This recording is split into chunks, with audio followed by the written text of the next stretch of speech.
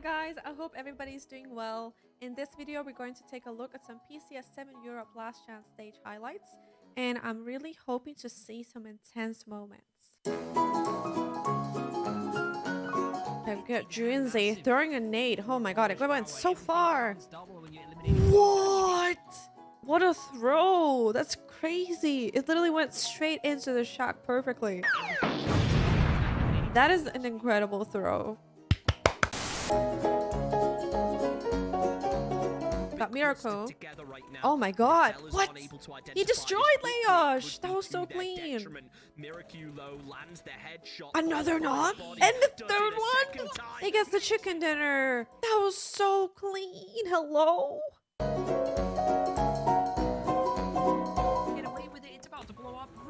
Oh my god. Wait, that car... If that would have knocked him, I would have laughed so hard.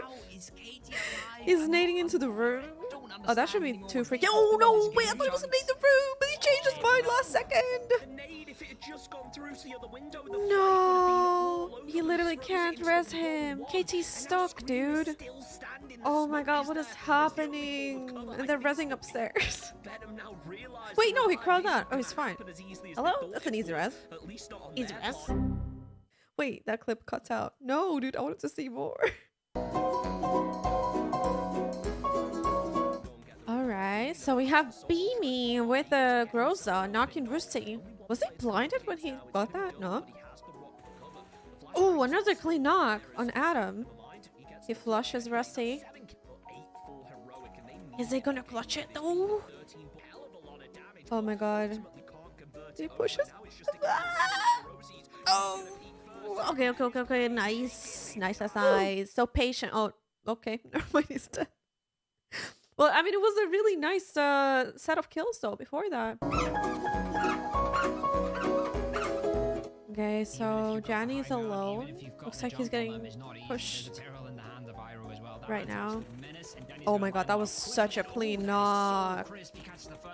Damn, he's cleaning. I mean, not cleaning. Sorry, when I meant to say that not that he's cleaning, what I meant to say that he's peeking in such a clean way. Those rich peaks were insane. Actually jumped over the Dacia, gets down behind cover. Oh my god. He just sends it through the shack and gets 2 kills. Okay. I mean, when you see a destructible shack, you have to destruct it. Alright guys, that was the last clip. Thank you so much for watching the video. Make sure you check out the Twitch broadcast from the PCS7 Grand Finals that start 30th of September. Here's the link. You guys already know where to find it. And thank you so much for watching. I don't know if I already said that, but if I didn't, thank you. Bye guys!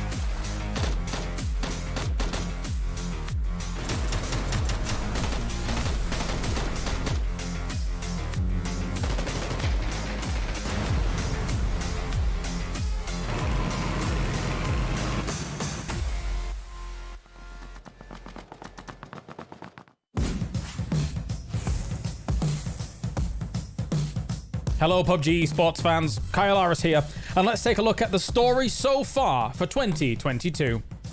The PUBG Global Championship 2022 is right around the corner, and all year long, teams have been fighting for PGC points in order to secure their spot.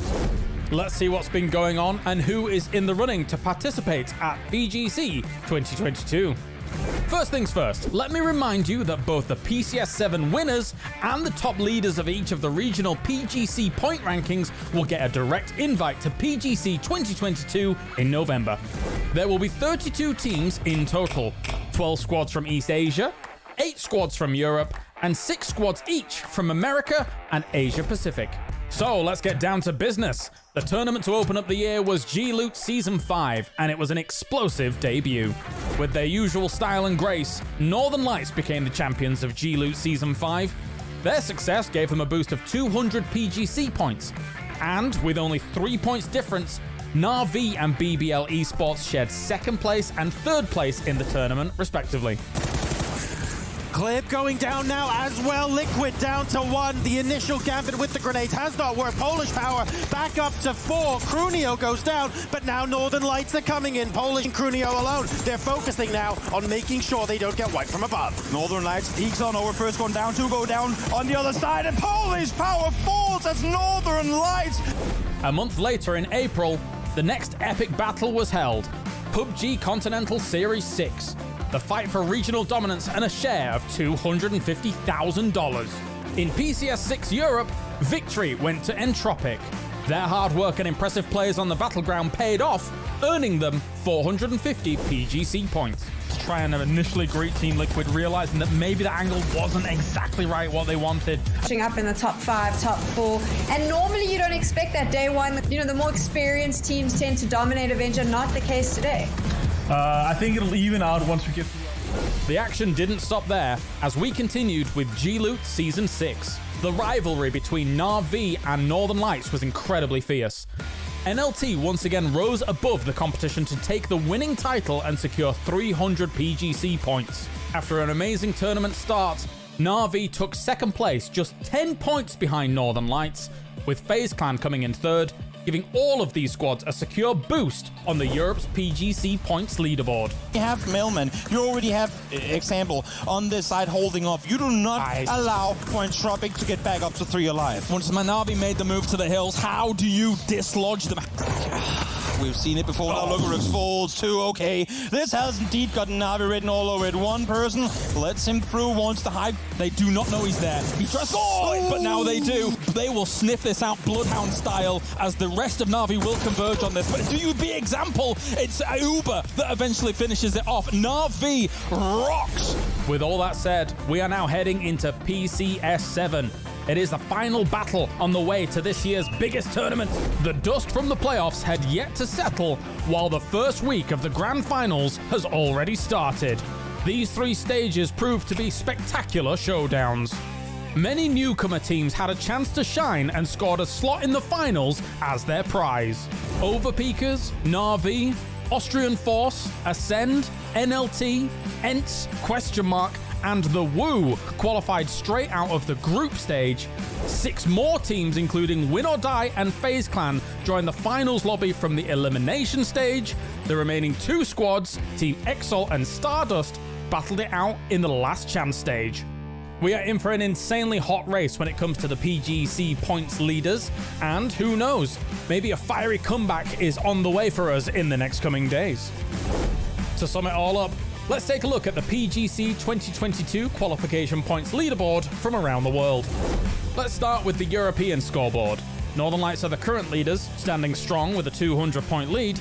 They are followed by Entropic, FaZe Clan, and Na'Vi, who also have a good shot at making it to the PUBG Esports season finale. That leads us to the Americas. Due to their dominance in both ESL Masters and PCS6 Americas so far, it is guaranteed that 2 of the 5 PGC spots will go to Sonics and E-United, who lead the Americas scoreboard. As for Asia, Petrichor Road has become the undisputable leader of the PGC points rankings. Thai team Day Trade Gaming became the winners of PCS6 in the APAC region. They earned 200 PGC points. Thanks to guaranteed qualification points by advancing to PCS7, they secured their place at the PUBG Global Championship. That's it, guys. Be sure to join in the broadcasts and cheer for your favorite squads, and I'll see you for more PUBG action.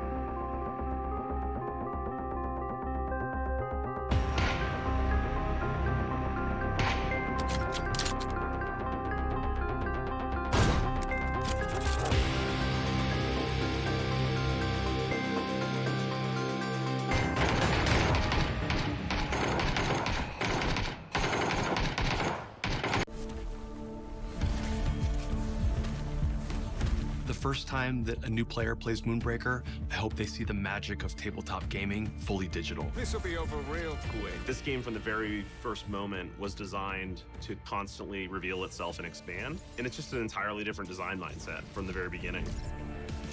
At its core, it's a game that aims to reproduce that feeling of playing a tabletop game against friends in a more simplified and approachable way. For justice! Players will see Moonbreaker as a tabletop digital minis experience. We take a turn-based strategy game and show it to them in a totally brand new way. Ready? Oh, cut!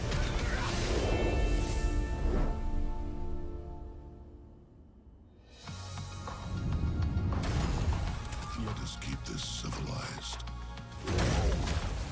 Welcome to the party. We wanted Moonbreaker to be better than tabletop, so we stripped out a lot of the complex mechanics of being around a tabletop. There are no measurements or grids, and instead there's a simple point-and-click control scheme that you can use, from everything to moving your units, deploying them, and using your abilities. Smells like breakfast! With us, you choose your roster, and it's a very easy choice. It's 10 units plus a captain. It is a turn-based affair where you have the equivalent of command points called Cinder, and you use those to execute actions at every turn. That coupled with the ship assists and randomized map, you basically never know fully what you're going to go into every round, and that's what keeps it exciting. In the game, I really hope that players experience the thrill of discovering new synergies between their units, finding just crazy combinations, and also having chances to take really big risks that pay off in satisfying ways.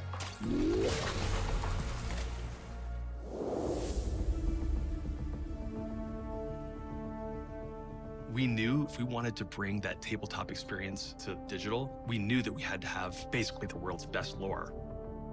Our game is set in the Reaches, and it is a whole new universe that we have crafted alongside Brandon Sanderson, so there's a lot to discover about it. Brandon is known for his magic systems, so he needed to weave the mechanics into the story as well. The Reaches is made up of clusters of moons orbiting a giant sun. At the center of those moons is something called Cinder. Cinder is what keeps them in orbit. It is the most powerful resource in our entire universe, and people really, really want to get hold of it.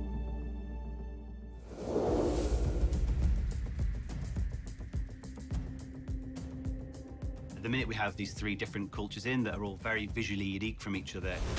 The Methodori culture are very militaristic, and they live on a very stark planet, so all of their buildings reflect that. You know, they're very angular, but it still looks very grand as well. Cholak are a sun-worshipping culture who are really focused on agriculture. The Cholak are this really interesting meld between mechanical and natural. The smugglers faction in our game, they're like the pirates of our universe. They kind of cobble stuff together out of old spaceship parts, and they have like a shanty town where they're building stuff out of old scrap metal. Deliciously devious. We've laid this amazing foundation as a start to the story that we think just has so many various ways that it can kind of evolve. The possibilities are really endless. Incoming!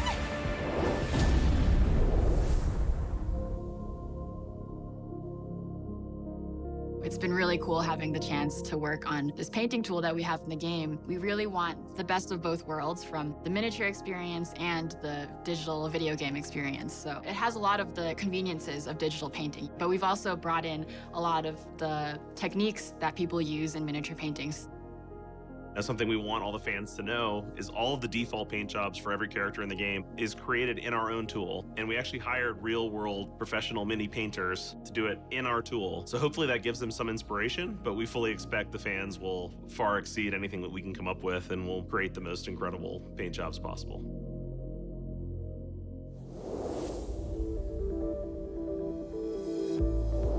Our focus in early access is to make sure that players love the game. Part of open development isn't about coming up with a roadmap and hoping players love it, but instead giving the players tools to give us the feedback we need to make the game as good as it can possibly be. Gonna be wild. Our commitment to our fans is we will never give a watered-down experience to them. We're gonna give you something deep and something you can really sink your teeth into that you need your whole mind to experience. All hands on deck. Brace yourself! We genuinely want to evolve the game with their participation. Come try the game. We know it's imperfect today, but I hope you can see the possibilities that we can, and let's do it together. This is the beginning of a decades-long adventure. I hope you join us for all of it.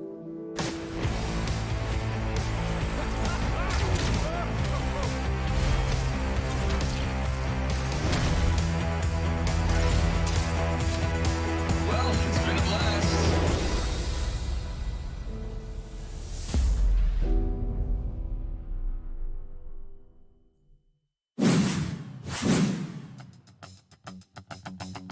Hello everyone, it's Saga here, and I'm so excited to welcome you to the PCS7 Fantasy League. First things first, let's go over all the rules so you know exactly what you need to do to join in all the fun. Are you ready? Then let's go. In the PCS7 Fantasy League, you can create your own dream team of pros by picking 4 players who are participating in PCS7. You'll have a total bank pool of $100,000 to spend on creating your ideal roster. Each player comes with their own price, which is based on their previous performance and experiences. And from there, it's all really in your hands. You can go with a very balanced roster of players who cost a similar amount, or you can look for some high-impact, more expensive options and round out your roster with some lower-budget picks. Keep in mind the players' prices evolve as the tournament progresses, so keep an eye on your roster between game weeks. you might want to make some changes before week 2 begins. Each player on your team will gain points throughout the event for their in-game performances and actions. By the end, one participant with the most points will walk away as the winner of the Fantasy League. So where do you go to pick your roster and look for the stats and information to help you out? Just head straight over to twire.gg.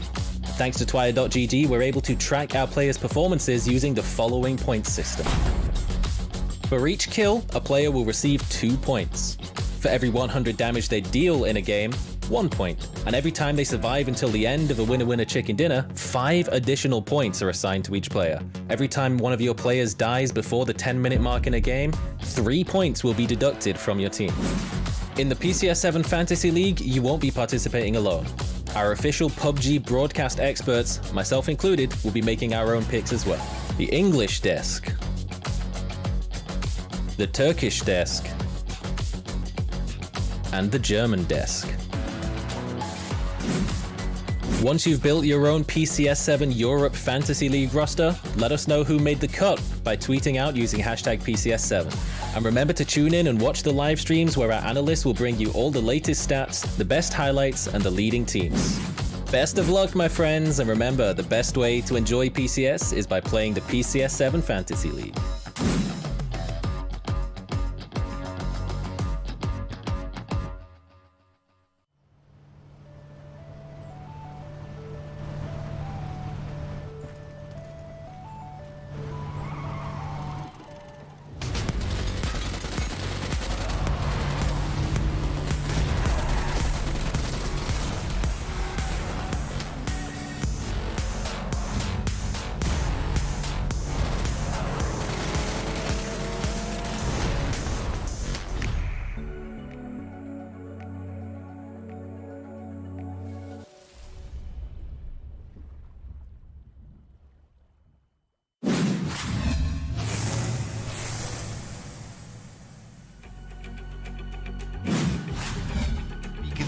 Pushing out up this direction. They know the best route they have has actually come through. 80 going to find one inside the smoke here, but again, so much blood has been drawn. It's Chris. I'll pop out a flash here, but actually just swing through. 80, the one to clean up. They have to commit to this. They got to push forward. Nailcup in the meantime spotting how they want to third party this, but they're getting third parties themselves. There's so many teams fighting. Gusha are still not taking any damage off this. Na'Vi finally making moves now. Actually eating a ton of damage. Look at that. Look at the kill feed. Northern Lights just lighting it up. Na'Vi get absolutely obliterated on the way in. Yeah, as well. Good flash, I believe, coming around the corner there. Yeah, he's full blind. Full blind. Lewis there, though. Good off angle. Finds one. Batulins jumps for the info. Doesn't get it. Shoots second time around. Doesn't spot him either. There comes the peek around the corner. And the double for Luke. Getting knocked. He did get Rez. Michael's the one to die here, and shooting fish in a barrel here for Rustin March. Should be able to find the final kill as well. And the Wu will fall in 15th place. It will happen just off screen here as Julio finally falls here and actually get themselves the compound at the same time as the Send pull up. Just like that. You got the nail. More damage. Nate does come through. It lands right below him. Bounces off the rock. Ents, the two teams we mentioned earlier on the north side. Ents trying to make their way in. Uber the one to find the opener here. Still 3 left to deal with. Make that 2 now with Uber doubling down. Two-way positions, or two-way split, I should say, from Na'Vi as well. Ali and Millman not really in a position to help out. So really good that Example and Uber are able to kind of fend off on their own. Perfect. Perfect flash line over the top. Example finds him. See, Odin will find the kill. And he pulls out a shotgun. He's found a second knock onto Silas. Silas should bleed out immediately. He's been knocked so many times. Yep, he flashed himself. That did not make it out the window. Unfortunate. That flash is going to get both of them, though. EB from afar finds Vasco. Odin is going to be tanking blue for a little bit. That smoke is actually working in his favor. Runs on through, low HP, low FPS, trying to see what he can make of it. Soccer is alive, but Uber finds Paige, just one left alive, and Odin somehow. Others than this, actually Starter's going to be the butchers to the backside of all of it.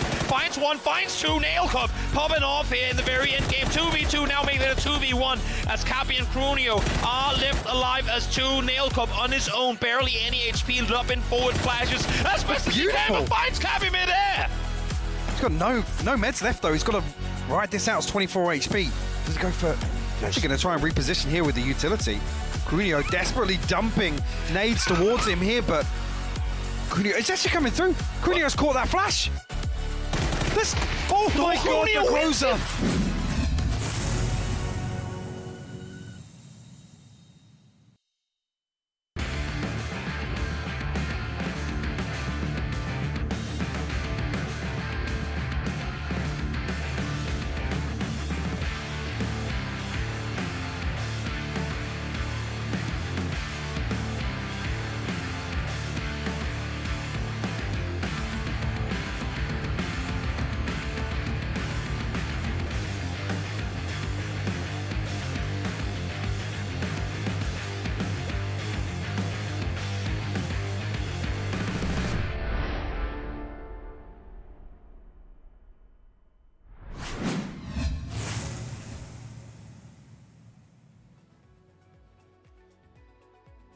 Welcome back, ladies and gentlemen. It is day number 2 here of PCS7 Europe, and so far, so good for Northern Lights, taking that #1 spot, and all remaining, we will see if anybody can contest with the #1 throughout the days. Joining me to my left-hand side here, we have Saga as well as Avenger to start breaking things down, doing the things. Yesterday was exciting. Of course, Polish Power, yes, got themselves a victory here, Saga. I'm okay with this. Hey, we saved the best for last, right? If you ask certain individuals on the desk, Polish Power really did make a huge comeback towards the later stages. Miramar in particular was huge for them. Definitely so. Avenger, but obviously, I mean, the highlight really is Northern Lights, and they seemingly just able to constantly make these highlights happen. They had 38 kills, whilst the second team had 15 after game 3. That's ridiculous. That's crazy. Their angle games was just through the roof. Here, and as Saga and I were talking about here, I'm kind of happy that they slowed down a little bit on Miramar. Otherwise, it could have been, you know, we just decided the winner after day #1.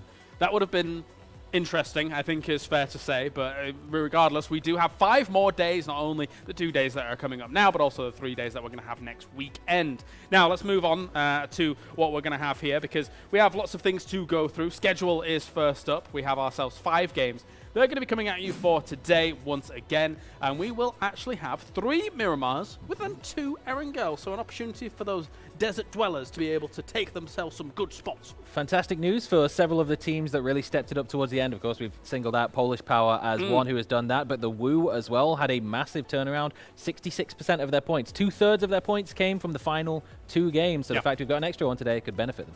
And these are the points that you can accrue from every single game. You guys at home know this very, very well by now. So we don't really have to focus too much in on it here, Avenger. But yeah, as Saga's saying, the Woo, good to see them getting some points on the board. The overall standings isn't exactly what I would have expected it to be at the start of this tournament, because you've got names like Polish Power, question mark, the Woo up there, Stardust even being able to creep onto that left-hand side. So some names making upsets already. Definitely interesting. Obviously, we talked about question mark. Need to get top 5 to take that spot away from Heroic there. Yeah.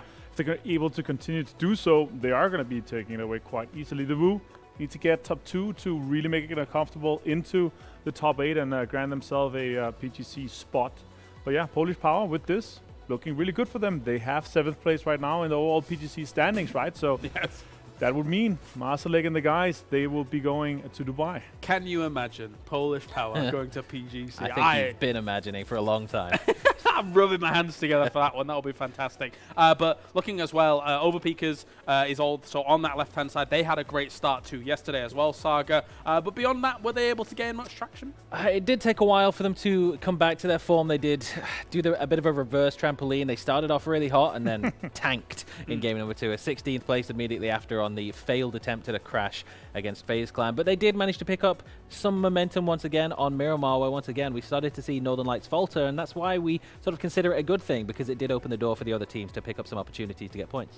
Yeah, I really like that that they stepped on the brake a little bit, or somebody else stepped on the brake. Masterleg in one game, right. And we had some opportunities for obviously for the other teams to catch up. And I really hope that they're not going to run away with things, because otherwise it's going to be, you know, a guaranteed PGC spot again going to a team that is already guaranteed to go to PGC. And I would love to see one of these, you know, underdogs stealing this spot and guarantee them the win, and also direct invite to PGC in Dubai. Do you consider Polish Power a bit of an underdog? Yes and no, but they're still in the top 8, right? They only need to get a decent placement to be able to make it to PTC. So I would love to see a team like Fellas, a team like the Wu, a team like some of these guys that we know have the potential to do so with a fantastic tournament. But there are just a few gatekeepers in the top that are very much looking to take those, the big chunk of the prize pool away for themselves. That's right. Well, before we actually do get on to everything else that's going to be going on today, we can look back at game number 5 and see how Polish Power was able to do it. Nie może. Cofnij. Grajcie do przodu. No dawaj, Nate za auto. Nie mam nade'ów. Połóżcie na mnie. Knock! Go!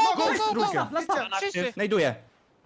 Dobra, zabijcie we dwóch, ja patrzę. Patrz lewo, Norkis, patrz lewo. Może być na dole z prawej gdzieś. A lewo w chuj, dobra. Ulecz się.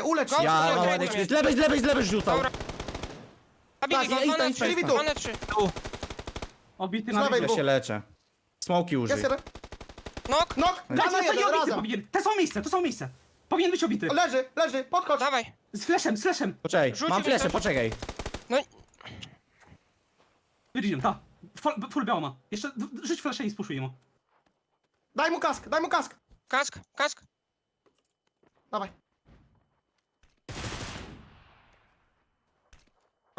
Idę na info. Chodzi. Puszuję lewo. Well, fantastic stuff. That's how every day sounds for me in Krakow, I think it's fair to say. But a little bit chaotic, actually, listening to that here, Saga. It's very stark contrast to what we've heard from a couple of the other teams, in particular Fellas we heard quite a lot of on day 1. They were absolutely mellow, but it's the repetition just to make sure that maybe if they didn't hear it the first 4 times, but you're pushing left after the 5th time, they just yelled down your ear. Yeah, they were hyped to get that victory. Yeah, for sure. You also got to guarantee that if you're one of the guys on the front line, you see something, only you have to give this information. But then again, on the other side, you take away all the audio cues that you might be able to hear with somebody stepping, running, or flashes or grenades being popped. So yeah, definitely interesting. But I expected this type of communication from these guys. Yeah. Having played quite a bit with Marsalek. They are hectic and chaotic for sure. Yes, especially Marsalek. We will move on though, as we do have the Twire.gg standings for our fantasy league as well. Because right now, I'm going to be realistic, not a lot of the English talent did that well, apart from old Hypoc. What do you think about that, Avenger? His team. Him being old. No, not that. I think that's good old. That's quite a slice towards him. No, I want to say it's 5 games, right? Some of us have picked teams that are for the long run. 30 games. Myself, I have a lot of trust in Example, but 2 kills yesterday in 5 games. That is way below his average, and also damage, not so much in there. Silers also a really big underperformance in terms of my team. But otherwise, Hypoc did really well. He obviously had Lou, one of the top 3 players in the overall points that he accrued, and also Iroh did quite well. Brexco had some points, and Vard, of course, with a good amount of damage and the kills there too. He's avoided the tactical trap of going for Na'Vi, who are sandbagging all of our fantasy teams currently. Right. They're really not performing to the level of expectation. And Nora Entz, and that is one that many of us have actually made appearances in our fantasy picks, but Hypoc notably has avoided them, and it's worked very well in his favor. I mean, one to bring up definitely is Na'Vi, because ultimately this is a team that there's no world where they have bad... Get him off the screen. Go on, just... We got highlights. It was just his smiling face looking down on us. Yeah, but here's the highlights from his team. Obviously looking fantastic here. Avenger, Lou, obviously, always looking fantastic. Yeah, Lou's 2nd most points so far in the Fantasy League. 12 points behind Perfectix, who's currently leading. So obviously a good pick for him for going in for one of the LT guys that has done extremely well. So the other guys can still pop off. I feel like you still have a lot of opportunity on the Hypox team. But when I'm looking at my own, I'm looking at extreme firepower. Na'Vi hasn't popped off for any of us. En's doing really rough right now. Scaff, both of us, has picked it. You have Scaff on your team as well? No, but I did have Ruin, who Ruin equally also has struggled on day 1. Exactly. So let's see if they do well today, hopefully. So long story short here, Saga, you're saying that everybody at the desk is eventually going to surpass Hypoc because we've planned for the long haul. Everyone to either side of me? Potentially. It's a long road for Howl to reach that level of form once again. But, Ruin did certainly show that he is a very capable player. He could definitely stack up the damage. The kills haven't come just yet, though. This was a very diplomatic yes. Thank you for that, Saga. That was fantastic. I'm good at that. Moving on, let's see what we've got going on as well, because for the most part, I think what came from yesterday was some extreme circles, actually, Avenger. Yes. The Oasis circle especially really threw a spanner in the works, and some teams were actually able to do well with it. Yeah, and even if we had some basic starting circles, we had some crazy shifts as well. Western, super hard shift, back-to-back, Southern shifts. Oasis, as you pointed out, really interesting. First time for our casters, obviously, to cast an ending exactly like that. You know, second circle, something like 30-40% of the playable space was north of the wall. Nobody could get there. That's why we saw so many fights close to the wall as well. So really crazy to see some of these circles. So let's hope we see them, you know, slow down a little bit in terms of how wild they have been, just so the players they have a bit of more of an opportunity to play to the level that they expect and against the hard shifts. I mean, the fact that we saw fights next to the wall was Yeah, crazy enough. I mean, we even saw them in the Hypox team highlights with Brexco taking shots up there. But one team that really did benefit from all of the chaotic circles that we had, FaZe Clan in third place as it currently stands, while it's not as hype of a storyline, of a scoreline as we're seeing from Northern Lights, is very consistent. Exactly 50% split of their points across both maps with 21 on each, which is a very respectable performance. I'd like to see, you know, them continue to do that, because that is extremely hard. Obviously, 65 to 70% of the points on your team usually comes from kills. So if they're able to just continue to frag out and get some good placement, they'll be fine. But still, 3 games from Miramar today. We're going to see a little bit slower paced game, a lot more macro rotation, big rotations we're going to be seeing. I'm really looking forward to maybe see Batulians on top of the rocks a little bit to see if they can get some more points, because they really struggled yesterday. Have an impact. I think it's a good question, though, regarding yesterday, considering that there are some big teams that really didn't have a great day. So that probably gave Northern Lights a bit more liberty to be able to play how they kind of wanted, a bit more room to just absolutely frag out the way that they were doing.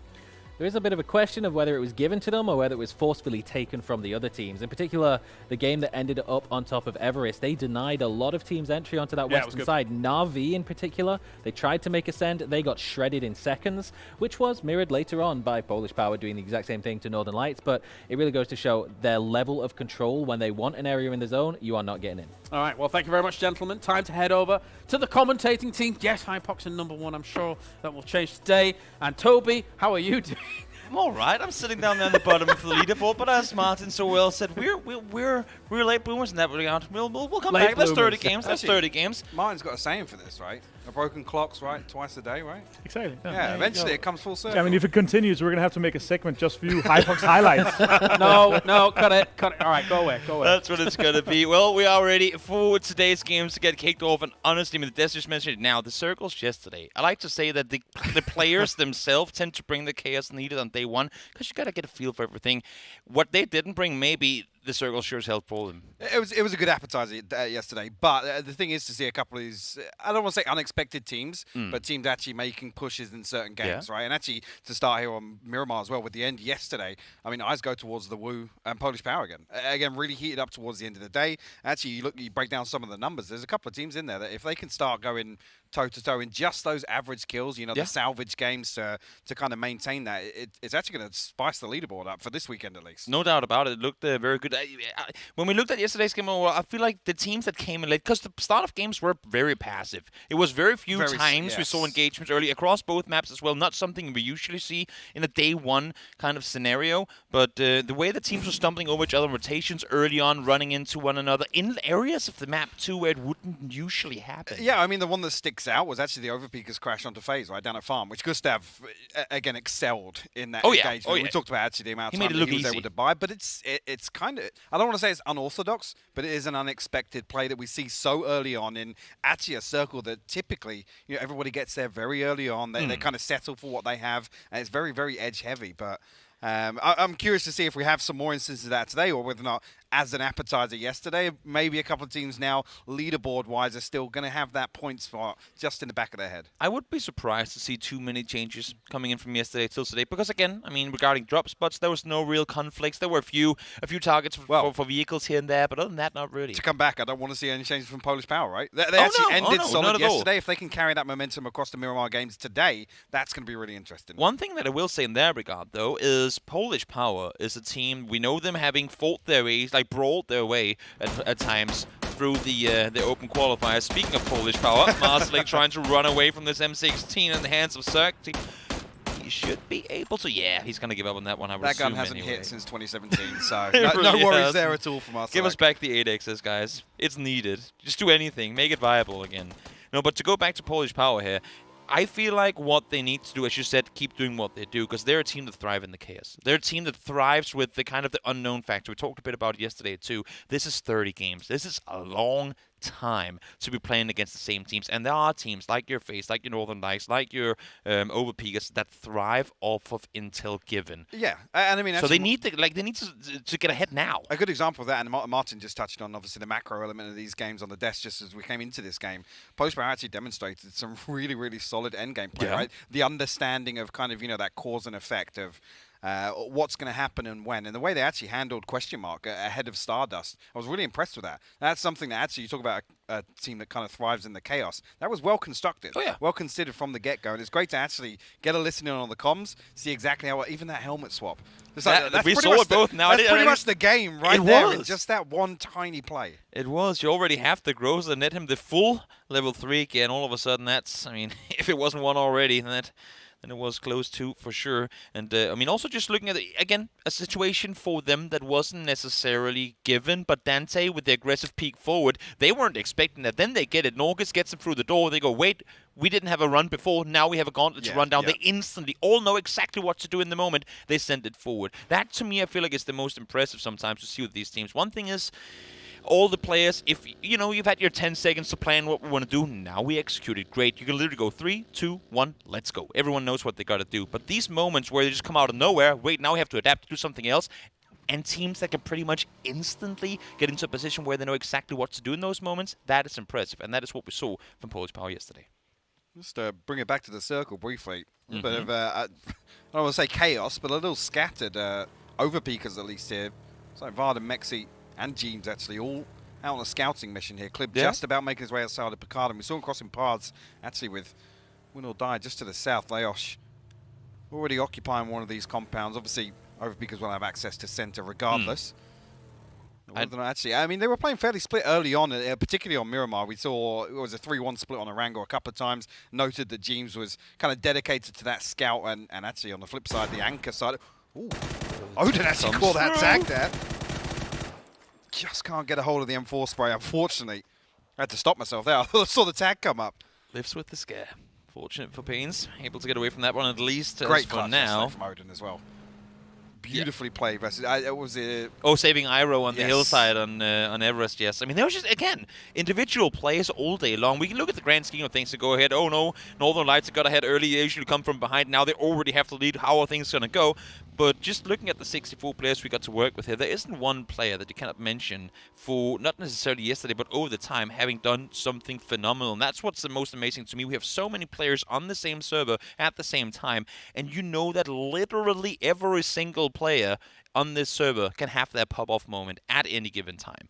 So I guess that leaves a little bit of unknown factors for us to be surprised about too. Yeah, it's interesting to actually see Michael represented here on the top 5 damage as well. Fellas didn't have a great day yesterday. They were extremely active, but not really converting into anything. So, I mean, it's still a good metric, right? Oh, yeah. It's the one that, even if it is kind of an anomaly, I don't know where he sits actually on the kills, but interesting to see. At least they've been pumping out damage. They found themselves in a couple of unfortunate situations yesterday, to say the least. Yeah, there were times where I feel like they maybe grabbed over a little or tried to bite off more than they could chew, in the sense that they had areas that were fine, but then, you know, you try to flex out just a little bit more to one other compound, and you start, like, the cut house kind of started crumpling. Yeah, I think it was game 3 Arango, I believe, and it kind of, their entire game pinned on one team fight, and they just couldn't close it out. Yeah. So again, and actually that one game, considering that kind of, well, with Northern Lights kind of sponging the first half of yesterday in terms of the points, you actually look at the cluster. There's, 7 points really separated a massive amount of teams.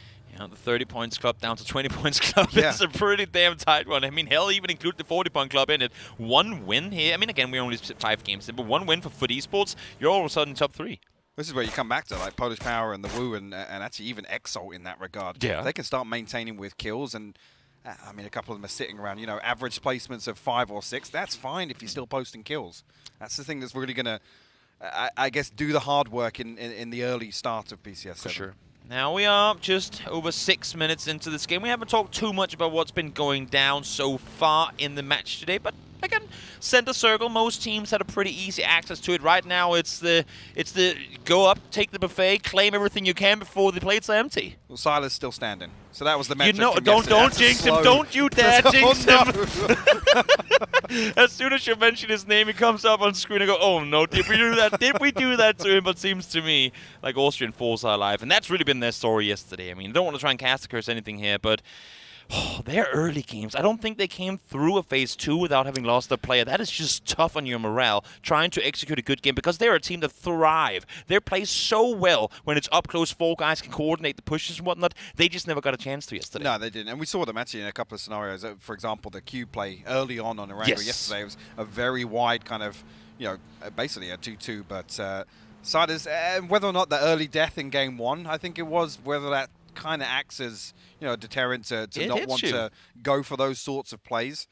But there's a lot of talent on that roster. They're definitely capable of pulling it off. No doubt about it. 8C looking all over, seeing what he can find from here. FaZe currently sitting in 3rd place. Spots RT at a distance, fortunately. Not able to get away from that one. 8C still plenty of vision. I'm liking the 2-1-1 split that FaZe has got going. Plenty of room to work with. Melman and Alia, though, on the other side of things. Hitting every shot needed. Schofield knocked, but fortunate to get in behind the wall. I say that too soon, though, because Extens has got himself a hill of his own. That's the first kill of the day. Immediately, Alia and Melman actually looking to crash onto the backside of this. They're collapsing, yeah. Yeah, decent information on the fact it's just Ruin. And it's a 2-man push onto this position as well. Again, I mean, they saw them pulling up in the vehicle. They saw there were only 2 people there. They go, we'll take a 2v1 for a center compound. We like our odds in that one. And now you can see in the minimap. Yeah, the timing of Uber actually example pulling up on this too. But here comes the hunt. Where is Ruin? How do we find him? Do we give -3 points to Saga or do we not? No, they definitely didn't look comfortable in team fights yesterday. How committed they are to the clearance. You see Melman with a flash in hand. It's almost implying that's the case. They've got to be diligent here on the cross. Actually, a decent spray down. Ruin. They would have found the flush, though. Might be able to post this nade onto it. Did I just get -3 as well? I'm good. Saga's smiling somewhere. I know he is. I've never cast a curse to caster that then fell back on myself. That's a new one for me. I'm curious. I mean, as you can see the oversight here of the compound, but it's definitely not comfortable in terms of support. They're just kind of giving Ruin up to the I mean, they've got Church. They've got Church. There's nothing they can do to try and collapse on this. It's simply too late. There you go. Nate comes through. Example finds one. Ruin down. Easy peasy flush to follow. Millman back on his feet, fortunately. And that, my friends, is -3 point to Saga. I'm curious as to where the vehicle was positioned. With the split coming down, obviously, elsewhere, you'd almost hope that the vehicle was accessible on that side, so his teammates can support the retreat. One thing that did happen off of this, and we're seeing it on screen now, is Na'Vi had a wide 2-1-1 split when this knock came through initially. They collapsed on the compound, Polish Power instantly. They had to take everything that was Na'Vi's before. So now we're going from a 2-on-1 wide split to essentially sitting one compound. So if the circle doesn't go their way, that is a lot of real estate they just lost. You fellas see it. Position pretty far to the northwest, actually, above Montenuevo, but question mark in their way. A wide split from them, actually. It's looking as if Tixu and Mirika are almost scouting out this compound. Yeah. At least ahead of this circle pop. I don't know if they've caught wind of any vehicles or anything, going to look for maybe a punish on the rotation as Circle actually going to pull up to the northeast side. So looking pretty good for Overpeakers, at least the east side of their split, with that early information play. And actually, yeah, I think they did spot it out here. A ton of damage coming through, but no knock. Actually curious as to what the other side of question mark are going to do about this now. As much as I hate this shift for like playable reasons, I love it for for kind of a change of things. We usually always head down towards the west, in and around Chumacera. Now we go back into the fields. It's hard to play around, and here comes Polish Power. Cabby, we know you're capable, but can you fend off the current first place team on your own? As I say that though, Masterlek Norg is instantly here. One falls down, no, that's elsewhere on the screen. Let's see Cabby. Molly thrown right behind him. Gets to vault out. Now, well, it's a full-on 4v3. Actually, Spyro and Perfectic's got to be careful about this now. Batulin's ain't there. He's on the mountain on the other side. Still scouting. Yep, so it's a 4v3 now in the favor of Polish Power. See how the approach is now. Cappy still desperately looking for an angle. No real damage to write home about just yet, though. They can't push over the hilltop, though. You can see from the side, Na'Vi, all of the players are looking in this direction, hearing the shots, and believe me, they will want to try and see what they can find here. For given the chance, Perfectix first one to fall. Cabby finds him. Again, waiting to see if Batulins is going to make a move now. Finally, he's starting to go towards his teammates. Hey, Lou's got to get involved in this fight as well. He's trying to smoke himself out, but again, the utility spam going to come through. Spyro going to fall, but a team knock actually onto Norkis here. Good nade, but unfortunately, as I said, one goes down. Try to make the full-on committed push on through.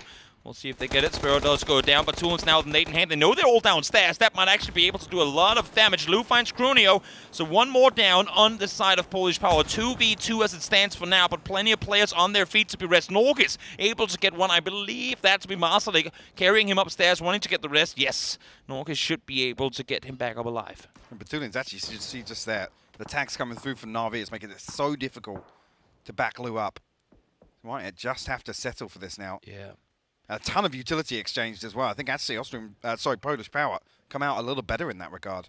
We saw it yesterday too, and the desk talked about it coming into today as well. Northern Lights, they were slaughtering on Erangel, but did not get anything going on Miramar. Well, sorry guys, you're getting to play 3 of them today, but the first one might be over for you in a second. Na'Vi happy to continue to poke and prod toward this now. Actually, Batulins gets spotted out. Norkis finds an angle out the window. That is unfortunate. That is so far out in the open too. There's no one. Stardust shooting over here, I think. Yeah, this is just Piranhas looking for kills here, and Goose is going to be the one at a distance to find him too. Everyone was looking for a free point on the hillside. Norkis, though, not able to get it despite a valiant effort with the car over the hillside. And they're actually, geared up at least. Got their sights set towards Lou. And do they give it an opportunity?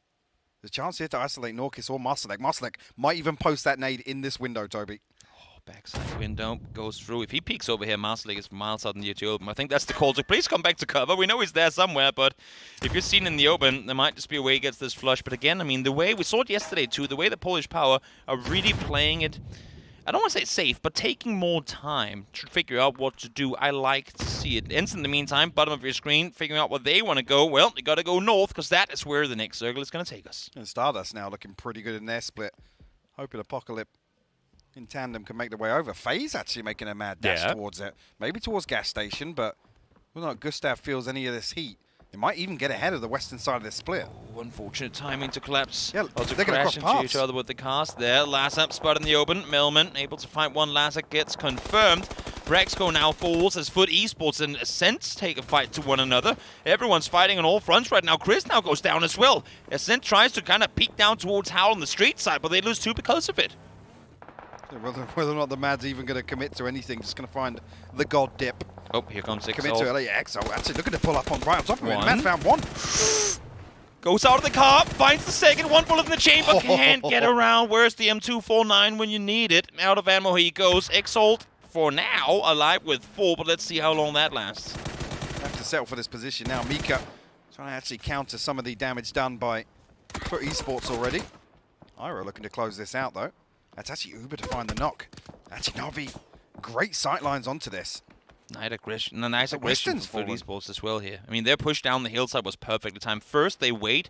They hold their fire until they see Ascend aggress out the hillside. That takes down 2. Now they force one off, catch Mika in transition, get themselves a compound. It might not be inside circle, but they literally had no other entry point to this. They're making an entry point where there is none.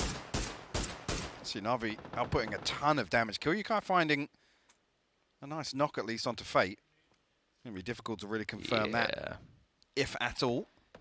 I mean, they have to run from the dip, so I mean, they might just bleed out in 2 minutes' time. Lou, in the meantime, still alive. Shotgun in hand. We've seen this happen before. This could really go either way. I like to be able to predict things, but when shotguns came into play, I'm just like, I don't know. 3v1, 3v4, 4v... I don't know. It's shotguns. That's the first one. That's the... No, he misses! Gets one in return, but no. Had he had that second one there, that would have been probably game over for Polish Power, but fortunately, whiffs one. Oh, this has gone from bad to worse here. Na'Vi done a ton of damage to pressure this res. Iro now trying to make his way uphill. Yep. Yeah, that's it.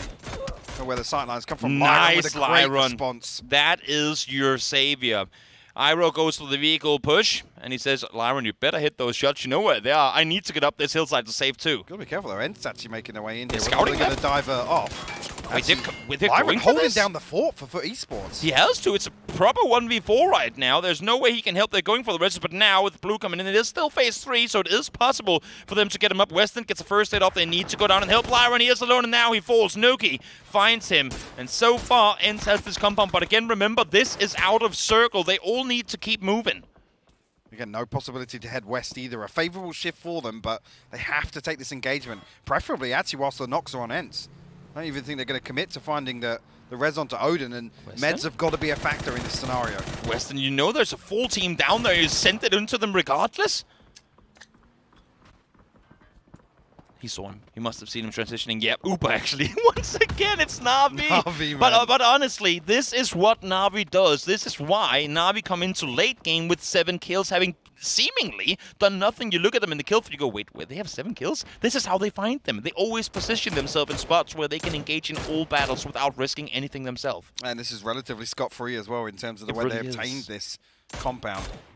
Hence, still problems ahead of them. You've got to question now the condition of some of these vehicles that they pulled up in. With Na'Vi's sightlines very favourable. And I mean, the other thing is other than Kiryukai's spot, which isn't really going to grant them endgame access. Well, the north has been quiet for a while. Let's go back and see the push coming through.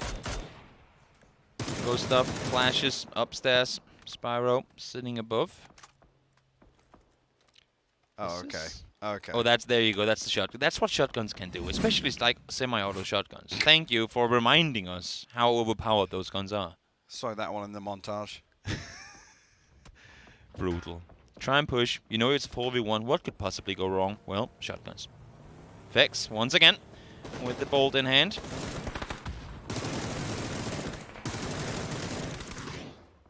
A ton of damage done here. Nixie gets picked off, will be confirmed from Dante as well. Question mark. Have themselves a decent position to actually follow through on this. Yeah. With the Wu still kind of licking their wounds from the pull-up. Yep. Quizzy, barely any HP to work with. Stays alive, though. Filfist now able to get one with the nade. Unfortunate best, like I believe, tack from afar, actually. So the damage enough to get him down. Hobbits jumps on over, tries to see what he can find. There is still one around the next corner they have not seen just yet.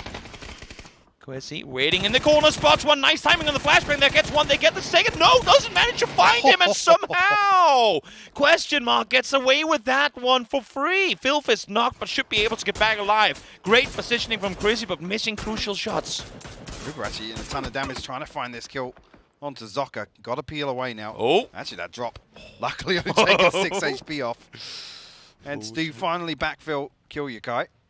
As I said, have departed the lobby now, and yeah, Aliyah a little curious actually outside the compound. Yeah, maybe to try and prevent Ents from coming their way, even though they have the numbers advantage. Fellas, well, they've been playing north side. They've been looking for a perfect opportunity to push for a while. Michael, unfortunately, though, not able to stay alive for that one. Solo pushing a buggy, suboptimal at best. Nailcup does go down, but Medibay able to find one. So while Stardust might not live to see another circle here, they keep one alive, at least for now, and 1 kill confirmed. Here's actually what the next move from here is, though, because the new circle posting, they only really have an edge to play from on that northwest side. FaZe still a threat, and I think actually they're going to try and just get ahead of fellas outside the compound. Elsewhere, Uno Die now looking to good molly. Good put a little molly. more pressure onto Ents. Perfect. Nuki's caught that. Yeah, he's going to get tagged up as well. He actually gets killed by Exalt. The single player left alive. Molotov inside the circle. Steals that one away from them. Great execution, though, from Winner Die. They knew what they had to do, and they knew exactly where they had the Ents players. They get themselves a spot to prey from now as well.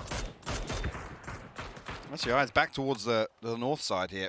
Like I said, FaZe did try and get ahead of this, but might have been a little too early. Going to burn up a lot of this utility, and this is the slower side. So fellas can ride this out and try and put some pressure or some damage into FaZe. Maybe create an opportunity for their next move. And as you're saying, I mean, they need to make pressure, because now, I mean, FaZe are using all the smokes they have. Moldog will die in the end of things there. Say, you take our kill, we'll take out you. Nate comes through, no damage done. But fellas, I mean, I don't see where they can play from that is not FaZe Clan's position. So find that knock, get going. And if they want to get going, they might as well do it fast in the McLaren, which you can now get for yourself in the game. Actually, looking at the timing here, Tixu's a little further behind. Actually, Navi on the pull-up here. Big nade damage coming through the second. Might even just catching Aaliyah, but no knock just yet. Actually, there's the follow-up. Silas with the double. Yeah, example. Trying to dodge and weave as best as he can to make sure to stay alive. Uber not in position to help out the close quarter right now. There's simply too many Austrian Force players nearby. We'll see here. Still has a nade to work with. Knows, I would assume, exactly where Silas is. Yep, he knows he's on the rock there. Nade, though, unfortunately not doing enough damage. Here comes the two-man push forward with a buggy, but he gets run over. Down he goes, else the fire. Well, deals with him, I should say. Uber trying to make a run off now, but where are you going, buddy? 5 HP, nah, not gonna happen. Extends finds him with a mini. Again, a great push from Austrian Force as well to open things up and trying to leave Uber back as an anchor, but I think he was shooting at another team. I think the sight line actually suited him to defend that push, so unfortunate. Fella actually do settle for a spot a little further west here. I didn't actually think this would be as safe as it is. Able to stay put mainly because I would assume the overpeak is looking towards the east rather than up towards the north right now. We'll see. Oh, I thought it was a nade for a second, but of course Paints would never nade his teammates. Only Hobbits does stuff like that. Sorry. Too soon? Too soon. Too soon. It's a fresh wound. I mean, they're doing all right now, so I think they can take it. They can take it. Look at a doozy out on the north side, though. Question mark. Yeah. Looking at They're all I was over. going to say, as just as I said that, opens up with a double nade. Gustav and Eitzi will fall. That's a great play. They know exactly where they have them to, with fellas applying pressure from the other side. I mean, the reason FaZe were smoking so much just before was because Question Mark was applying pressure. Now, second time around, they come up here once more. Doozy perfect nade lob forward. They haven't committed to it instantly again. As you said, Hypog, it was only a Doozy in a position to really aggress, but now it seems like the spearhead is there. Yep, they're going to make their aggressive push on forward. Second nade comes through from Phil. Fist Vex down as well. And just like that, 2 shots needed from Rustenmar. FaZe falling 7th. It's unfortunate for FaZe to be the ones to make that right move in the circle. Previous, Fella's able to run that clock down as much as possible on this circle shrink. Now Question Mark to come through and execute a perfect pinch. This is the nade coming through from a doozy. Only so much room to work with there. Boop, boink, and there you go. It's just they pretty much tag comes ran through onto to Gustav, yeah.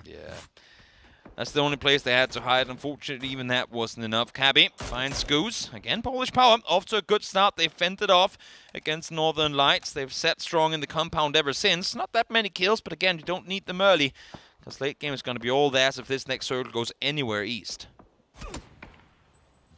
Now, Fellas and Question Mark need to make moves. Rustamar taking a tag here. I don't know if they're getting curious towards Overpeakers, who have had a very quiet game, but quietly still 4 alive here. Yeah. 2 kills on the board on the back of Vard. Again, total control of the west side as well. I think they have a very commanding position towards most of this terrain. Kind of the north center of this circle. I mean, what they don't cover, actually, Polish Power should pick up the slack on the other side. Miracle just drifted his way to a center position as well as saw the vehicle there. Yeah, how? Full speed forward. He gets into the good spot. I think that's Rustenmar. Tixu applying all the pressure needed. Second nade comes through, and there's just nothing you can do. Oh, Shacks. They're amazing, but the only way they'd get worse if they'd be broken as well when you nade them. But that would just be that'd be too cruel. I'm not going to give people any good ideas now. So you actually see just how dominant this position is now. Oh, the headshot. Actually, a headshot though from Rustenmar. Getting a little curious. Vard actually a little disconnected from the compound. Maybe just to defend from any foot push coming their way, but I think fellas look as if they're mounting an attack. But that's the damage they needed, because Vex is the only one with an angle that can really hold them off. So the smokes are already there. They say, Rustamar, you got to get that headshot through. That's going to be what really allows us to make the push on forward. They lost Michael early on. Now they make the aggressive play. Look, they've got nades in hand. They're looking to prevent They have fellas. to aggress, yep. They have to aggress themselves, and now Overpeakers are making the run on forward. 7 damage, not what you were hoping for. Plenty, though, towards Tixu. As it tries to make the run on through Miracle. Nice off-angle fine spot, but now from behind, I was just going to say Question Mark has pushed up here too. Perfect timing from Question Mark. Dante actually the one to open things up here. Again, another knock comes through. That's Mexi. That's the anchor back at the compound. Jeans has to get something done, but Phil first going to find him. Everyone trying to third-party one another. Fellas will be the first to fall. Will we see Overpeakers down to follow? It's only Clip on his feet right now. Should be able to get back to Mexi, but so many teams trying to third-party on that one there. I mean, you say they had to push. They didn't then. They definitely didn't then until there was some damage to actually confirm there. Yeah. Again, a little overstep in my eyes. We'll see here. Polish Power, well, they haven't had to leave until now. They know they have Austrian Force very, very close by. Win or die in the meantime. I mean, they saw the casualties coming through for Overpeakers. Might as well play on it. One goes down. Vehicle's going to be exploding in just a second. Grunio actually from afar finds one as well. So it's a 2v1. Mexi alone with barely any HP to work with. Yeah, taking another tag there. Clip has fallen. Mexi, what can he get done, though? A little bit of utility to still work with here. Going to try and post an nade through. Well, it definitely should be, yeah. Going to confirm onto Goose. Another one to follow up now. Does he try and stick on the back of that? Damage doesn't go behind the box. Fortunate. Mexi, no vest, has to make an aggressive play here, trying to flash off, isolate angles, prones down, try to remain unseen. But again, isolate the angles. You still have a chance to rest Clip here. And I don't think they're going to aggro push off of it, or are they? The blue comes through, that's the nade. Down he goes. Actually, win or die. Quietly got themselves up to 10 kills now. Elsewhere, Polish Power popping off now between Austria and Force. Hobbit's actually with an angle as well. Should get the confirm onto, again, last man standing. Polish Power absolutely destroying Austria and Force. Standing strong in the compound, even with the help of Question Mark, they still managed to get all the kills for themselves. Cappy does get knocked, but will be able to get back on his feet. All 4 up and alive for Polish Power. Question Mark, the same thing, and then you have win or die. Well, sometimes you got to send it through an open field, and that's exactly what Leosh and Extens are doing right now. I mean, they're going to find themselves in the circle. It's what the sightlines look like for Polish Power, honestly. Norkis only has the edge of his building in, so everybody else from Polish Power got to mount up on a united front, to be honest with you. I like this push-up from Question Mark. They know where they have them. They know they have to come to them. There's no open field to play for Polish Power towards the west. And this is where Question Mark are doubling down. Send everything up on the hillside. Leave Dante behind. He's always the contain. He's the one to make sure no one gets to push him from behind. We've seen it yesterday. We've seen it in the previous stages. He does a great job of that. Leave the majority of your focus on Polish Power here. Norkis taking a ton of damage there. Has to get away from the blue before he gets knocked. And that will slow things down. Like I said, Norkis still has the corner to play, but good crowd control so far. And actually, Dante catches Norkis out the window. Double headshot mid-air. Norkis, nothing he can do. Now the nades again starting to rain on forward. They haven't really been within nade range other than going up against FaceTime earlier, from whom I suppose they got plenty of utility too. That could be deadly. It's the wrong side of the wall. A bit too far on that one. That second nade, though. Nope. Goes up mid-air. So Polish Power, well, still alive, but not for long. I'm glad that wasn't a nade. So Norkis actually still going to... Is Masterlek going to try and counter this? I said win or die actually do have an angle onto Masterlek. A little bit of damage coming through, but... I mean, they're playing 4v6 PUBG right now. Win this or die. Is so tough. Yeah. The fact that Polish Power have actually got 4 back standing here, and the U2, you can see the timers on the smoke here. They have time to readjust. Where do they go from here? They can't push over the hillside. They can't push the other side. It's like both teams have perfect angles regardless of where they go from here. I feel like the only thing keeping them alive right now is the amount of smoke to their possession of. But how long are they going to last you? Now Leosh looks the other way. He was looking towards Question Mark for a while, but finds Masterlek instantly, spotting the rest of them behind their vehicles too. Has a molly to work with as well. 11 kills for win or die this game. Yesterday, it was sneak our way into the end game. This one has been a brawl all the way through. Again, Question Marks are so hesitant. With win or die still having open sightlines here across the field, and finally a response comes through. Phil first, actually the one to get the tag onto Leosh. Force him off this angle. But once again, Polish Power should be able to get 4 strong. Stands now, looking for an angle on the edge of the smoke. I think Question Mark are just waiting for a knock either way. Yeah. I'm surprised to not see them really sweep around the left side of this hill. Isolate a kill on the back of that knock that win or die found. They're going for win or die now. I was just going to say win or die. I was like, guys, we gave you a knock. Why are you not pushing on it? We're doing all the work for you now. They're going to be pushing 4v2, 1 down on either side. Of course, that's going to benefit Polish Power much more than the other way around. There's still Norkis nearby. 12 bullets in the chamber, 75 HP for Leosh. Does he go for the rest here? That is balls. He spots the money coming over, know exactly where he has his opponents to play around. Sees him second time, and there you go. Grunio able to take him down. Kills coming through, 10th of it for Polish Power. Still no commitment from Question Mark, though. A little bit split there with the doozy headed off to the north side. Cappy now got himself a 1v1. Finds Phil first, but Hobbits with the trade.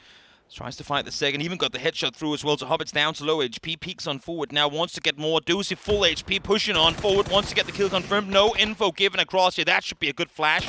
Takes him down low, spots 2, has the info on the third as well. All info now fed from Hobbit. They can go for the rest, buy time, throw the smokes. They're setting up the wall here. They want to get back up to 4 life. They want to have the advantage in this fight. This is their chance to go and get that win that they didn't yesterday. Keep your eyes on Masterlek, though. He slipped the net. You can see Dante actually shadowing him on this ridge on the other side. That's a key 1v1.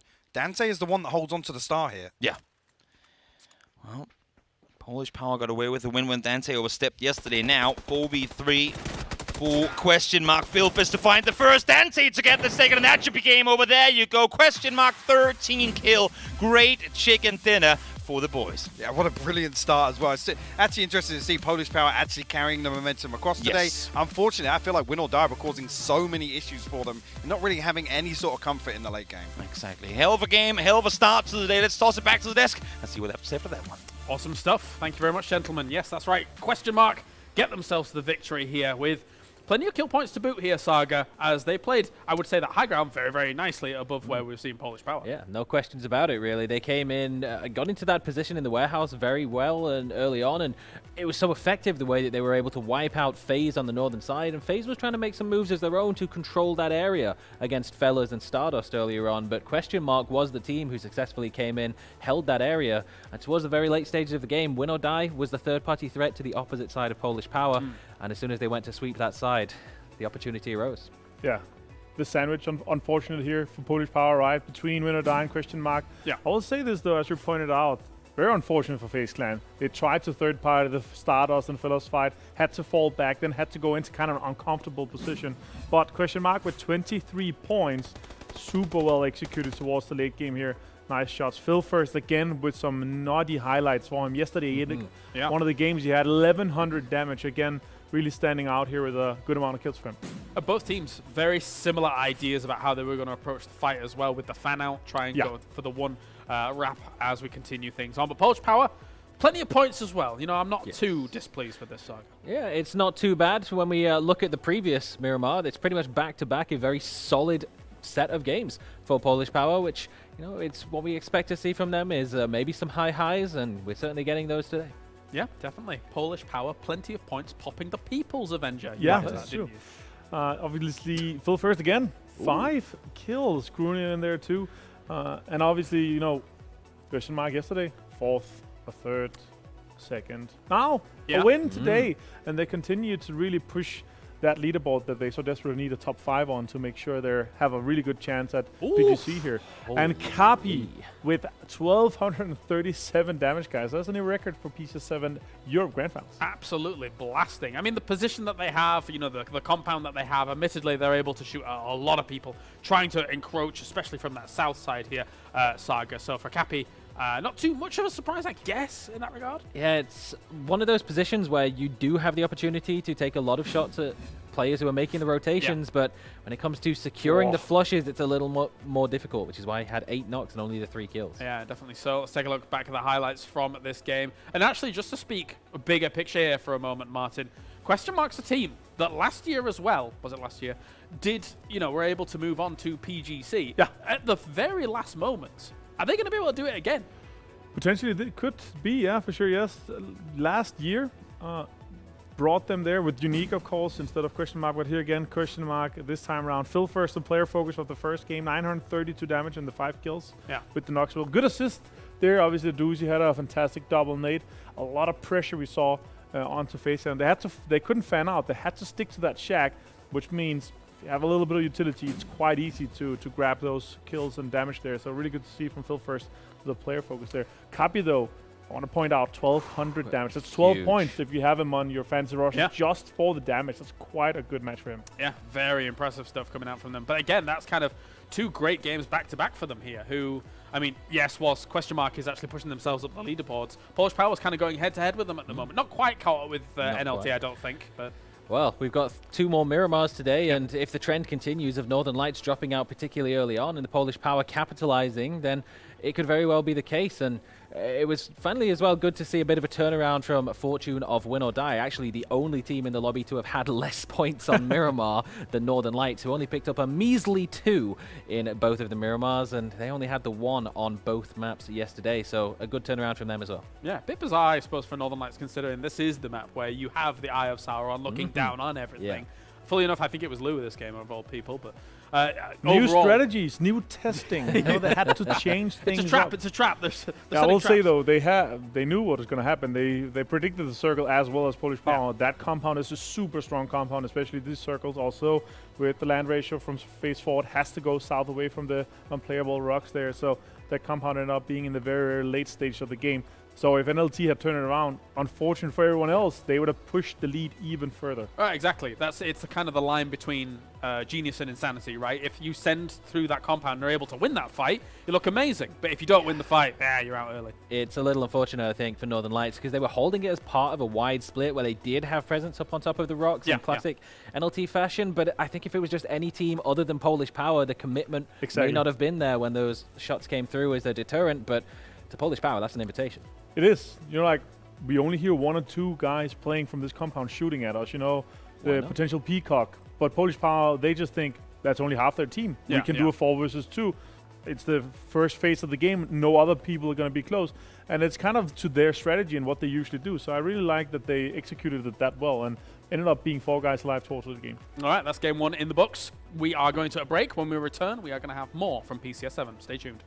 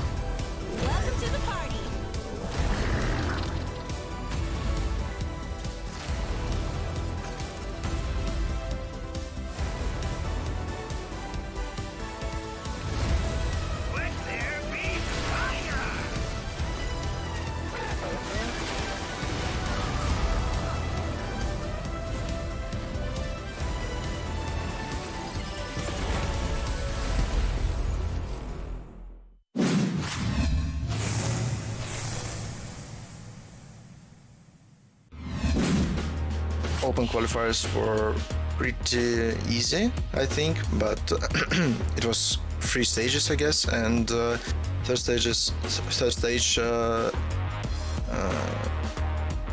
was a bit tough for us, but we still did a great job, I think, and we did it to the Grand Finals right now. When we play Grand Finals, we would be 100% sure underdogs, because we are just new team who played just 2 months together, and of course we are underdogs. But still we have 3 insane competitive players who played a lot LAN tournaments, and we have insane Nixie. He's kind of new guy in PUBG.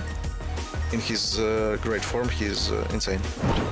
What went wrong with the group stage is that we just didn't get the confidence. I feel like the pressure of being able to make it to PGC after 1 year playing together, the pressure of the PCS7 himself, I think it's just hit our heads, and we just did stupid decisions. We didn't play like we usually do. We were doing blind sense that we usually never do as well. We were avoiding fights instead of taking fights. It was just, everything went wrong. Basically what we did is chill a little bit during the week that we had off, chill a little bit together, watch all the wires. We prepared all the teams. We knew what's gonna happen. We knew we're gonna get hunted. We prepared exactly. We knew what team is gonna hunt us. We prepared some like extra drop spots where we can go. We were always ready for like 2-3 extra drop spots, and we just came prepared, and I think we did our homework, and it worked.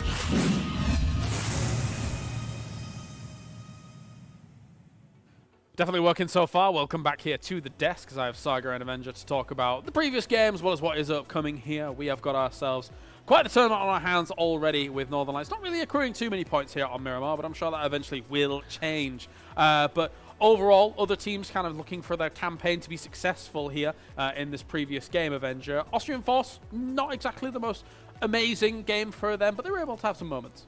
Not the most amazing games so far, sure, but this one was actually one of the better. Enjoyed some of the nades, especially the one from Silas, my player, on to some of the Na'Vi guys, not one of my players from Na'Vi. So that was good to see. Obviously, the way they played, quite well played actually. They decided to try to be the last team to come in from that eastern edge.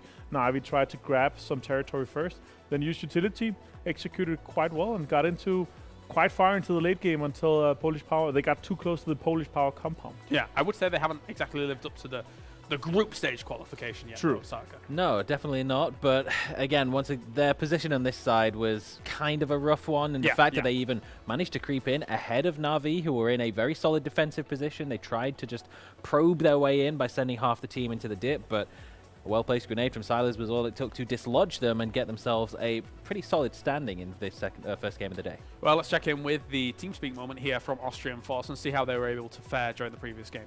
To shoot the dip now. We're crossing road now. Can we go play here? Yeah, I'm going for rock on green. You can pull it fully. Them go to blue. Go, make a play on them. Make a play on them. So they're not on the roof anymore or what? No. They're on the dip. Yellow. They're yellow. Nading them. One is still on the roof. One is still on the roof. Nice. On the roof? On the roof still? Yes. He's still on the roof. Watch out. He's still on the roof. the warehouse. Yeah, you need to shoot at that guy.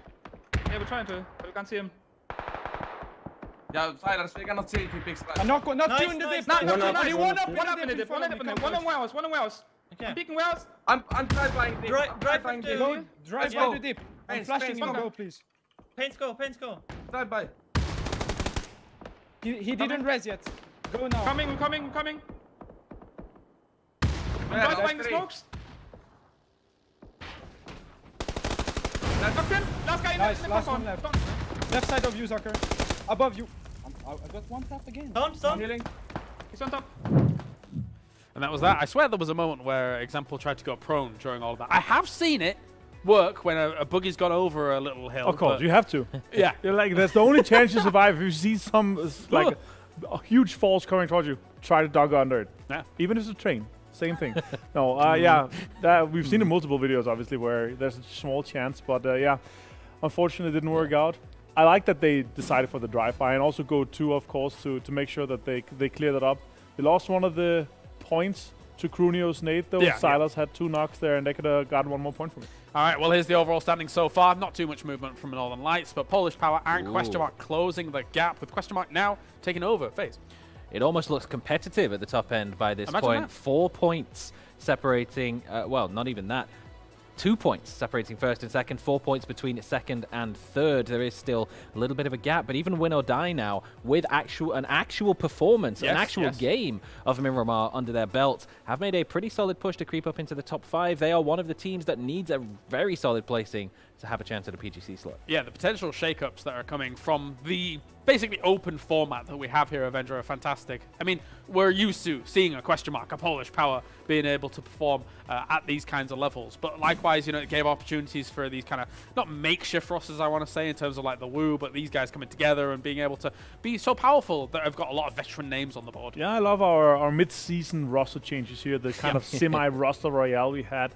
That put some pretty decent teams together, you know. Also, again, PCS7, if you win it, you're going to PGC, so there's still a chance, even though you might not have any PGC points going into the tournament. And obviously, also the tournament with the most points available. So, second technically could still qualify you to PGC, but right now, still, it is the rich getting richer if it continues like this. But I love to see a team like Win or Die go in and perform like they do. All right, game time. Thank you very much, gentlemen. It's time to head over to the commentators once again. Toby, I'm going to ask you a question. If you had to pick a team to get that direct qualification spot that was one of the unusual ones, who would you want? I don't want to call Polish Power unusual at this point because they keep proving to us that they're pretty damn good.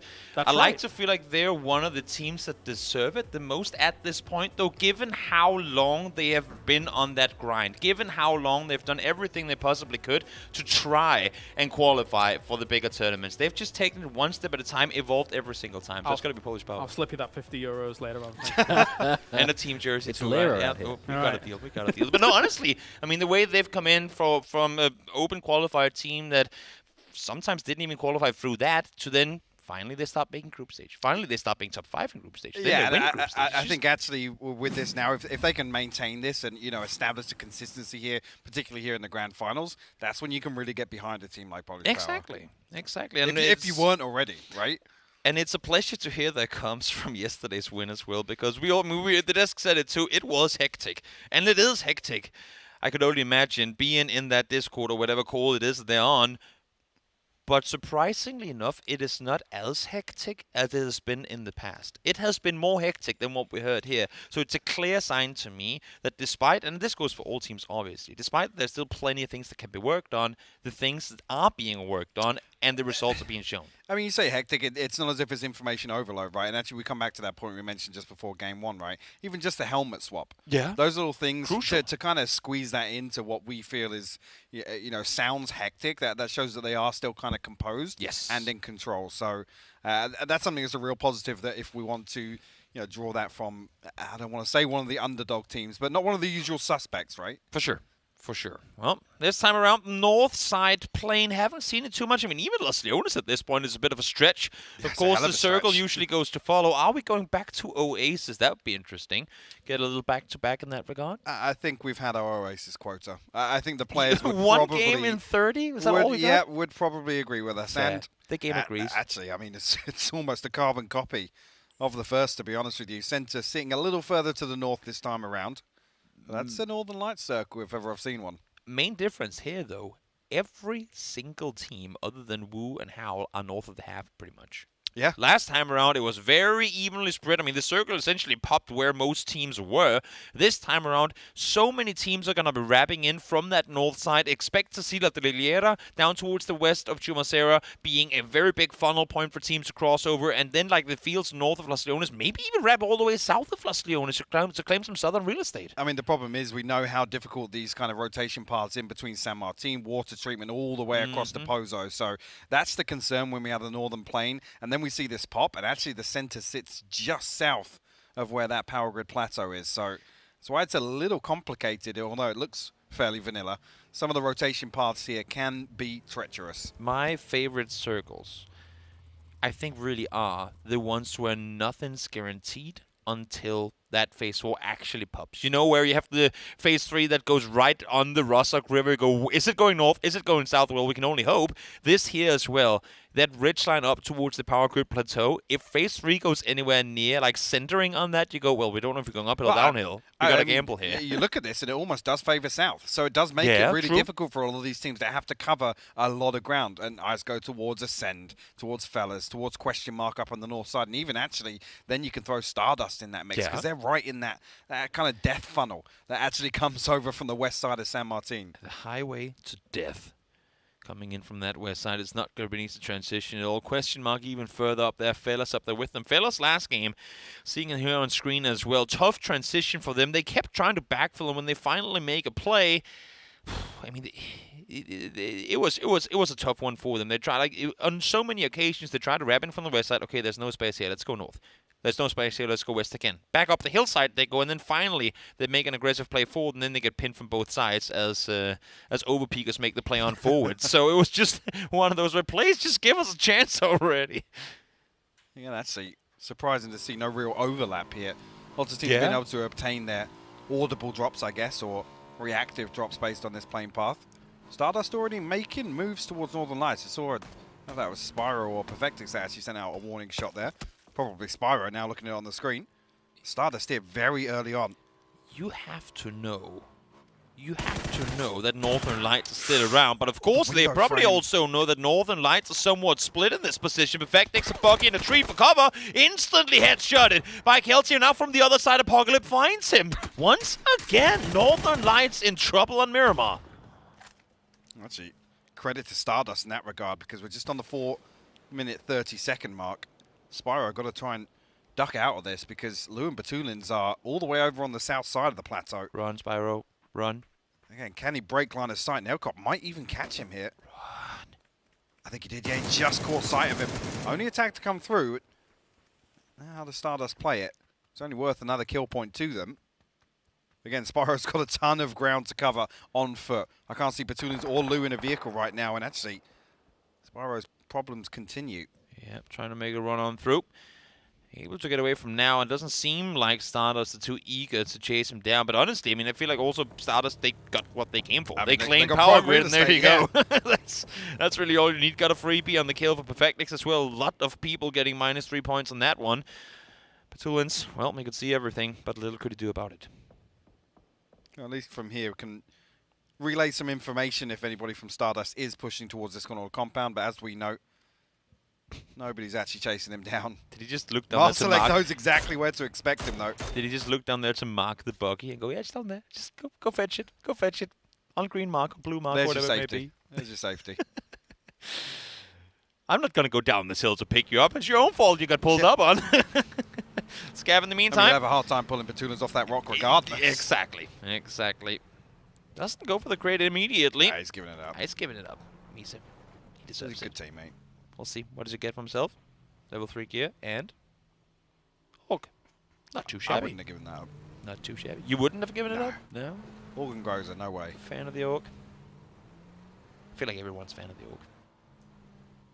Yeah, actually, I'm surprised to see as many teams actually successfully wrapping. Yeah. Well, I say wrapping, making their way from the north side of the map, at least round on both sides of the circle, actually. And look how congested, actually, previously from the drop marker, Send have covered a ton of ground all the way coming down from the northwest side, even actually further west than El Pozo. So got themselves in nice and early towards Chumacera. They fully committed to the hard grab, and they actually managed to beat FaZe to it now. That's a... yeah, because FaZe were in Pozo. Exactly, exactly. Pretty impressive wrap around. But again, I mean, they committed early, and now they get to reap the rewards. They have all of Chuma available. They got FaZe coming in the west, as you said.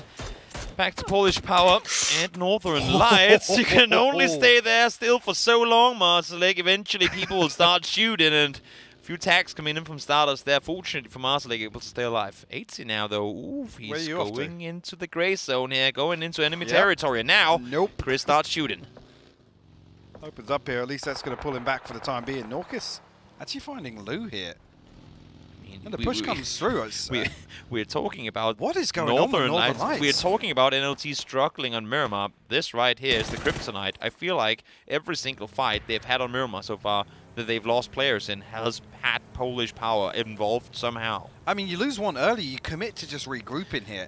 You just want to tuck yourselves in. Credit to Polish Power in that regard.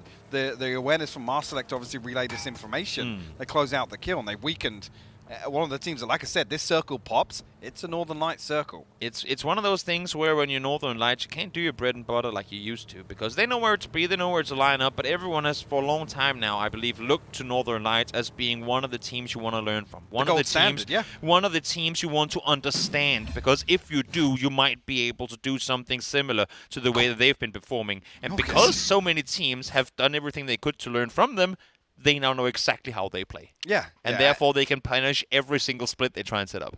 Yeah, they are. They are really exploiting the weaknesses in the early game from Northern Lights. I mean, helped out with the assist coming through from Stardust, obviously. Yeah. You see that in the kill feed, and that's why I say heads up to Marselect to actually then look to pressure the other side of Northern Lights, relay that information, enabling Norcus to push up and find that second kill. Also, I just want to say that spray that Norcus just made, all my bullets would have hit the fence. I'm just saying. Shooting laser beams. Like, what? Through the fence line there as well.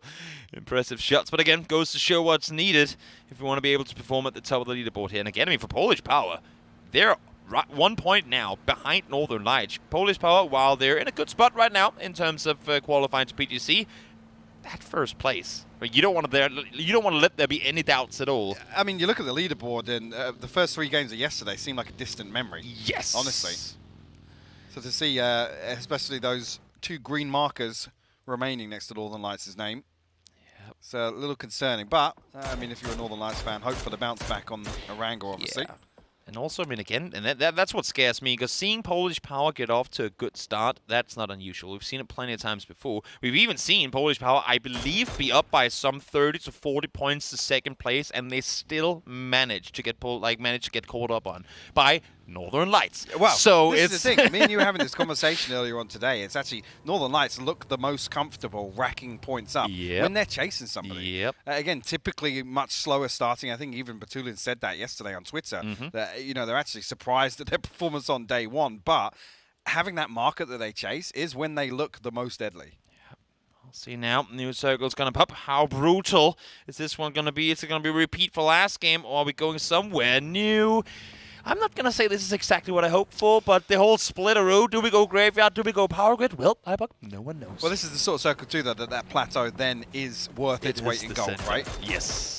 Because you have massive oversight on anything to the east, and even if it ends up shifting that way, you have way more options than having to come up onto the high ground. I mean, this plateau, I mean, the ridge line there is your bridge across the river. The funny thing is, though, is that there's, 13 other teams in the lobby thinking, we saw Northern Lights lose 2 in the kill feed early on.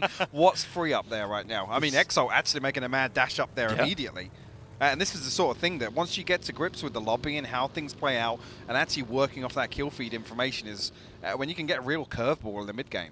This, I mean, honestly, this circle, for a multitude of reasons, is brutal because, yes, a lot of people right now are banking on this one going towards power grid, but if it goes south, I mean, I feel like Picado itself splits this into 3 potential circles. Either we go graveyard side, we go power grid side, or we go down towards the southwest of Picado.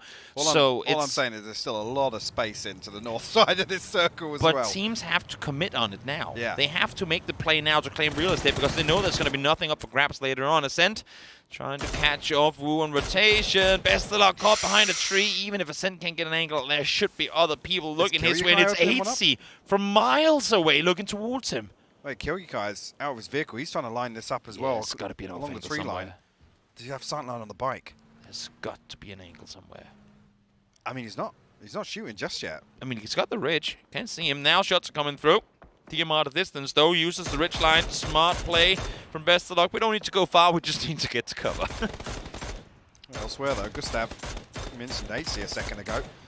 FaZe on this migration actually up on the west side of the plateau. Going to be punished here. Michael going to put one on the board. Vex very close contact to this, though. Surprised not to see the initial peek over the top to kind of protect that rotation. Fellas were split initially. They looked like they wanted to regroup, and now you see Michael and Rustamar playing a little disconnected now. Yeah, Gustav tried to peek on up, get some info from the hillside, but Vex not in a position to kind of apply that suppressive fire should someone spot him, and kudos to the fellas players. Shots hit instantly. Gustav goes down, so not really a lot he could do about it once he got the intel there right next door. Which is surprised as many teams. You take a look at the map now, and like I said, a lot of teams, I think, leaning on that kill feed information early on. They got back down again. Because we have a lot of players now positioned up towards Power Grid and actually on the plateau itself. Obviously, Polish Power's still there. Na'Vi made their way on. Stardust were there early on. And you did say, FaZe thinking better of it. Feeling a little pressure from Ascend, but long distance to land these shots from here. You're going to have to settle something on the low ground. Yeah. Michael and Rustamar still curious up on the rocks. Because no one is in graveyard, that is where we're going next. You think? That's the logic of things, isn't it? Like I said, there is a lot open on the north. Oh, yes. But how the hell do you get up there if you're anywhere south of Picado at this point? I hope you have a plan for that, because you're going to need to execute on it. Should we go up there 8 seconds from now? Best of luck again in trouble. Running from team to team here. Lyron and Iroh right next door to him. Really can't on a bike too. Not exactly helping things. New circle's going to pop. Where are we headed? I'm looking at the map feed here. We are going down to Picado. I mean, we are actually shifting south on this. It actually is. Everyone that hard committed hillside will have fun. You got to get down inside the city. And now my question becomes to you, Hybok. How many teams can Picado fit it? Well, at least 3, I'd imagine, and that's looking like it's going to be for Esports, Howl, and Overbeakers. But the mad dash now as players going to start falling in rotation. So the first casualty will be Apocalypse. Actually, the rest of Stardust got problems here as well. Molodok going to find one. We'll get traded out, though. Cluster of vehicles coming forward here. Medibay alone. After that underhand. Yeah, he's dead. There's no way he gets around for that. As I say, that does manage to wrap around the side, fortunately. Molly will burn what's left of Molotov, so not too much to do. And now the remaining Exalt players are coming up to help here. Flash thrown on over. I like the way that he's approaching this. Yeah, no reason to overpeak. Wait for your teammates. Play it smart. Lob flash on over once more. Get yourself the kill. That should be an easy peasy one there. Yep, there you go. Stardust out. They executed quickly. They wanted to make a move fast, but punished in doing so. Question mark looking to get active once again, though. Wrapping on the north side. I mean, I said it was 3. There's at least 5 in here already. You look at the minimap now. Rainbow City. Actually, Vard and Mexi still disconnected, so almost leaving James and Klibbers. I don't even want to say an insurance policy because there is no failsafe here for Vard and Mexi to regroup. No, James and Klibber playing Arena too. Because FaZe are up on the north side, you got Win or Die on the west side, so that cross is lethal. Yeah, you don't do that. Like that's death waiting for you, no doubt about it. Vanscope, Osaka make that. Sorry, trying to regroup with his teammates in the east side of Picado. Should be able to do so. As I say that, Clip in the drift, missing a few shots, but that means Saka, as you're saying, drifting now giving him another chance to find it. Not gonna happen though. Clip goes for the reload, and Saka stays alive. Add another one to the list. Roster Enforcer made their way in now. Again, don't expect anybody to be pushing building to building to make these clearances.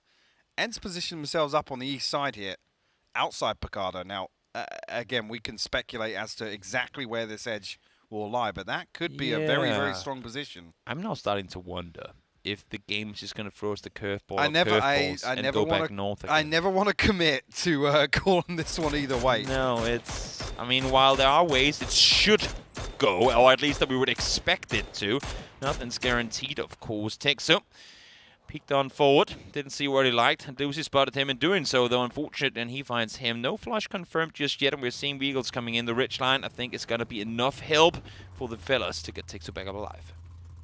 Well, they got to start thinking about making moves, though. Whether or not actually, I mean, you got to assume now Exalt, question mark, Polish Power, and fellas are all just going to sit tight and at least wait for confirmation on exactly where the next circle will lie. East. Straight east on trends. That is Picado. That's a yikes. Well, I mean, game 2 yesterday was Oasis. Now we got Picado. I feel like the game 2s of Miramar they're going to give us city endings. How many cities are there on Miramar? Let's go to all of them over the course of the Grand Finals. I'm seeing Vard and Mexi getting into a vehicle. They have to. But how the hell do you get in there without dying? I mean, the other thing is you're going to have some desperation sends from outside this circle. I don't want to see them settle for the east side of that compound. And they're full sending. They're going to make their way towards the city. Full speed forward. Hope you got yourself a McLaren because you're going to need the speed to get in there. We'll see. Exalt trying to make a wrap around. Well, they're inside the circle. They want to be the last to leave the hillside. They have teams coming in right behind them, though. Batulin's now, I mean, still in the same position he was. They can't actually beat any pressure. Exalt getting a lot of damage onto Norkis. Polish Power don't have many options, but Marsalek has found his way all the way down to the dip on the east side of Picado. Actually, on the underside of that ridge. Batulin's getting curious as to where those shots came from. Yep. All transitioning from being in vision from one team over to another, and still up on the hillside to the east as well. They should have pretty clear vision on these guys. Fortunately, vehicle stays on all 4. Wheels will be able to get their way back to safety, and Orc is flying his way to what is at least somewhat useful temporary cover, but only while the smokes are there, I'm afraid. Question mark as well, one of the last teams to come off the plateau. Got to run the gauntlet versus Exalt sooner or later. Exalt actually, you can see on the minimap, trying to come up and defend this edge. Spyro still trying to punish from the backside as well. He gets him, that is crucial. If Batulin goes down on that hillside, there's no way he survives. We just can't find the angle on Dante. Nope. Look at his eyes. He is full focus mode. It might as well just have been a frozen camera shot. He was fully focused. And here comes Ascent. Full speed forward they go, trying to claim some sort of real estate in the city. You can't even scout it from here, but somehow they've not only made landfall, but they haven't lost a single player. Now, as I say that, Chris does go down, but he got inside the building, so you could only imagine that he gets back on his feet. Actually, now Ferris going to find one to open up here. Phil first will fall, I think, actually. Yeah, the pressure coming in from afar. Polish Power have sight lines on this. Question mark still have to make moves. Batulin's still up on top of the rock. Still trying to find some form of damage. Aduzi going to try and wrap on the west side. Now, that is not what. Has he run out of gas? I hope he's just trying He's run out of gas. Either that, or he is just silent, pulling up to not be in the audible vicinity for Spear and Batulins. Oh, We'll no. see. The 360 pull up from Michael there as he tries to make landfall here. Two Weston finds one, finds two. Iro's on the other side there to help out. Two down already. Michael in the vehicle trying to move his way further forward. Not going to happen. Iro somehow, despite a nade being thrown in his face, stays on his feet.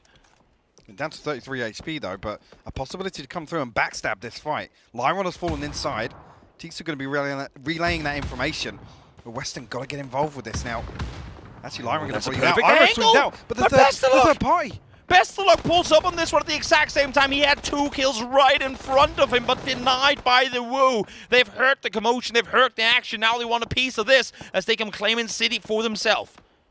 And Weston just a little bit of hesitation now. I don't know if he wants to hold on to the building.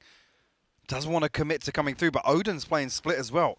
Look at the minimap here. Michael come through for the clearance. We'll find the first, but the second just slips through his fingers. Best of Luck closes that one out, and the Woo timed their pull up perfectly. Where's the DPS when you need it? That's more nades. That's more nades, and it's getting Polish absolutely obliterated by utility today. Yep, nothing they can do. They don't get a straight up pull before fight, that's for sure. There's a shotgun, finds one, finds two. Do we get more, or do we not win or die? Well, right now they're dying, trying to stay alive. Yep, opposite on the corner. A little bit of damage done, but Odin holding down the fort here. This rock's actually bleeding out pretty fast. Cross for info. He can't even stick the res, is he going to? Yeah, no. He's... Oh, that is in the open too. He's got to give it up. Yeah, Odin's going to get the second kill. How many flashes has this guy got? Odin in clutches, man. He just is insane. That is... He just absolutely worked win or die there. And even prior to Iro getting on the roster and all, it's always like every single time Foot Esports were struggling. Now. Yeah, they're looking to push towards Odin. Again, they have the kill feed information on Foot Esports. I think they have a solid, at least they assume a solid understanding of numbers. What's Weston doing though? Right now, not so much. Probably worried about the amount of players on his side. Yeah, exactly. Patulins still got his bike. Got to go forward now. Phase 5. It's going to start hurting. Reverse your way forward. Get down to Spiro. See where you can go from here. Ents in the meantime. Full speed forward. There goes Sornov in the hands of Squeak as he tries to come up here. Silas finds one. More kills to be found, though, from nearby. Nogi, Misa both down to half HP. And now Polish Power once again. Full speed forward. They go. Actually coming over the top here. Silas going to find damage from far. Krunio going to fall as well. Misa finding a key knock. Norkis unable to really get involved in this.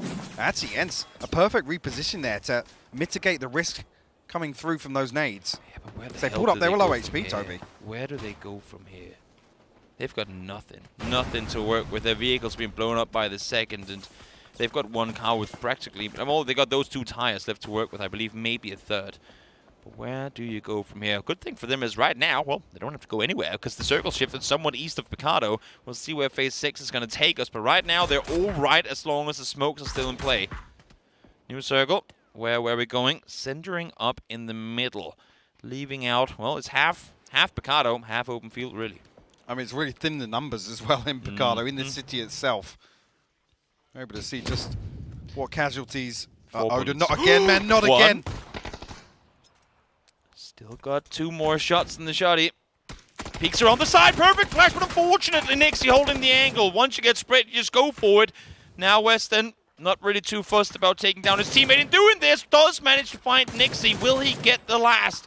He's claiming, he's taking the rest inside. Unfortunately for Nixie, is spots him on the jump, gets him second time around, and once again, Foot Esports stays alive, but Weston might just have killed himself. Yes, he has. He ran into his own molly, and that's Foot Esports out in 9th. That's a heartbreaking way to see that go down. The Foot Esports is living for the scrap on the edge of Picado, though. Put up some good kill numbers. Actually, Nork is still alive and kicking. Actually, Cappy comes through and finds a second as well. A ton of damage done on Ents here. Actually, Scav down to just 5 HP. He's picked off. Yep. It's Fayrus to find it. That is Ends out of it. Cappy knew they had to do something in order to make their way further forward, and that's exactly what they do. Push forward. Sometimes you got to make a play for yourself. Cappy stays put further into placement points. He goes, and there should be no way he goes out before top 5 unless if shots come in from a distance here. You know, things should slow down just a little bit. Cappy Oh, able to find some comfort. Exalt, yeah. I mean, they have good information on this now. What can Cappy do? See, actually on the pull-up, if he's got any utility left to work with, he's got tons. Mollies, nades, everything there to work with, as you say. Looking good on both helmet and vest too. He is in a 1v3 situation. I mean, one nade cooked here could be perfect. One nade. Issue is, as you can see, every time he tries to peek on over, he gets shot at from Ascent inside They're spreading now a little bit. I think just in anticipation of that. Yes. No comfortable sight lines in here. Cappy actually going to opt to get back towards the shack. This is just inside the circle. Oh, scary You vault. see all the name tags in Picardo. Scary vault. They even found the level 3 helmet in his transition there too. So fortunate for him. He's going to be inside the next circle too. And again, I mean, even though this is not the best place to sit, he's a solo player. And should this next circle go anywhere but Picardo, that's top 5 guaranteed. Hang on a second. Spyro is still alive. I called him earlier. I said, dude, you do not give me points today. I don't want to sit last place anymore. And he's going to frag out like a master. I mean, Fantasy League aside, the fact that he's got off the high ground, Toby, was what I'm talking about. He's actually made it into the city here. It's rather impressive. Once again, hidden behind a car this time around. It's not an ice cream truck, so there should be no face players who can surprise him. Prone for a little while longer. I'm not sure. I mean, with where overpeakers are looking right now, they don't know that he's there. Chunking quite a bit of damage, though. Does have 3 first aids to work with. Circle goes back into Picardo again, and if he can slip through unnoticed here, James is isolated in La Fortuna down towards the south side. If he can stay on his own for now without overpeakers finding him, that might be a good game for him. It wasn't Diggory and Fex on the wall side versus Spyro yesterday, was it? I know it was Diggory. I can't remember the second player. It was both of them. If Faye's trying to wrap in on the west outside. And don't see Spiro. And Spiro then doesn't see them. That would make for a repeat I never thought would happen in the first place. Ascent 4 live in this one is pretty impressive too. They've not had the wildest of games. I mean, quite a few of their engagements have been from a distance. Cabby jumps on, peeks on forward. Unfortunately, no damage done with that. Nate has one more to throw, but they know exactly where they have them now. Actually, a little short there. The second one on Molotov, so not going to follow up on this. Cappy will be given an opportunity. Exalt leaving this pretty late, though, just to pick up this 1 kill point. There should be for sure. No, not going to happen. He goes down. Exalt 10 kills. Great game for them. They only have the ruins, though. They only have the ruins on the edge. I think Ascend already looking here. They're chomping at the bit, waiting for Exalt to reveal themselves. That guy is 3 bullets from blowing up, too. That's not what you want to send. You got the back wall of the ruins, and then you can hope, I suppose, that Ascent will get pushed on by overpeakers at some point. But that's, you expecting to live another circle and a half, and that's probably not going to happen. Nobody in the city has anything else to shoot at right now, so unfortunately, Exalt. I mean, Spiro's got 3 teams to shoot at. I don't expect him to be the one to be popping off in the city anytime soon. Probably not wrong, and with the skill of these guys have, you wouldn't expect players to be able to get through this one alive. 1 down, 2 down. We do still have Fairest on his feet, but not sure how much longer that's going to be. But then again, I mean, right now, it's all about chilling. And here you go. First knock comes through. James up on the billboard. Aggressive play from him. Tries to get the off angles and succeeds in doing so. And is now playing up above Ascent. What a brilliant reposition here. Ballsy. I mean, this literally keeps Ascend inside this building. I mean, it's going to be difficult because obviously overpeakers have to reposition eventually. You got to assume. Besides a crazy circle shift here. Oh, dodge and weave. Not only bullets and grenades, but also cars. Fairest still alive. Arctic's going, save for us, bro. Save for us. Come for me. I'm alive. Yeah, I'm not going for that. Ascent, well, they got gifted a circle, but they also got gifted a James. So how do they play this one? We'll have to see. It's difficult now. Like I said, this keeps Ascend in, but they can comfortably sit there. The star pretty much going to end in Mika's building. Does this guarantee a heal off? Is that where we're at already? I think it might, unless somebody can dip James off the roof. Nates, like, this is... Nates is what's going to get him, right? I mean, the only problem is if...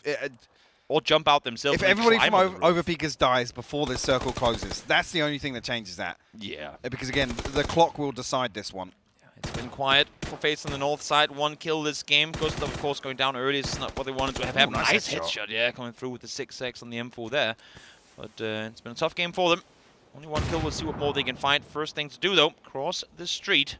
A lot easier said than done. Decent smoke trail gone down already.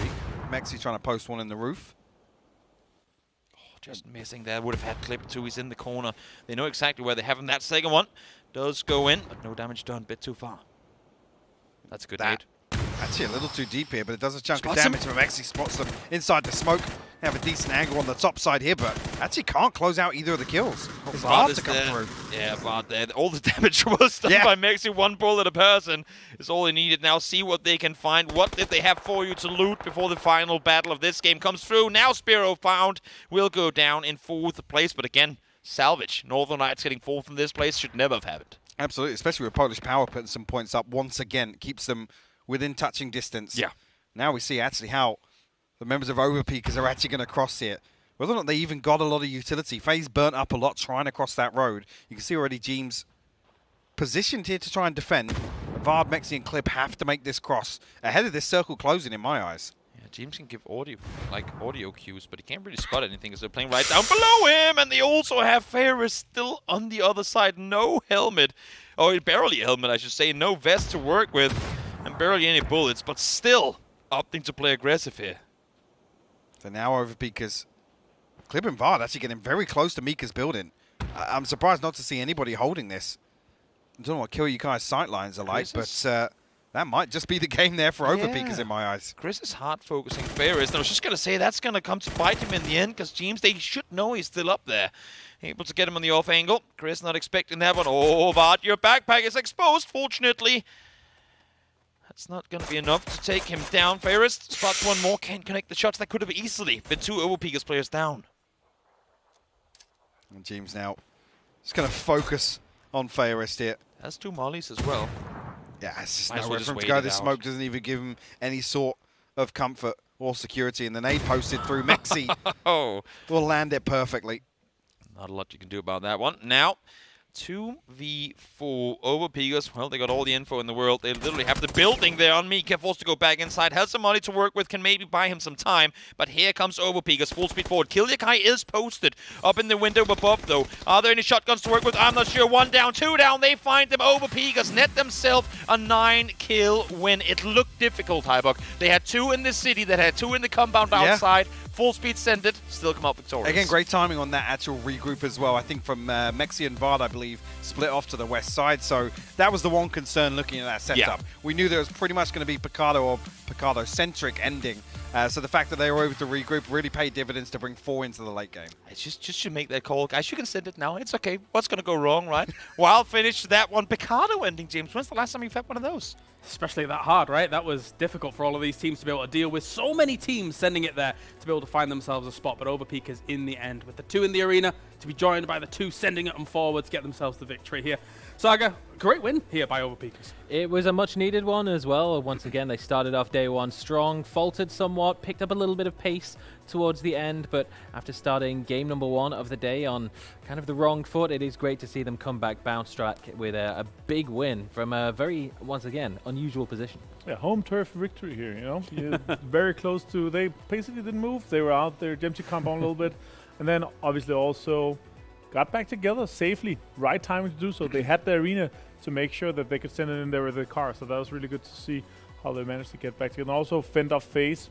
Didn't have enough utility. Also, they were down to 2 only, so they were in fix. Unfortunately, didn't have any chance there. There was a moment where I was, well, I mean, there was multiple moments where I was scared for Ascend in terms of that position, but Chris sends a nade towards Ferris, and I'm thinking to myself, he's actually like got a great angle on Overpeak, because he could be your saving grace, but I mean, in the end, that doesn't work out. No, it could be a case of maybe they're not expecting to walk away with the win, so they just want the additional point that they could have had from cleaning that up. But in the end, just a little bit of an overstay, and Jeems up on the top of the roof. They knew that angle was a threatening one, but just didn't give it quite the respect it deserved. Yeah, I like the initiative to be able to take a roof like that Avenger in those kinds of moments, because as long as all of the threats on the outside of Picado are gone, you're free for the most part to try and play with that. Yeah, especially when you have to calculate, okay, what other angles are off, right? Because these guys have obviously played an insane amount of Picado, right? So you're looking into, okay, when I can play on top of the office, it's going to be the highest building, it's going to have the most control, and I still have some cover. Super well played by Jeems in that situation there to also fend off some other threats. Ascent, though, I was hoping a little bit more for them there. They had the best angles, they had the best houses, but they just lost their 1v1s. They lost some players on unfortunate timings. Managed to clear out Silas at an important time. but they couldn't fend off Overpeakers with the roof advantage. Well, let's check in with the comms from Overpeakers here after they get themselves a great win.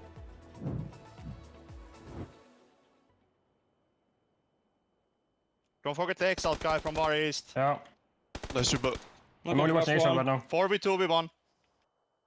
Nice. In the blue building, close to me, I think. I'm just One holding. is in the office. One is in the office, one blue building, and Exalt guy. In my office. Soon. Yeah, I heard him. Blue building. Holding the close window, Maxi only. Exalt smoking.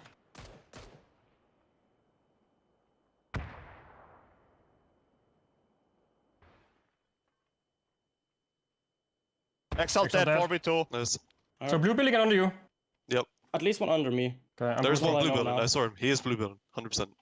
So one under us, one office, alright? You should clear this. Clear this Blue guy. building low. He's low. That's yellow building, right? Yeah, marker. Is the other guy office, do we know? Yes, stepping office. I'm flashing in, Maxi. Second floor office, knock, last under me, in building.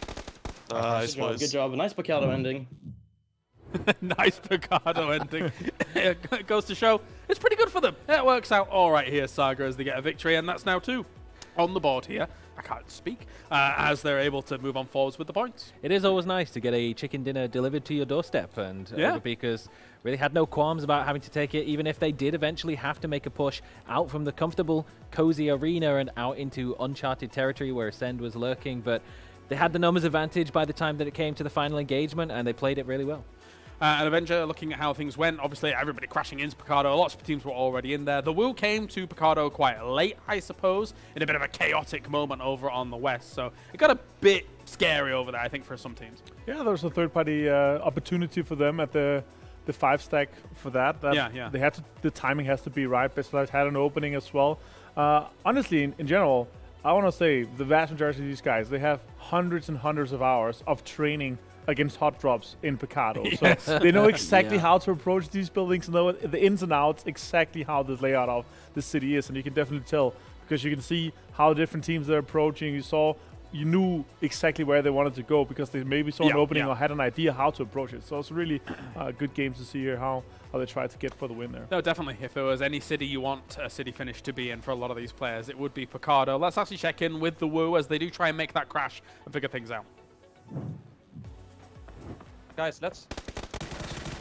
Beyond your cars, boys. Yeah. Beyond your cars. Yeah, we can. We should do it now. 1 foot knock. Let's go. Let's go. Let's go. Best there. Yeah, I'm trying to find. Yeah. Get in. Yeah. Coming to you. One is outside. Knocked him. I'm good. Nice. Last him. 2 foot. 2 fella, one right? more. Went inside. Knocked one more fella. Inside nice, the let's go. It's one up. Fella. Come with me. Maybe you're alone. Yes, one extra fella. Okay, bottom floor. Close Clear side it. to us. Clear it. Go together. How many footballists? I'm vaulting. 2. Both teams are 2. Okay. One extra bottom. Nice. Ah, closing. I'm holding. Good stuff overall, and the Woo also seeming kind of calm for the most part, but they were very keen once they figured out some of the information related to those fights. Yeah, it was an opportunistic engagement for them to have taken. They saw that, well, they did have a presence in the southern tip of Picado, but they saw the battle between Foot and between the fellas, and knocks on either side. It's a great opportunity for them to have come in and look to clean up. Yeah, fellas had an unfortunate breach. Ended up falling into quite a good trap from Foot, actually. I really love to see with Iroh. They managed to get quick knocks on them. Then they saw a knock on Foot as well. That's the opportunity. You have a huge window of opportunity where you have knocks on both sides. It takes some seconds for the rest. It takes some seconds to heal. So you have like 15, 20 seconds where you want to make that breach and you want to third party that action just there. So that was really well played. And also, Beslots managed to knock Iroh and actually flush him while driving on the passenger seat there. So super well executed by the Woo here. All right, let's take a look at the numbers then from this game. As Overpeakers looking pristine and good to go for their Picado finish with 2,127 damage coming along. Not too much smoke usage here for them. They only really had to make that one main transition towards Ascend towards the end. I would imagine maybe, because we didn't quite see the send for the 2 players outside of Picado, maybe they laid down some covering smokes as they were coming into arena as well. But just overall, very, very efficient. Yeah, they really didn't have too much pressure on them for the vast majority of the game. The big sort of threat to them occurred really as we saw the push coming in from FaZe and a bit of a lurk from Spyro coming down from the high ground as well. Odin, been able to pop heads in multiple games here. And you know what, Avenger? Credit where credit's due. Silas looking good. Finally, the smile is good. It's also a smile on me, because 962 damage means nearly 10 points for me with 2 kills on top of that. That's good. I love the contrast of James' picture and Silas' picture. It's brilliant. huge contrast there. But James obviously a huge impact for OFP, because he was the guy to run here, to jump on top of the office building, get a knock and a flush onto Brexco, and also he got a It's Chris later on that to make sure that there was only 2 players. So good movement here from James. You can see there, It's Chris 2 gone down, so that's the 2 Ascent members. So he basically made sure single-handedly that it was a 4 versus 2 in the end versus Ascent here. James 3 kills, a lot of damage too. But a huge impact play. Yeah, as I say, Saga, look how happy he is with that victory. I actually asked him, why, James, are you not smiling? Just like Silas. And it's because he's been asked to look fierce, look angry. So when the other players see him on the when the other players see him on the top of the leaderboard, I'm like, oh, he's angry. He's killed him. Yeah. Does it look like that, Saga? Well, you know, if you look at his in-game positioning, certainly, but that's right. I don't know, not so much on the you know, there's a little bit of threat deep down behind the eyes, but when you get into a position like that, that's all the threat you really need. Yeah, you rule the roost. Great stuff here by James and Overpeakers. It's time for a break. When we return, we've got game number 3 of the day. The first time that a new player plays Moonbreaker, I hope they see the magic of tabletop gaming fully digital. This will be over real quick. This game from the very first moment was designed to constantly reveal itself and expand, and it's just an entirely different design mindset from the very beginning. At its core, it's a game that aims to reproduce that feeling of playing a tabletop game against friends in a more simplified and approachable way. For justice! Players will see Moonbreaker as a tabletop digital minis experience. We take a turn-based strategy game and show it to them in a totally brand new way. Ready? Okay!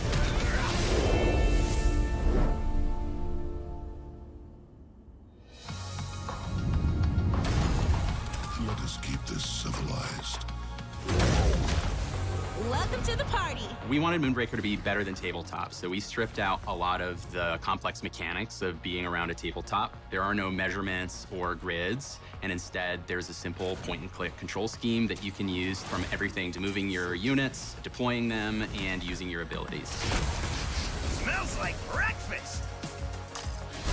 With us, you choose your roster, and it's a very easy choice. It's 10 units plus a captain. It is a turn-based affair where you have the equivalent of command points called Cinder, and you use those to execute actions at every turn. That, coupled with the ship assist and randomized map, you basically never know fully what you're going to go into every round, and that's what keeps it exciting. In the game, I really hope that players experience the thrill of discovering new synergies between their units, finding just crazy combinations, and also having chances to take really big risks that pay off in satisfying ways.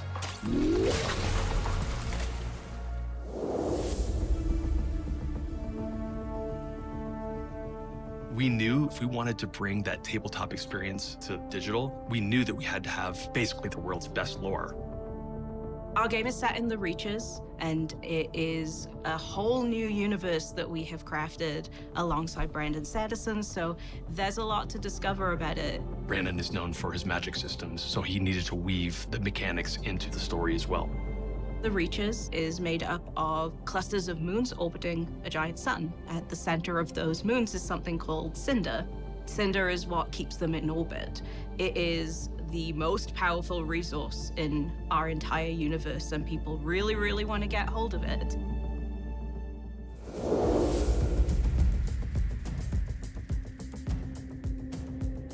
At the minute, we have these 3 different cultures in that are all very visually unique from each other. The Methodori culture are very militaristic, and they live on a very stark planet, so all of their buildings reflect that. You know, they're very angular, but it still looks very grand as well. Cholak are a sun-worshipping culture who are really focused on agriculture. The Cholak are this really interesting meld between mechanical and natural. The Smugglers faction in our game, they're like the pirates of our universe. They kind of cobble stuff together out of old spaceship parts, and they have like a shanty town where they're building stuff out of old scrap metal. Deliciously devious. We've laid this amazing foundation as a start to the story that we think just has so many various ways that it can kind of evolve. The possibilities are really endless. Incoming!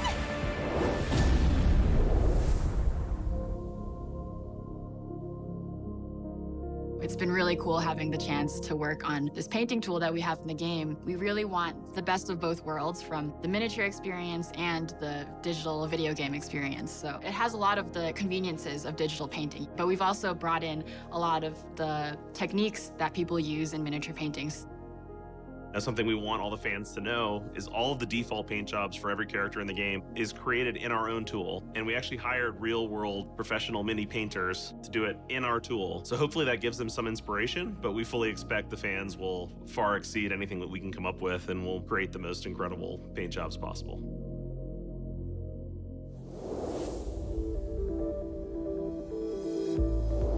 Our focus in early access is to make sure that players love the game. Part of open development isn't about coming up with a roadmap and hoping players love it, but instead giving the players tools to give us the feedback we need to make the game as good as it can possibly be. Gonna be wild. Our commitment to our fans is we will never give a watered-down experience to them. We're going to give you something deep and something you can really sink your teeth into that you need your whole mind to experience. All hands on deck. Brace yourself! We genuinely want to evolve the game with their participation. Come try the game. We know it's imperfect today, but I hope you can see the possibilities that we can, and let's do it together. This is the beginning of a decades-long adventure. I hope you join us for all of it.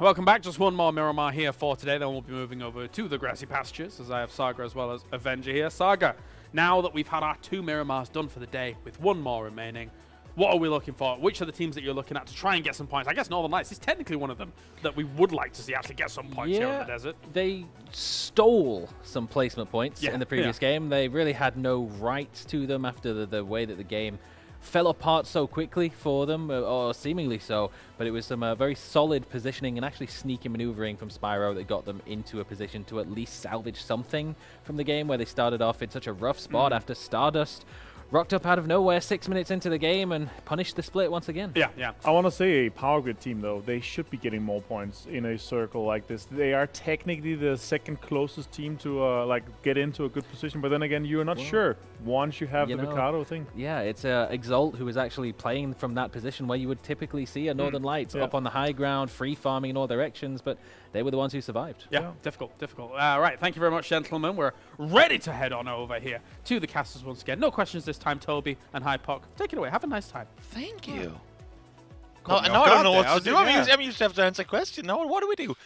Well, we do this. One more Miramar left to go today. We've already had our Cindy endings, so no more of those. How much more spicy can we do things after a Picardo ending? Not necessarily circle-wise, just game-wise. I mean, it was a Picardo ending, yeah, but I mean, that previous shift was what kind of decided. We were talking about actually if it came anywhere closer to Casino or anything west or south, that would have been an absolute bloodbath. You're not wrong. It could have been very Cinder City. Not quite the case. This time around, though, simple playing path once more. Last one very far north, forcing teams to wrap all the way around. This one should allow for them to go pretty much exactly where they would most prefer. Again, we haven't seen a single hot drop so far, hoping to keep it that way. There was that little, I believe it was It's Chris and Kelty brawl for Bronco down towards Chumacero yesterday, but it was a very, very quick brawl. It's one of those brawls I can attend. Oh, you go over there, I go over here. Great. That's the end of the fight. A gentleman's agreement. Yeah, one of those handshake fights that never really happened in the first place. So. I mean, I'm glad we touched on the death, but I'm looking for Northern Lights to really tidy up the early game, right? The awareness is there now. I mean, Stardust have certainly shown the intention of potentially, messing with that formation. And actually, great awareness from Polish Power, as already noted in the previous Marsalek, really being the one to kind of oversee that entire operation, right? Of actually coming through and securing that second kill.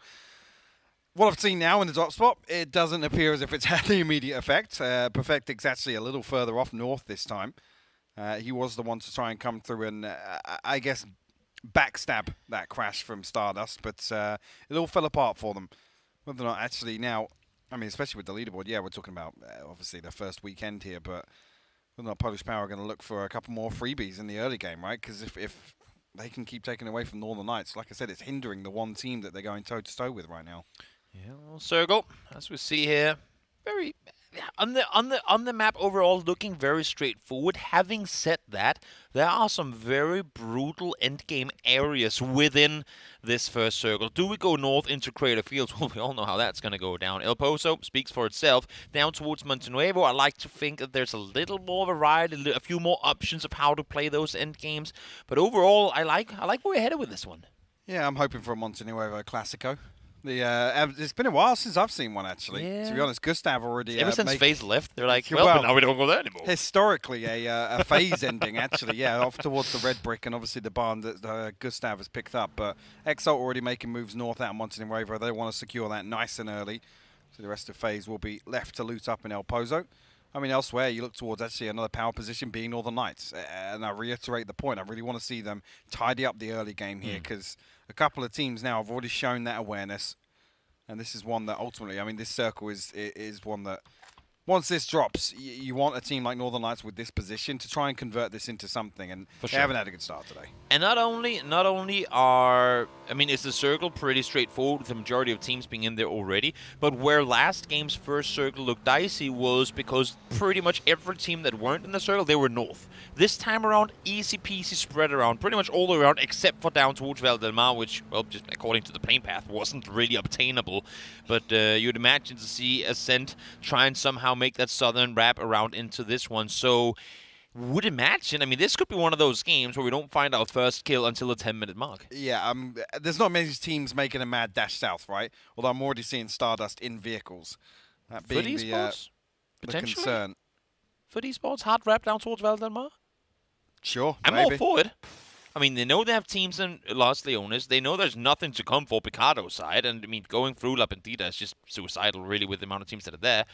So have they done their homework right, then Val del Mar, especially with the plane path too, you'd have to imagine they know that is a free rotation. Yeah, absolutely. And it gives them great access towards one of those end games we talked about, right? Montenuevo towards the red brick. Nobody really going to be backfilling Exalt through Ladriera unless Ascend make another mad dash along that west road. True. One thing that I'm loving to see, we saw them just before, question mark coming off to a strong start. What we usually see, like the way tournaments go that include question mark, is the tournament starts, they sit in 14th place, and we go, well, question mark is such an up and down team, we don't know what to expect. And of course, someone just proves me wrong. Thanks, Schofield, for going down before the 10-minute mark.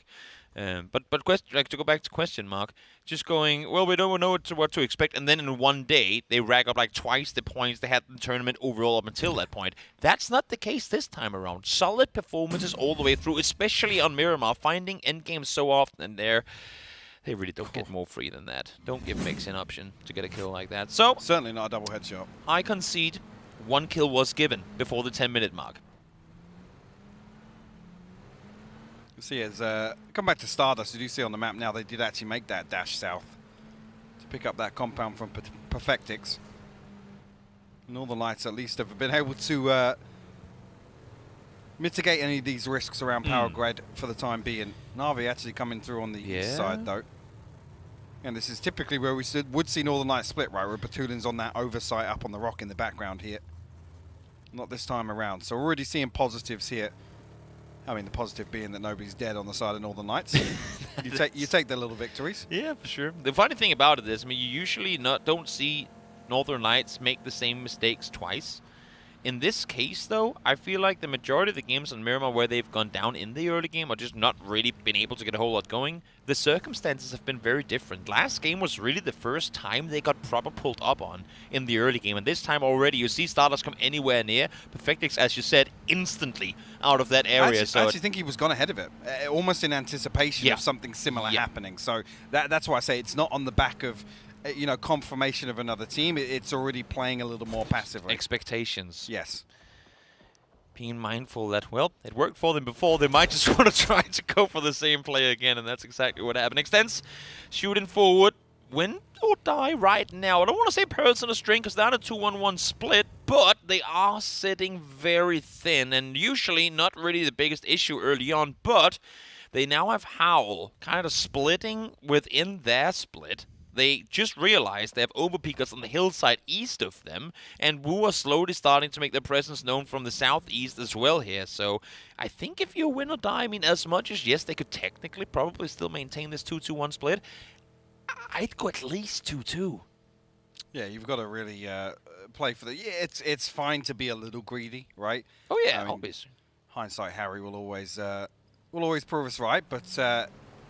in a circle like this, I think there's lots of these compounds. So you look towards the center of the circle, you don't commit to terrain this early on, right?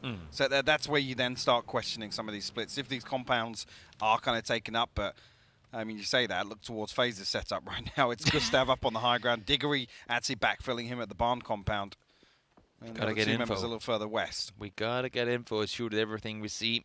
The name of FaZe right now, Overpeakers, not necessarily shoot at everything as we see, but see as much as we possibly can. And James, well, despite him only having a 3x, looking forward, beats up former teammate, trying to deny him that vision by shooting up towards him. He wants a rooftop position for himself, but fortunately for James, the mountainside is big enough that he has plenty of room to maneuver. Overpeakers really set up to create a little bit of pressure. How their problems continue. Yeah. Ruin now coming across to try and get Azza back up on his feet. Pick him up. Pick him up. Get away from that. I'm not sure who's finding that tag because it's not Ibby. It's the question. Nix is sitting on the other side. Have a angle across. You can see the shots coming through from the concrete compound over towards the east as well. Thing for Quiz, yes. I mean, he's got to worry just a little bit with how aggro he peaks that because there are overpeak players. Of course, I mean, Ibby would have fed that info across, but you don't want to go too far out of those buildings in order to get the angle to get the knock because you might end up being the one going down yourself. No, just looking back at the map, for Esports did make their way, not all the way across, but like I said, towards Ladriera, which is going to be the less congested side of this circle. So like decent access towards the backside of Montenuevo, and that's where actually you then question some of the early game splits, right? Exalt going to leave two inside Monte, not expecting anybody really, I guess, in their close proximity to just dive Monte, but a team coming in from afar, they're going to be on scout duty. They do a hard wrap south around. They managed to surpass both ends and to some extent win or die now as well. And now, not only that, but they get in here early enough that they now, as you say, can set up, they can scout forward, they can find a place to go to next, whereas usually the teams that make that late approach headshot and headshot. Oh, Jesus Christ. These guys are just too good. Just too good. Molotov straight back to enemies, shooting again, and at the same team we were just talking about. They spotted it early enough. That's key. Yep. So we're going to see here what the decision-making is, because for Esports should feel a little bit of freedom, at least space to work with over on the south side of Montenuevo. Some damage coming through, actually, yeah. It's so Western, interesting. Got to be careful. So interesting we're losing these players right now in the way that we are because we haven't seen a single, I would say, confrontation so far. This is just teams. I don't want to say overstepping their boundaries, but teams, you know, just trying to flex a little further and then losing one in transition. This is already a difference here. The relaying of the audio cues immediately. Batulins and Spyro are over here to support the compound. Nope. Nope. We do not fancy that. Brexco. No. He's going to open up. Finds Iro on a platter. 8 more seconds, Iro. Come on. Nope. That's -3 post. You too. Well, I got Brexco, so it's all good. Cat. You're not wrong. You actually got something it's from that It's a lose-lose situation. Circle, well, we're going down towards Monte. We talked about it just before. It's been a little while since we've been down here. I would argue, out of what we had available to us, probably the most playable for the most teams area of the map that we're falling into now. But how are they planning on playing it? We still have Austrian Force and Polish Power making their way in from the north. Na'Vi trying to track down towards the south. I would assume they must have... Oh, do they spot that Wu leaves gas station amidst their own rotation? I'm not sure, but they should be able to find that out pretty fast. Yeah, I think if they're driving this way, it looks like they might consider wrapping edge, but yeah, now that they're driving towards it, if there's no shots coming through, that information should be confirmed fairly shortly. Win or die, actually, luckily, regrouping from this risky 2-2 split, it was a wide open space in between them. Unfortunately, Howl is only 2 strong. Actually, sorry, 3 strong. I thought they did lose the second, but actually managed to get the res off in the compound. They ran him back inside the building. Yeah. Thanks for adding in carrying knocked players. If not, then a lot more people will be there a lot more Where often. Polish Power got their sights set on. I mean, Polish Power is sending it down the middle. Navi's sending it down the south, where they're both kind of running into the same situation. They're going straight into multiple teams. Polish Power, well, they might have somewhere to play from. Norcus, though, won't be a part of that, I'm afraid. Nail Cup from a distance finds one, and I don't think there's any way he gets back on his feet. Nope, not going to happen. Apocalypse there with a flush. This is a bizarre rotation as well. Again, to kind of just grit your teeth and run the gauntlet down this road. You got to assume that Red Brick's occupied, obviously, the concrete that Stardust are laying some fire down from, and also Phase's compound. So a little curious as to, like I said, what Polish Power had their sights set on initially. I guess the only benefit to this position right now is that spot is a spot you usually only play late game, and even then you don't really, because the ridgeline is played against it, right? Sure, or the hillside, but no one can play the hillside right now because of the compounds that are still in. With the way Polish Power have been playing, that's why I'm saying it's a little unorthodox. For them to commit to a late game position now, that's what I'm kind of struggling with, because they've looked fantastic in terms of mid-game clearances, pulling up, breaching compounds, defending compounds, everything. This is almost like, dare I say it, you know, hide under the shell for the time being. This might be one of those where they came in from the north. They go, we'll take the first thing we see open. Yes. They look at the first combo, not open. Look at the second, not open. Oh my god, nothing is open. Guys, here's a tip, Let's go over here and play. And, well, they get to do that, unfortunately, not with the McLaren, but that's one you can get. If you get yourself into the game, get yourself the McLaren, and you'll be all set, good and dandy, for games to come. So, actually, if the thought process there is actually if anybody has peeled away from the Red Brick, which obviously we know the information behind that, Exol's committed to this 2-2 hold for the time being. Regardless, we'll see what Polish Power can do with it if they make it to the late game. Even if they find the knock, accelerating over that ridgeline across the open field, you'd have to imagine there are teams with eyes on them that would be making that transition quite difficult. Hal, 3 alive. Odin knocked initially. I'm not sure how that came to be. It's inside the city, so should be all right. Adusi finds him.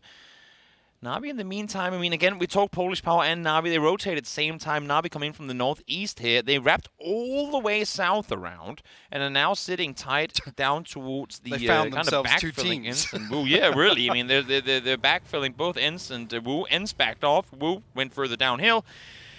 And now the circle goes straight to Overpeakers. We know this next one is going to shift away from the mountain that Mexi is currently driving off of. So either we go straight, I mean, we're just going anywhere but east, essentially, come next circle.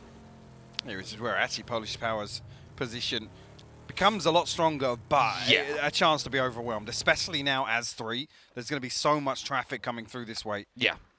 I mean, lots of these teams actually have to make their way inside from the north, actually. I mean, looking towards Fellas, Austrian Force, question mark as well, have to find another home. Na'Vi actually just going to backtrack along their own path here. I don't mind that at all. They know that that's to come down. They've had eyes in that direction all the way through. Yep. Smart play on their part. In the meantime, we saw Exalt fortifying the brick position. Smart play from them too. Austrian Force now making a rotation as well. They're going alongside FaZe Clan here. Both of them trying to make a play forward. Actually, as I say that, FaZe are wrapping north around on this up towards Gustav's position in the hills. As you say, is this a play to get back up onto Power Grid? It could be, but that's a long rotation to get. Of course, they know Stardust is in the nearby vicinity, so don't want to rotate straight through them. Austrian Force do, though, and they manage to actually do it barely taking any damage. Yeah, I'm surprised. Northern Lights actually playing a little further to the east, back up at that junkyard up on the top side of that hill. Lou is actually a little disconnected as well, so keep your eyes on him. He's the one that protects that phase rotation. Elsewhere, Ascend finally now regrouping over on the south side of Montenuevo. Got Ents to worry about for the time being.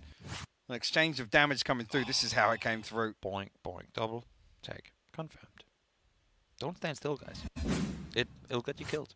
Do the wiggles. That's a second for esports player. Actually, Ira was posted up on a platter earlier. Exactly. And somehow, they will find themselves alive. No, actually, I say that earlier. That's not true. Ira died. RIP. Actually, this is, I mean, I mentioned Lou. Like I said, he's actually spotted this rotation out, this wrap, very early on. It puts FaZe in a little bit of a tricky spot, but they do have safety, at least for the time being. very close to the edge zone. With Stardust still holding onto the compound, it limits their options. The thing is, for FaZe as well, I mean, they want to leave from here. Oh, nice tag coming through from Pain's back. All fortunately, Saga able to confirm the kill there, but Tixu did not even see what was coming. They peek on over, double headshot, instantly connected, and he falls off. Miracle now trying to make a run back towards his teammate on the other side of the road. Or does he commit to the shack? That is an all-in, so to speak. Brexco might actually take a bit of damage there off that nade. I think posted in a ton of damage, actually. Mika got to be fast on this res. That's him dead. Does the doozy get a bounce to the doorway? There's no way Brexco survives that. He actually second gets knock as well. Both. Beautiful stuff from a doozy. There's no response coming through from Chris either here. Nothing he can really do about it. Has to try and play this one solo. Circle up towards the north we go. Almost as if we predicted where this one was going to be heading. Hexalt looking good. Polish Power, for now, looking good. I would only imagine there are more teams looking to go towards their position now that the circle went in that direction. Na'Vi up on the hillside. Northern Lights as well. Where do they go from here? And you mentioned Na'Vi. Actually, this kind of opens up some options for FaZe, right? If Na'Vi can create any pressure on Northern Lights, that hinders their possibility of holding any further progress. Mexi laying down the fire here onto Ents. Onto both Nuki and Squeaky, actually. That's the issue. I mean, you can't play any of these field side positions as long as those compounds are still in the high ground. Then they can look at this through the... Mexi's doing that with a 4x. Yeah, it's... and he's somehow making it a little easy. I mean,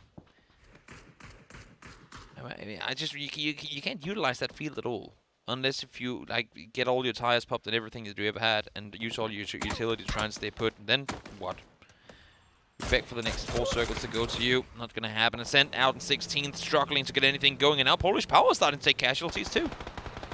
That's the only one left standing right now is Na'Vi. I said actually opting to rotate past Northern Lights. That's towards FaZe. Perfectix actually going to find a Leo on the backside of this. Actually to tumble down the hill, but FaZe lying in wait. I don't actually get a sightline hit. Na'Vi pulling back. I don't think they know. There's no way. There should be no way anyway. Gustav peeks over, but Spiro over the hilltop is there to help. Actually bailing Na'Vi out. One nade. Yeah. And 8C has it. That should be it. Well, yeah, all dead. Nothing they can do. Na'Vi struggling. Really struggling to get anything going here on Miramar today. About the only positive to take away, there's never any stragglers from Na'Vi. They move as 4 and they die as 4. Yep. They came, they saw, and, well, they just missed the last part. Gustav goes down, just got back on his feet. Not so much. Rustenma finds him from a distance, and again, I mean, high ground position working in their favor. Win or die, same thing here. Either we win or we die, and if we die together. Odin tags coming through. Somehow they're still all 4 alive. 3 from Howl, trying to make a similar play. 360 in the car, trying to get cover from it, but little do they have as Ents is now on the other side. Actually, surprisingly able to last that out. Hal taking a ton of damage from the nades, and actually the response here comes through from Lyron. It's actually going to force Misa off that angle. Mexi's running very low on ammo. He's been shooting this entire game. He must be in the 1K club come the end of this one. Gustav goes down. 3rd time for him. Should be able to get back up alive. As I say that, actually that's a maybe, because he's somewhat isolated. And as you can see, the circle is moving in. Nope, Rustenma finally able to get the flush confirmed on Gustav. Wu as well, trying to fight their way forward, but Northern Lights has kind of managed to wrap underneath them. Look at Spyro. He's sitting in the blue, waiting for the Wu actually to move a little further towards the zone. And actually, Nixie going to fall to the blue. Actually, Spyro got to stick this. Ibby has no clue. Oh, he nearly cooked it. That was way, way too terrifying to watch the first 2 bullets going across above his head. Spyro got to be careful though. He's got a lot of ground to cover. I think he's got 2 first aid kits left. He just got to sprint. There's nothing more you can do here unless he has a vehicle trying to get in. But the issue is FaZe kind of making their way towards them as well. Lyron on the other side finds one, finds the second actually. Haruan fortunately able to do a response, but not going to happen. Odin and Lyron working together to get a lot of kills coming through. But Scav from the other side. Solo player has been hiding behind the car for a while. Peeks on over, finds 2. Foot out, question mark there to follow immediately after. No, actually, Foot not out. Sorry, Weston. Yeah, the one to get the still kills. disconnected, the same as the previous. Actually, Bestelok from deep in the blue. Actually going to find a scummy kill. Oh, a scummy kill onto Clip. It hurts. Yeah. Weston, a lot of solo players in this one trying to see if they can stay put. Weston is going to be one of them. Just exactly get inside the circle and then no further. Just wait. There we go. No need to I'm move any thinking further. actually if anybody can even punish that position for the time being. Not right now. I mean, Scav's going to ride straight By on the top way, of him. just to come back, Polish Power have kept 3 up. Even with all this traffic chilling. crossing past them. But this is the point now of the game where, I mean, 32 alive, you want to see them start putting something up, right? Especially with Northern Lights still being in such a good position. They have to make a move now, and actually, I think, favoring towards Overpeakers. Right down on top of them they go. 1 down on either side. 2 down. Make them 3 down on the side of Northern Lights. Now Austrian Force from afar start shooting in here as well. Fex comes over the top. 2 Northern Lights thought they had the timing right, but not quite the case. In a matter of seconds, 3 of them fall. And now it's just Perfectix left on his feet here. Actually, Mexi's tagged up as well. He can't really commit to either of these reses just yet. And I think the flash will catch as well. Perfectix desperate to try and Molly too. Yeah, I mean, this should be money. At least the flush is to be confirmed with it. Perfectix over the top. Mexi finds him. Can he get both here? Commits to one. Oh my god, he almost missed that one too. That was close. What was going on the player cam? I was gonna say, I think we saw webcam fall off. I've never seen Northern Lights frustrated, but showing some emotion on that one for sure. Northern Lights in the meantime. Northern Lights, sorry, FaceTime in the meantime, pushing on forward. They know the knock players on the side of Overpeaks are over here, so let's see if they can find anything. That nade, just bounces short. Just one ridge short there. Actually, Vard should be able to get back up here, and a little bit of damage coming in. That nade is short as well. James and Vard are just 5 HP. If only you knew, Fex. If only you had a third to throw just that little bit further. You'd get yourself 3 kills and a team elimination. Polish Power, burning. Not what they wanted to have happen, but of course, limited what they can really do from this position. That's what we're talking about. When you go there, you're kind of just saying, we'll play the turtle game here. We're going to lay low, but as soon as other teams come our way, we got to deal with them. We got to deal with them fast. Crunio salvaging here, finds 1 kill. I'm worried not a whole lot more will come of it. Prone's down again. He still has Cabby up for rest. Should they be able to stay alive through it? Mexi able to find 1. Mexi finds a second. This is happening off screen. James goes down in return. But Mexi is actually making this fight happen against FaZe Clan. Curious actually of the numbers over here, because look like actually FaZe going to fall They in place here. What? Okay. Okay, Mexi gets a double, a little bit of help from the side there as well. Somehow Overpeakers stay alive through that, and Mexi will be able to get James back up alive there as well. Polish Power will remain as 2. Of yeah. Insane to me. Vehicle obviously done and dusted here as Exalt make a dash towards the circle, at least towards the edge. Archie going to fall here. Now Cop at range. You can see now Crunio and Cappy what they're tasked with dealing with. Win or die, quietly though. Getting themselves into a pretty strong position on the south side. Yeah. Well, they were the team with all the control south early. Then they became the edge team, and now, again, slowly pushing their way on in, trying to take full control while doing so. 4 kills so far, extend spots 1 more. They know Polish Power are coming. They need to deal with them, because once they do, they know there's no threat coming in from behind. So just to come back, actually, Vard and Mexi both back on their feet. I thought one had bled out there. You did see Mexi was going down swinging. The vehicle sealing the deal here onto Exalt, who will exit in 6th place. And really, it's Stardust's 4, but meant to be off on a solo mission here, and like he might actually have tried to sync that up with the nade, but unfortunately no damage comes through, and the second spray should be a little better. I mean, absolutely is. The fact that Fells is still alive, and this as well. Miraku perfectly thrown nade over the hilltop. Metabay trying to crawl back to his teammates. It's going to be a difficult position to get your friend back up on his feet, though unfortunately not quite going to happen. Vard still alive, finds extends, will fall down there in the end. Actually not yet, but should fall down there in the end, just a few. Miraku's still alive, 4 teams left. Stardust, 3 alive. Not assuming that Metabay is going to get back up alive in this one. But how do they play this one? Curious to see, do they go down towards the low ground to deal with Miracle and then stay? Or is the high ground the priority for them? Actually, Vard posting that nade. It might even be good onto at least 40 damage onto Extance. But actually, they peel back into the shack. Almost conceding here. And the molly could do absolute wonders for Vard. Did it stick outside? Yep. Yeah, I think it just went outside the door. Flash run forward. That's a flash through from inside, so they know there's at least one.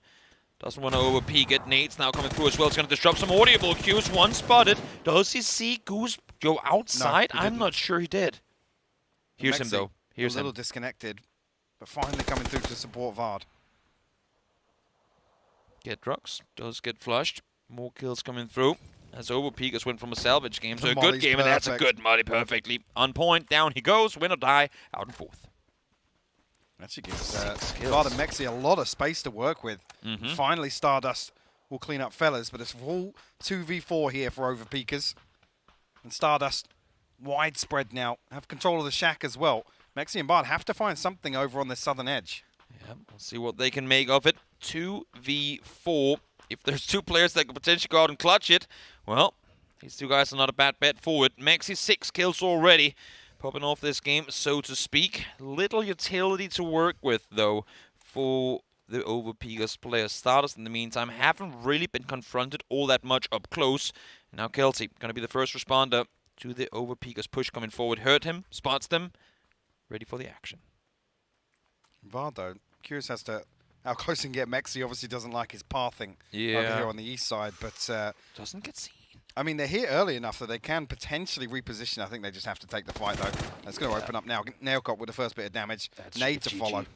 That should be at least one, potentially even two with the nades coming through there. Yep, first one falls. Headshot does get connected in response, but 1v4 now. Mexi no lethal utility whatsoever. Trying to isolate with the smokes, but they're 4v1. They know what they're up against. Here comes the mollies, here comes the nades, here comes the flashbangs. Mexi doesn't do it. Nailcrop prevails, stays alive, 10 kills, and a Stardust win.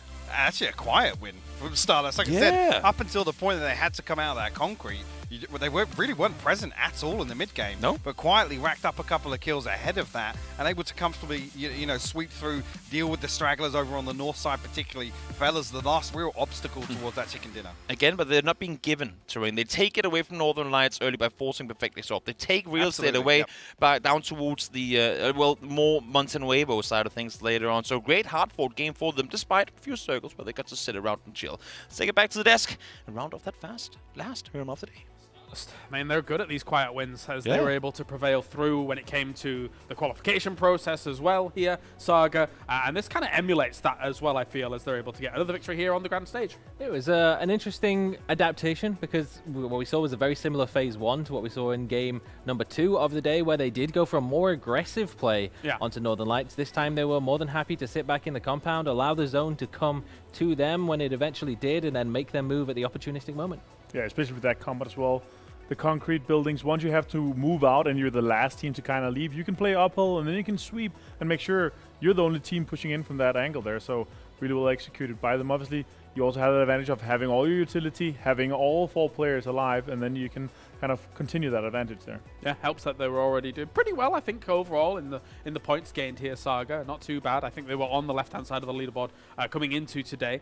So a win on the board for Stardust is yet another opportunity for, I think, an underdog to surprise here. And it's great to see that the momentum they were able to find at the late stages of the qualifying rounds has seemingly carried over. They really were pretty invisible during the group stages, but towards the latter half of the eliminations, then they really started to pick up some speed.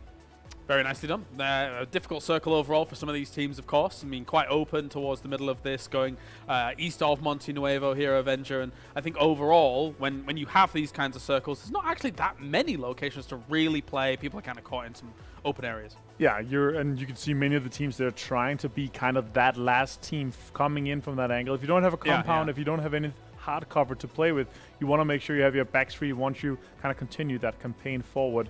Then you maybe try to stay back and be in the blue, try to help out your teammates while 2 or 3 guys they're moving forward. You're trying to make sure that you are the last team coming in from that angle, because you can kind of heal through phase 4. It's only 3 damage per second there, so with enough first aid, you can definitely come in and kind of backstab some of these teams. Maybe a salvage mission for some teams, right? Like Overpeakers, for example, too, towards the very end of this game, and actually did pretty well for themselves overall. Yeah, it was a tough position that they were finding themselves in, coming in from the eastern side. A lot of contention up there, and the teams that were coming in from the south as well had no easier time. There was a whole lot of chaos going down in the dips, where we saw multiple teams getting grenaded to pieces. And here's Stardust as they come in with the almost 1.8k damage. No smokes to speak of. So it speaks here, Avenger, to, I guess, the lack of pressure on them for the majority of this game. They didn't feel too threatened, it feels. No, I mean, they were in this concrete compound for quite a long time, and as well, they had to do this. They had to play it like that, because then they made sure they had all for life, keeping the utility as we talk about, and then they could be that last team moving uphill. It's kind of hard if you have some teams gatekeeping you, if you have two teams on the hill trying to hold you out there, but they played quite well, and OP gets with a big clutch from Mexi. Big game from him so far. Very nicely done. Very nicely done indeed. Win or die with more points on the board here as we take a look at Nailcop as well as Mexi. As you mentioned, Avenger, Mexi's kind of clutch out against FaZe Clan. It's Mexi, man. He's an actual beast. I feel like there's never been a moment where he's fallen off in relevancy when it comes to Europe as a whole. No, never. Always played extremely well. This is a man we like to see there. Damn. Look at that, Saga. You know, pinpoint man for win or die. 900 damage. That's going to be 9 points for you. Nail Cup as well popping off for starters, obviously, with 6 kills out of the 10. Yeah. Quite impressive campaign for him so far. Are you happy with that, Saga? You good? I could not be happier with what I've seen so far from one of my several picks. Let's take a look at some of the highlights then from this game as a whole. Stardust shredding down some chaos towards these final moments with a few grenades here and there, having quite the advantage terrain-wise against a lot of these teams. And again, a lot of the teams come into these later stages wounded Avenger, so it's hard anywhere to gain traction against this kind of barrage. Yeah, especially as we're talking here, they have all this utility here. They can just push on. I will say, though, I was quite happy to see, and every time I see a team that is destroying your former teammates with Mexi taking on FaZe Clan, that was quite entertaining to see. Hopefully we catch some of his POV later, maybe from himself personally with some comms. That would be good to hear from him. It may be therapeutic, fair to say. Nail Cup, though, being able to stand out for Stardust, one of the guys that's able to shine in the night sky here for them to be able to move up the leaderboards as a whole. I think they had 32 points before this game, and they were able to move up quite nicely off the back of this. So not too bad in the slightest. I think a lot of the Stardust players not too frequently picked in the Fantasy League over at Twire.gg, but still being able to rack up some nice points regardless. All right, well, let's head over to Saga now to take a little bit of a look at, I believe it's FaZe, Saga. Yeah, so what was quite interesting is that we did see, of course, Overpeakers pick up a second place, a lot of kills in that game, but it was the competition that they were up against was the interesting part. And not only that, but the way that they got there. FaZe in particular, this was a rotation that we were looking at. We were a little bit confused. It was at the exact same moment where Austrian Force came sending it through. We were half expecting an Orm headshot from a drive-by from Silas, but they actually made a move out of the map. And instead of going a more direct route, they opted to go up and around the mountain to make a move this side to get into a position where they can contend against the Northern Lights. And that position actually paid off very well for them later on. Not only Na'Vi making a full send straight down the middle, directly in, feeding them the kill points, but it actually, as we get a little bit later on into the game where the Wu is making their push in, and FaZe took the opportunity to look to corral Northern Lights down to the southern side of the eastern entrance to the zone, looked for the third party, and it was a great opportunity for them to try and take, but Mexi just had the clutch. Yeah, an interesting wrap, I think, is fair to say here, especially when you consider, I have to ask you, Avenger, is this wrap a kind of symptom of them knowing that potentially teams in that area might be quite split across some of these little hills here and there? Maybe they could exploit some of that, even though they didn't quite get knocks or kills at the beginning of those It's the same case as we were talking about. You want to be the last team to get in. Once you have these hills here, you still have the opportunity to move while this zone is only doing 1 or so damage per second. You can easily move in the blue still. But they got in last. But unfortunately, it's a very populated area, right? All the eastern side, you had 2 or 3 or 4 teams vying for that same small space just above the Stardust compound. And you can't really fit more than 1 team in there. And that's why we saw the fight with FaZe Clan, NLT, and why so many other teams are trying to get in from that angle.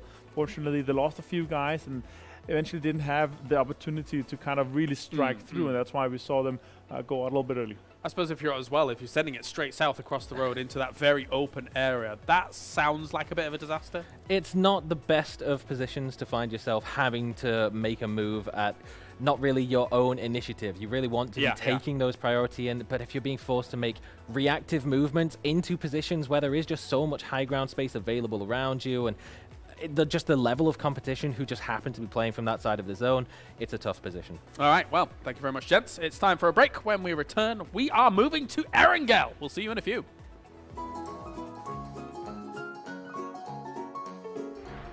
Hi guys, I hope everybody's doing well. In this video, we're going to take a look at some PCS7 Europe Last Chance stage highlights. And I'm really hoping to see some intense moments. I've got Junzi throwing a nade. Oh my god, it went so far. What? What a throw. That's crazy. It literally went straight into the shack perfectly. That is an incredible throw. Got Miracle. Oh my god. What? He destroyed Leosh. That was so clean. Another knock? And the third one? He gets the chicken dinner. That was so clean. Hello?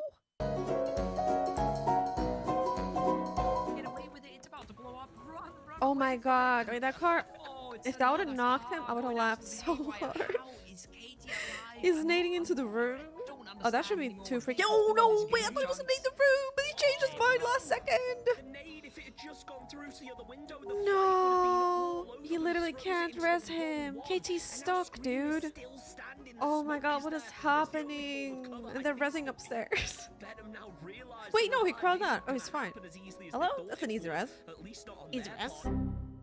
Wait, that clip cuts out. No, dude, I wanted to see more.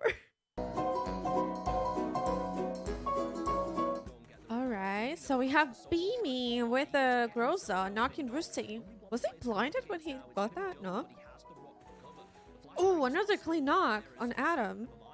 He flushes Rusty. Is he gonna clutch it though?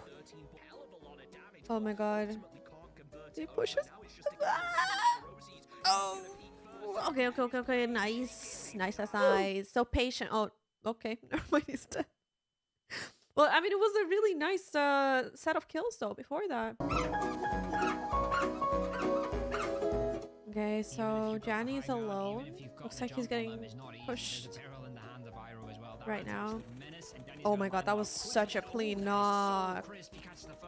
Damn, he's cleaning. I mean, not cleaning. Sorry, what I meant to say that he's not that he's cleaning. What I meant to say that he's peeking in such a clean way. Those rich peaks were insane. Actually jumps over the Dacia, gets down behind cover. Oh my god. He just sends it through the shack and gets 2 kills. Okay.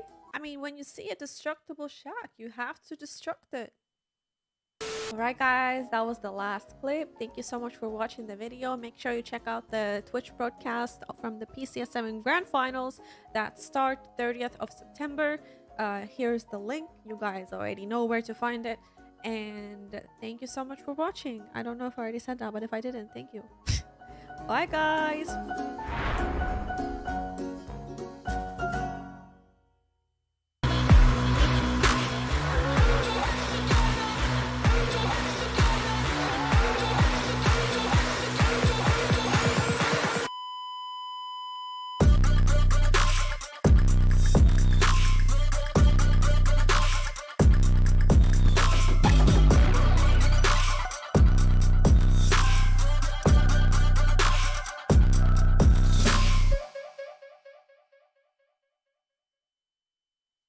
For this interview, I'm joined by the Overpeaker's designated gunner. Hello, Clib. Hello, Kobo. Good to see you. First of all, congrats on the performance today. This final, you've already had 2 wins, but you've also had 2 16th places and another few games that didn't really go so well. Do you think that kind of comes with your playstyle, or do you think you're just making a little bit too many mistakes still? The 16 places has been like kind of big mistakes. It's been games where we made an early risk and it kind of didn't pay off. But if we didn't make a mistake, that would have been 2 really good games. So I think it's come from playstyle, I think. Makes sense. Now, you guys have been looting Picado for a very long time. But when was the last time you had a game actually end in Picado? Can you remember? I think it might have been doing PGI or something. It's been a very long time at least. It's been a very long time, yeah. We had a chance to listen in on the comms of the late game of that game too. And at the end, James was just saying, "Nice Picado ending," and everyone was just like, "Yeah, we don't really get those." It was really nice to watch. I have another question about that game. In phase 3, we already had 6 teams inside Picado. And you guys, obviously, you went to Arena as well, but you kept 2 guys in the Gempty compound off to the west. Can you maybe explain to the viewers as well why you take that risk in phase 3? So the circle can maybe go 2 places there. It can either go west or it can go southeast onto Picado. Because of our 2-2 split, we are basically guaranteed to play for 2 circles. Even though the grouping is hard, it's kind of guaranteeing us more points in the long run. So we just took the risk. And it paid off massively. I saw that on the map, and I was like, damn, that's a nice split. That's pretty good. And yeah, I mean, like you said, it's always scary because FaZe Clan's on the road, right? You don't know if you're going to be able to group, but it paid off really big. Anyways, it did. I'm going to let you go play the next game clip. Thank you so much for the interview, and good luck in the rest of your games. Thank you very much. Look at this gamer with the tie-dye. Clib with overpeakers here being able to rack up some decent points, I think is fair to say, throughout the 2 days, trying to push up into the top of the leaderboards. Saga and Avenger joining me. So far, so good, I think, for good old overpeakers Avenger. Yeah, it's good. I like to hear the insights, obviously, knowing quite well. We have to take the chance. You're in a 2-split. Also, you can't really hold down Picado, so let's take something that we can make sure the other guys can kind of get in too close to us. So the Arena player is quite smart, and also gatekeep the guys coming in from the north side. And also, if teams are coming in from Power Grid, from the high ground into Picado, they will be usually breaching in to that top kind of stack north of the Arena. So decided not to stay there. Really, really good play from them, obviously. Also, home turf circle, home turf win, but you also have to defend, and defending Picado is quite hard. I think that's the cool thing about Boxing Ring, though, is that you have, actually, if you control it, angles on so much. So you can really kind of have a good scope out of where other players are and be able to shoot at a lot. That's not even enough for a team like the Overpeakers. They did not only take a split, but then got up on the roof of that split as well. And it has definitely paid off for them so far today. Another solid game in game number 3, our final Miramar of the day, a 2nd place at the end of it. A big clutch up against a couple of teams on the tough competition on the eastern side of the zone. But what that's done for them in the standings is just wonders. Yeah, definitely. It's been a bit of a shake-up towards the top, of course, as we've had the likes of Polish Power, question mark. Overpeak is now starting to make some moves as well against the Northern Lights that's not been able to rack up too much since they got themselves the 2 wins event. Yeah, and we saw the struggle as well a little bit on the player cam focus there. You could see Batul especially being a little bit unfocused towards what's going on there, shaking his head, brushing his hair away. It's a rough time for them here. Also rough after you having really bad games, the 2 last ones yesterday, going into some bad ones. And Miramar kind of continues, and now they only have 2 more chances today on Erangel. Yeah, but Erangel, hopefully for them, will be that kind of safe spot as we move on forwards. Aside from, of course, Northern Lights looking really good on Erangel yesterday, Saga, what else did we take away from Erangel?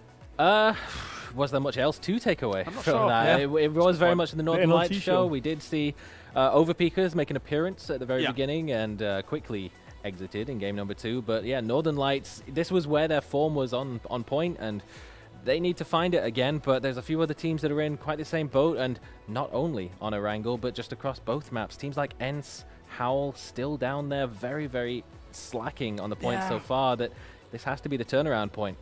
It definitely does. I mean, of course, we have 6 days overall, but like you can't be going into any day really with still single digits or something like that. That's a bit crazy as things do go on.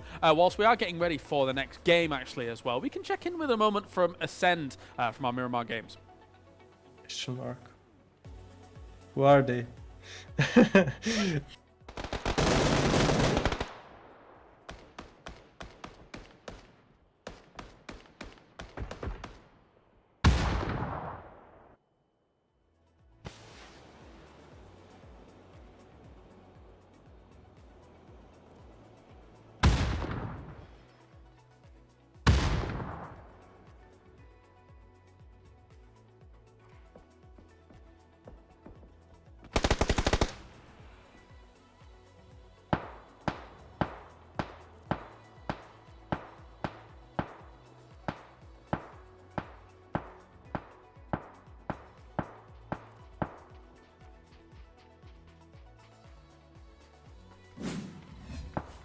tried to bail out that situation. To give that more context, of course, Kiliakai was asked about question mark, saying basically, short but sweet, who are they? And then obviously question mark was able to dismantle them pretty swiftly here on Monte Nuevo. And it's not the easiest place to be taking fights, to be perfectly honest. Yeah, they really found out the hard way about who question mark are and their placement of utility, which really across the board, particularly for the teams that have found success, utility has been a huge, huge factor. And no difference there. I mean, question mark gained, as I say, they gained superpowers when it comes to the later stages of seasons, because just the last PCS, they just level up completely now. As we were talking about, they need to be top 5 to take away this spot from Heroic that currently is in the top 8 for the PGC points standings. And right now they are in 4th with 64 points. And just 12 points behind first. Now that is now Polish Power, 76 That's points. That's right. Yeah. How do you think about that, James? Maybe for week 2, I should probably correct things and maybe pick a Polish Power player. Yeah, otherwise they'll beat me. I actually wanted to give you a bit more of a hard time. How have you not picked the Polish Power team? I know, you know, on your it's sort of team, an oversight. on your fantasy team. It's crazy. I didn't Kapi would have been a fantastic pick after his standout performance today. How much was he though? I don't recall. Cheap, 18,000, 18, 19,000. Wow. Yeah, really okay, cheap. I screwed up. Kind of semi-budget pick, yeah. Oh, well, there you go. Well, thank you very much, gents. Time to head over to the commentators once again here. Neither of you have Polish Power players either, despite them being at the top here, Toby. Yeah, we don't. Nothing to say. It's just, we don't. We don't. I mean, I make no excuses for not having any Polish Power players. My excuse is that there are quite a few really good players on this lobby, and just can't pick them all. No, you Maybe can't next pick them week. all. The thing is, if we pick them next week, they're not going to perform well. That's just how my fantasy teams work. We all know that's exactly what's going to happen. Avengers going to load up on Polish Power. We know that he's against double dipping, but you know what? He's going to pick 2 Polish Powers players coming into next week. He's going to, it's his fault if they don't qualify. That's how it is. I mean, yeah, I'm down to stick with that, actually, yeah. That's a good logic to stick with. But to address the elephant in the room, it's 10 points in 5 games. Northern Lights have to turn something around here. I mean, we can cut them some slack, we can beat around the bush, but for a team of this caliber to put that up across 5 games, after the first 3, 63 points in the first 3 games yesterday. Sitting in second place, I'm still going to call it unacceptable. That's just how I slot it. As night and day as they come, and you can see in Northern Lights there as well in the player cams too. I mean, I kind of alluded. See them losing I was going to say I kind of alluded it. to it during the game, and even now we're in a situation where they are guaranteed, to qualify to PGC, and still. I mean, the fact that it gets to them the way that it does, it's frustrating because, again, as you said, 28 kills and wins back-to-back. That's the final 2 Wrangle games. And this is the thing as well, because we were talking earlier about how they do actually look deadly when they're chasing. Maybe now this is a reality check, right? It's a wake-up call. So coming into a Wrangle here, comfort zone, I really do want to see them stretch their legs. Yeah, and you can only imagine they'll do everything in their power to do just that. We'll see, of course, how things are going to pan out. 5 seconds away from the first circle popping. Haven't been down to military just yet. Just saying. Where are we going? Not military this time either. Center towards the main island we go. Pretty similar kind of terrain as we've been in the previous games. Yeah, I think game 1 and game 3, this is almost pretty similar to what we saw. Maybe a little further up to the north and maybe slightly to the west as well. Maybe centering just outside of Ruins. But good circle for Northern Lights, at least to get themselves set up. At least to start with the right foot forward here on a Wrangle. Also Overpeakers as well, an opportunity to make something happen from Pachinki as they did yesterday. Obviously opening up with that win in game 1.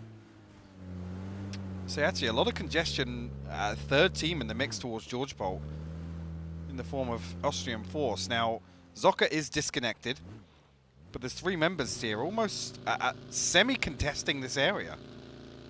It's kind of interesting seeing them try and rotate out of there. We saw previously that the Austrian Force would have played more into the kind of scattered compounds on the north side hill, but this time around, as you say, 3 teams in the vicinity of George Bull. It's going to make for a fun escape from there whenever they do opt to leave. We talk Polish Power quite a bit, and understandably so. They're sitting in first place currently. One team that I want to bring up, we've gone over them quickly, but not really to the extent that I feel like they deserve. We're not die. Yeah. I mean, it was lights out. Yeah, it was one of the start of the day I raised as having a very, very solid, in terms of placement and being able to achieve placement. But it was the kills that kind of slipped behind. You look at other teams that almost achieve similar and then way further up on the leaderboard. At least here reflected on day 2, sitting at 52 points. But just to come back to Polish Power, I mean, we're talking about the point spread. I mean, yesterday in the first 3 games, I think it was maybe 15 points.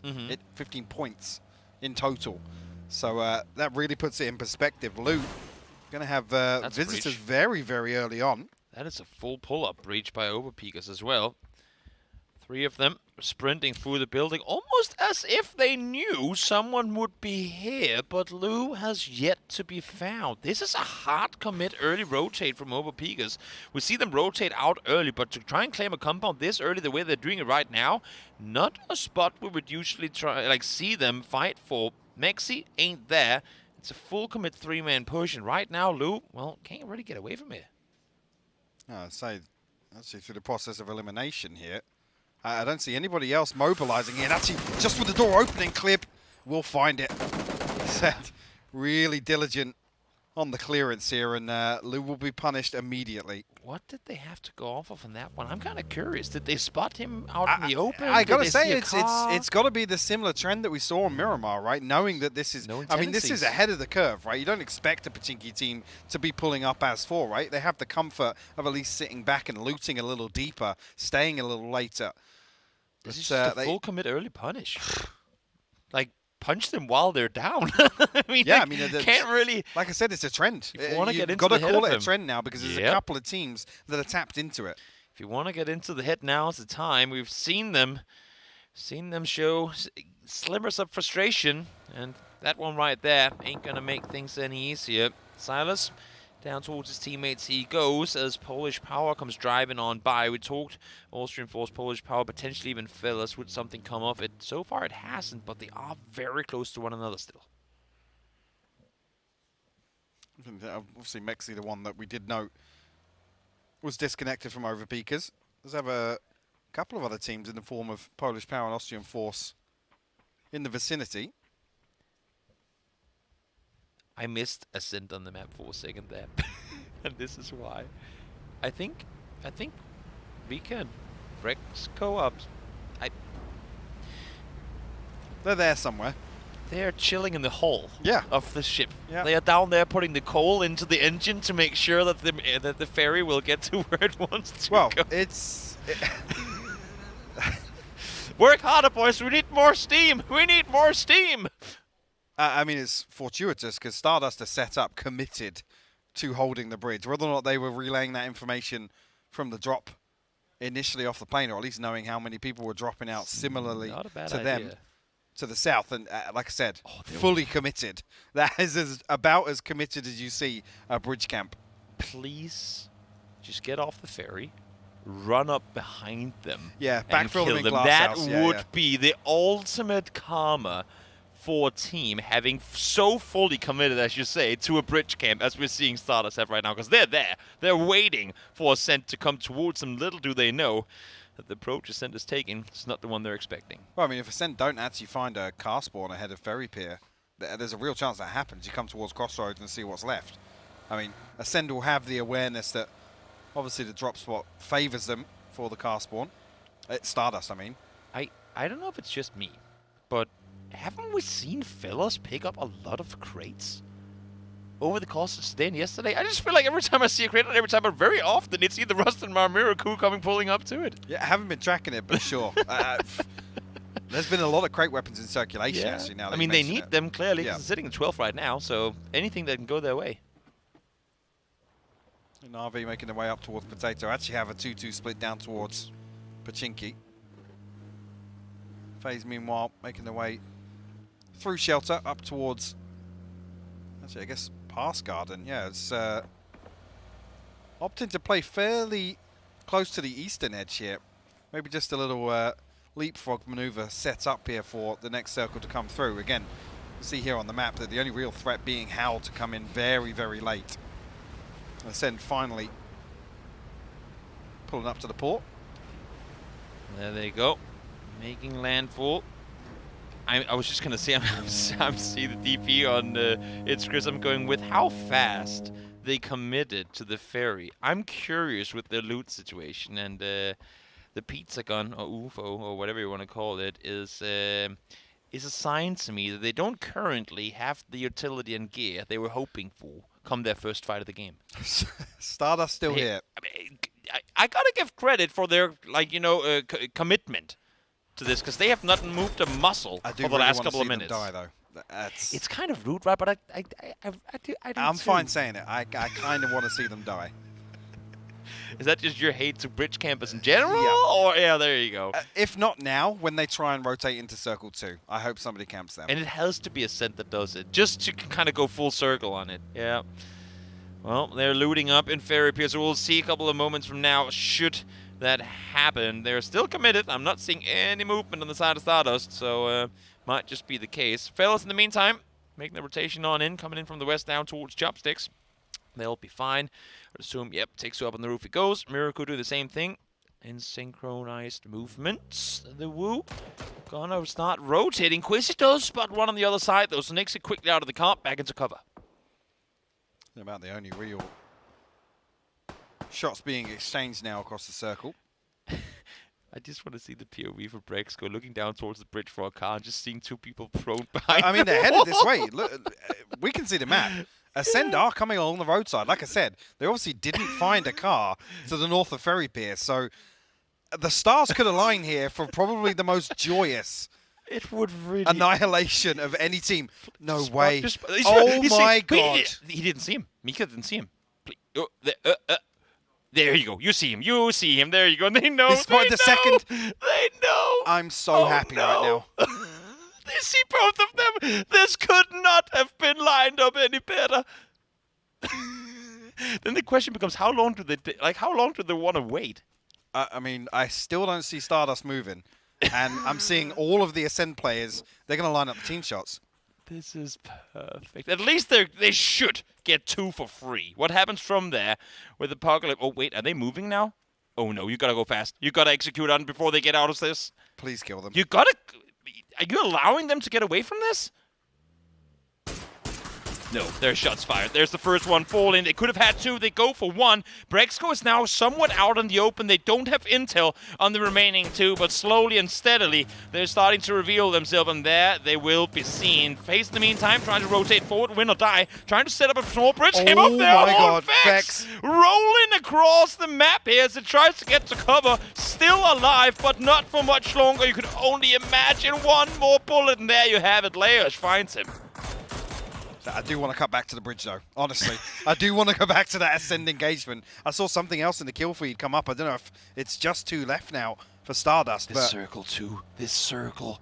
Oh my God. We are being gifted chaos across the map right now. We are seeing teams fight for a position in the north now. Everyone was setting up down towards Pachinki, down towards the fields north of it. But now look at this. Austrian force go, yeah, full speed forward. We need to get to cover. Unfortunately for Saga, there ain't a whole lot of it to find. I mean, it's almost the worst place to ramp off here. Going to be able to get the first aid kit off. Rustamar will at least have some loose information on his whereabouts, but look at where the rest of Austrian force are. And positioned over up on the north side. And as interesting as this is, I just need to know, where is Stardust? Because I don't see them on my map feed anymore.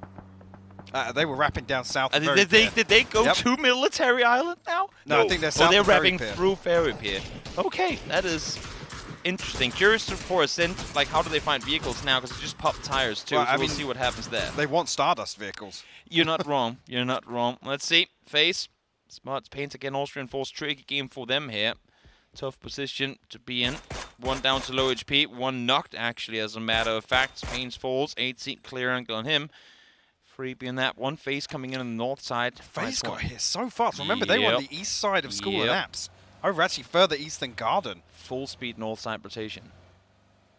I mean, they send it straight through. No, actually not north side. What am I saying? They send it over Bermuda. Over the island. Past win or die. They lose Vex in doing so.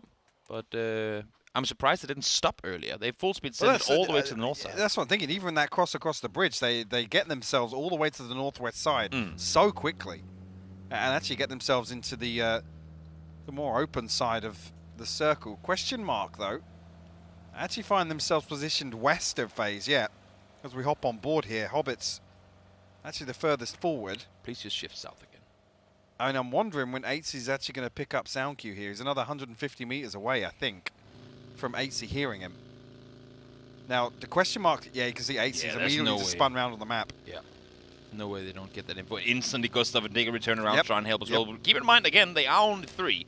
Vex went down on the initial rotation, so we'll see if question mark doesn't have any info to go off of, other than we can only expect that there's somebody up there. I was going to say, I want to see Gustav's sightlines, but the fact that he's got into a vehicle, I think, went south! My God. It went south! No way.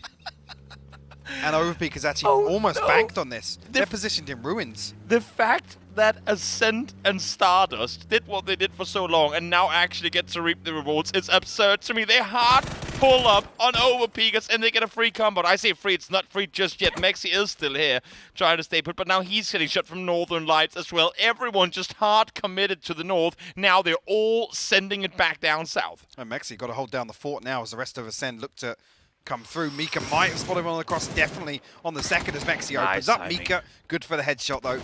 Both Vard and Mexi will fall, just leaving Clib and Jeems left. Actually positioned off to the northwest here. Clib might even find himself inside double whites pretty quickly, but Jeems still disconnected. Ascent took a ferry. They then ran like 3 kilometers. Then finally they get a car, and now they're in somewhat prime real estate come the next circle. That is a fortunate set of circumstances, no doubt about it. Woo, in the meantime, they're going to be hearing cars for quite a while as FaZe Clan make their way up in that direction. Where are they? FaZe are covering some ground, man. I was just gonna like, say, seriously, they are sending it. covering some ground. They're sending it. Where are they planning on stopping, though? Dip right here? Team's position? It's team's position, right? Or do you stop here? Okay, they stop above. I mean, they're going to assume that obviously everything here is occupied already. Yeah, you could only imagine. Well, Jeems is very much alone, and AC spots him instantly. Fortunately for him, no damage is done in return. Shots now coming in from the side, but that's not really a threat at all. Woo are above them, though. You could only imagine. Yes, they could instantly look in that direction. They hurt them above. But you can see immediately as that kill comes through, they're frantically relaying information that obviously Overpeakers have lost numbers. They know it's only one left here. Quizzy over the top, though. That's a ton of damage. Can't close that kill out onto Gustav. The nade might be good, though. Surprised it gives up the angle when he didn't even get shot at himself. Thought he was going to... Erring on the side of caution, I guess. Yeah. Can never be too careful. I suppose 3 spare bullets left for 8C. Again, they wrapped out early. They've been driving the entire game and they haven't found anything to loot, so... oh no, Gustav. Well, and now you lose your car. It's going to go for the next ridge too. Gustav just stops running, going, well... He's ghost crashing Northern Lights. I guess we didn't need the car anyway. Enzo coming in super late here over on the west side. What is this game? And guys, stop. You're just adding to the chaos. Michael runs over, takes you off screen. This is just confusing. That's not even the last person to come in. Norcus is behind Ents. I think FaZe have... No way, they've actually rolled up onto Clib. Could have found the first, but almost good for the trade. Almost swings on that one too. Overpeakers, well, Circle went in that direction. Fortunately, so did every other team, and they get picked off one by one. Circle to be expected out towards the west we go. Woo, prime position to play from here. Diggory gets confirmed there by Apocalypse. It's actually big with FaZe getting us 3 into double whites. It gives them a solid edge position here down on the south side. Stardust actually gatekeeping over to the west of this position as Question Mark actually made their way back round the other side of Everest. Yeah, Question Mark is still out in the blue waiting for some sort of entry to this one. Philfist down to blue. Adusi went down as well. Now they found a knock, but I think it's too little for them to really make anything off of. Hobbits is down. Dante is down. Fights happening on the other side too now as Miracle peeks on forward. We also have Team Exalt pushing up towards Ascent. One down on either side so far. Mika falls. Artist down, but not flushed yet. Meanwhile, actually, Exalt all the way up onto the backside of Ascend's compound. Molodok, the last one standing. Molotov going to come in on top of him, but no damage just yet. He's tucked in and it just about catches him. Won't matter anyway. Killukai going to close that one out with the M4. 8 getting curious outside the compound. Now FaZe down as 2. They want to try and put some kill points up. Yep. Make use of this position. Hobbits, just a lick of HP left. Dante will fall. Shot confirmed from 80. They knew they had them down there somewhere. They know they need to deal with them at some point. Might as well do it now before they look to go further inside the next circle. Polish power again. So good up close here. Cabby finds one, Noki finds the other. Norkis, finds the other. Marsalik finds the third. And that's 2 teams out in a blink of an eye. Howl alongside Austrian Force. Zoka finally getting picked up over on the north side here. Weirdly enough, Na'Vi are still scattered. 3 outside the zone. Melman has made his way up to the north side of Ruins. You see actually in combination example when Aaliyah finding a kill. Schofield will fall. What am I saying? Howl's not out yet. There's still Laza alive. He's under the bridge. Hadn't noticed him. Just chilling underneath the bridge. Can't really do a whole lot.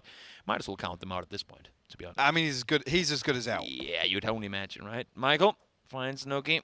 Trying to make their way up in that direction. These are actually crucial knocks coming through because don't want to have any team coming up towards you, especially should the next circle go your way as well. Laza, we said he was down and out. Not just yet. Has a little more to play with. Does he get the flush? Yes, he does. 1 point at least.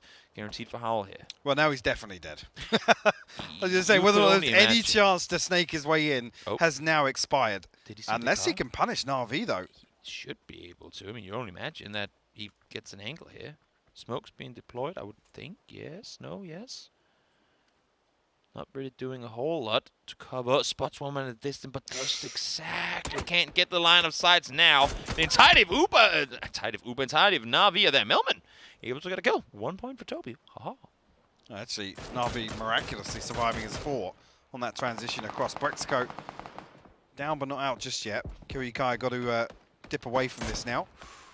Michael still putting down some damage onto Ents as well as this circle actually pulls back. It's going to favour Fellas heavily.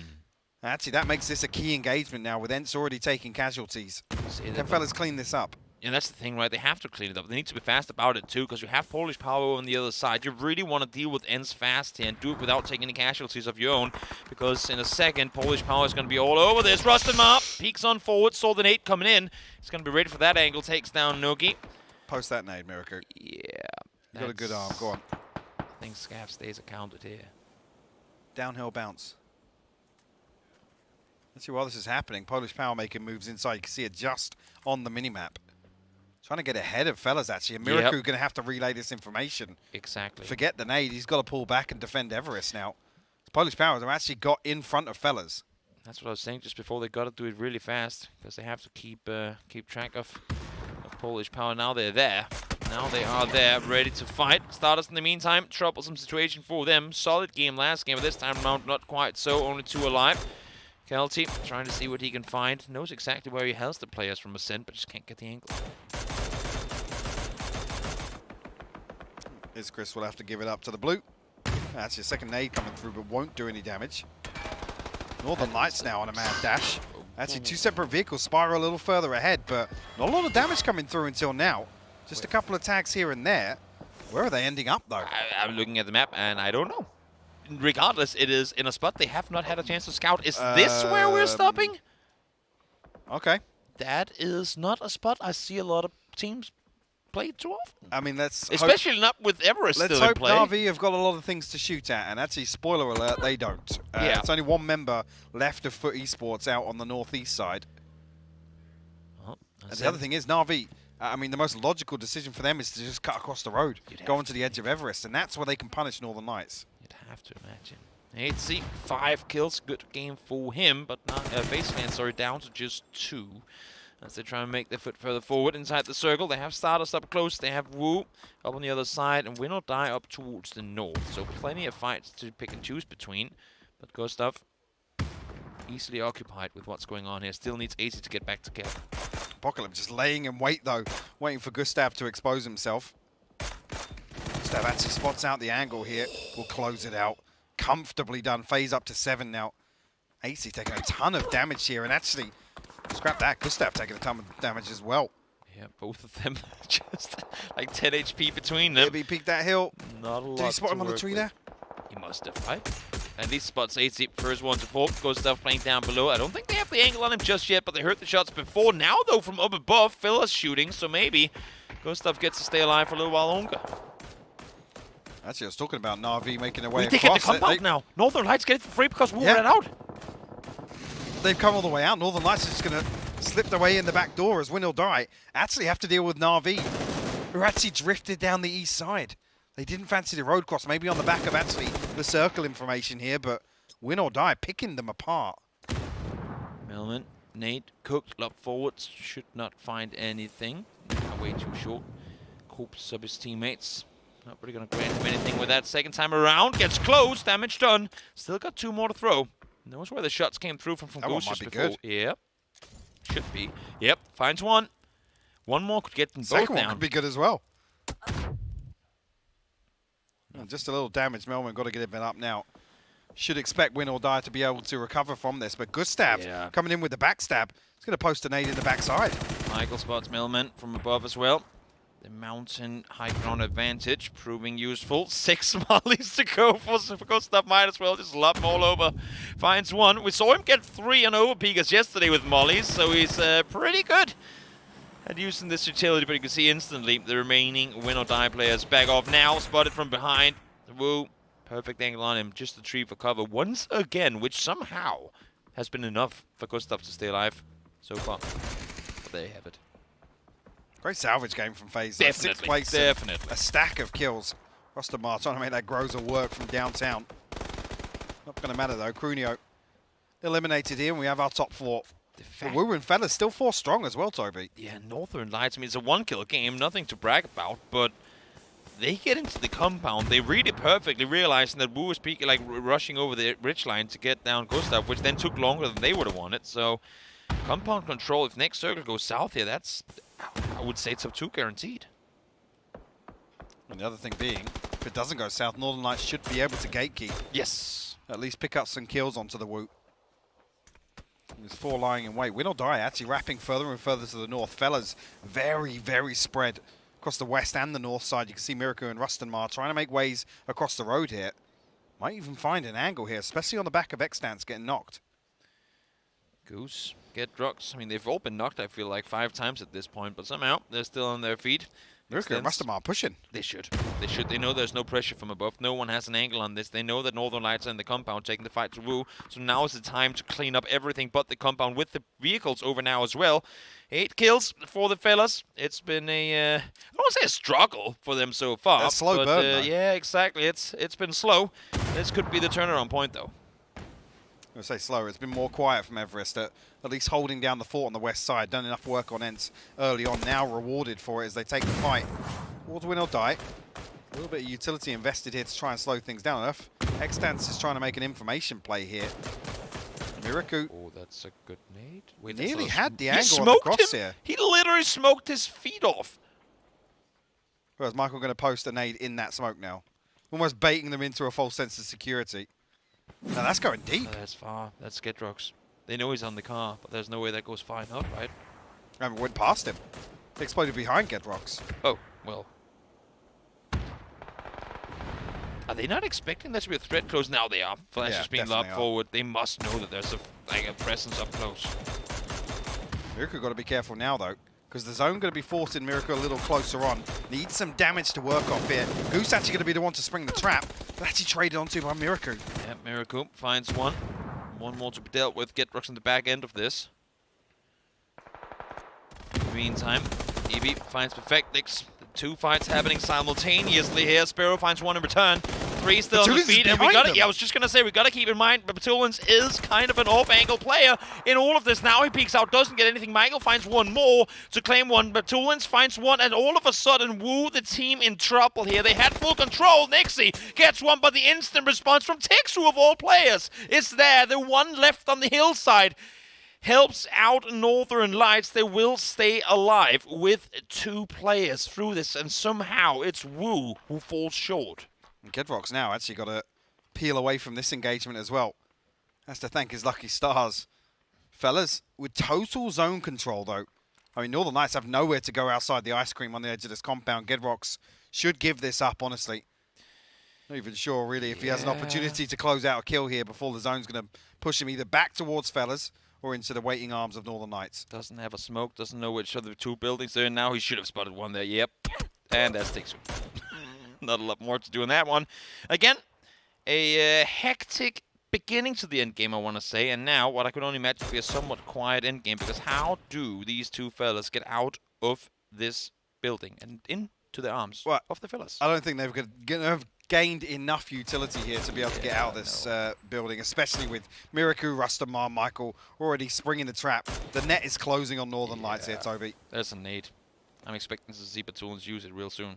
if Rustamar doesn't get to do it beforehand. First one comes in, that's a flashbang. Second one's a nade, easy peasy. Fellas get themselves a 14-kill win, and great execution all the way through. They had the mountain, they knew to take the fight to ends.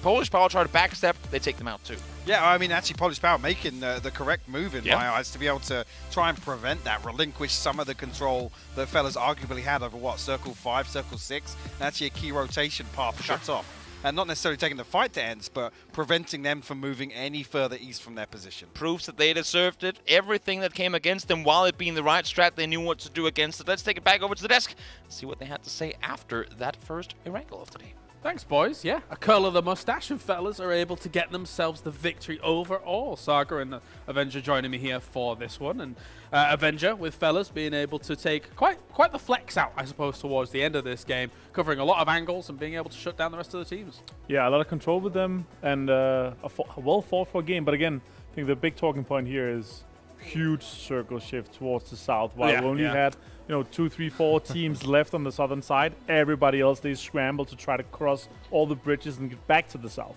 That was right after a huge shift to the north that really threw a lot of teams off. It looked like a standard central circle once again, but by phase 2 that was out of the window. By phase 3 that was out of the window as well.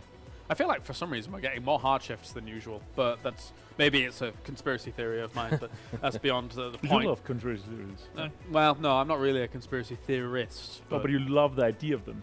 I like the idea of mystery. Yeah. Anyway, moving on quickly.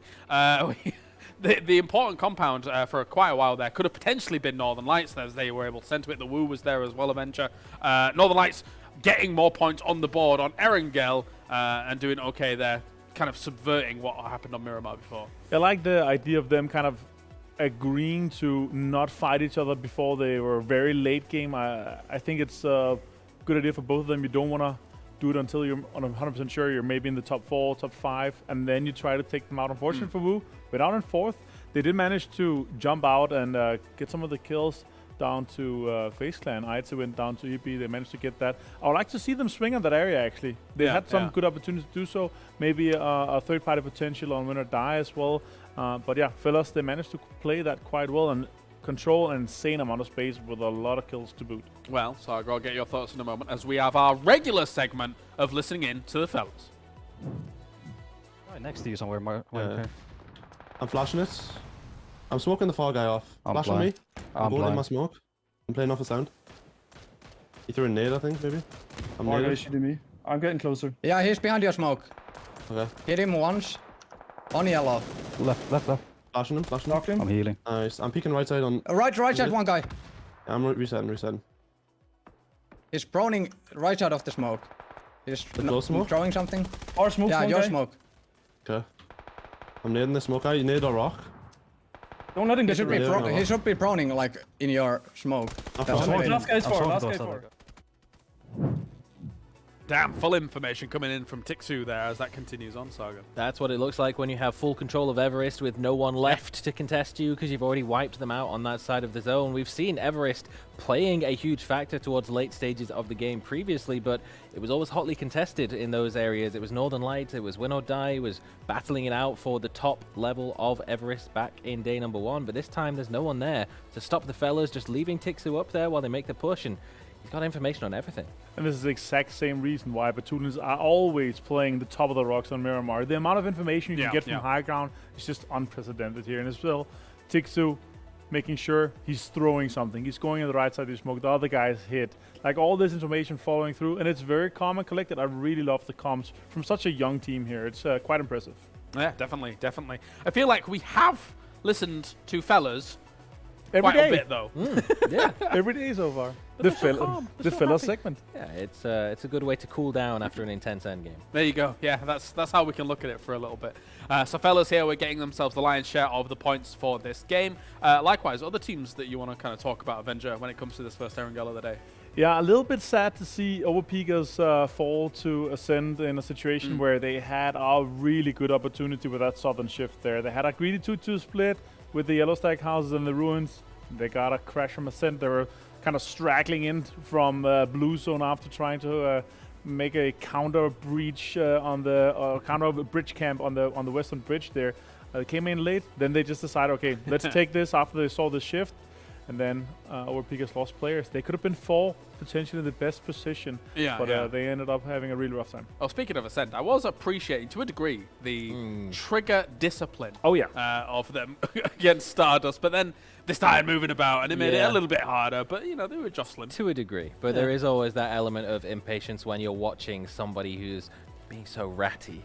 And the vindication is right there at the fingertips of the player, and they're just refusing to click mouse 1. It took a little while, but they did manage to pick up a few points, and it was actually the fact that they lurked for so long that was a big reason of why they came in, caught Overpeakers from behind, when they were one of the very few teams that had sort of favored the Southern Shift to come through for phase number 3. They had plenty of opportunities, really, as most of the rest of the lobby had moved to the northern side of the river. Yeah, proper terrifying circle, I think, for all of those teams north of the river, Avenger, because for sure. trying to get down south from that, after we saw teams try and send it north of the river, or into it. A bit rough. Yeah, exactly. Fix lost his life trying to cross that bridge while they're moving into the northern side. The vast majority of the teams were playing in the north, while the rest was like, okay, let's try to get some of the best positions in the southern side in case it goes south.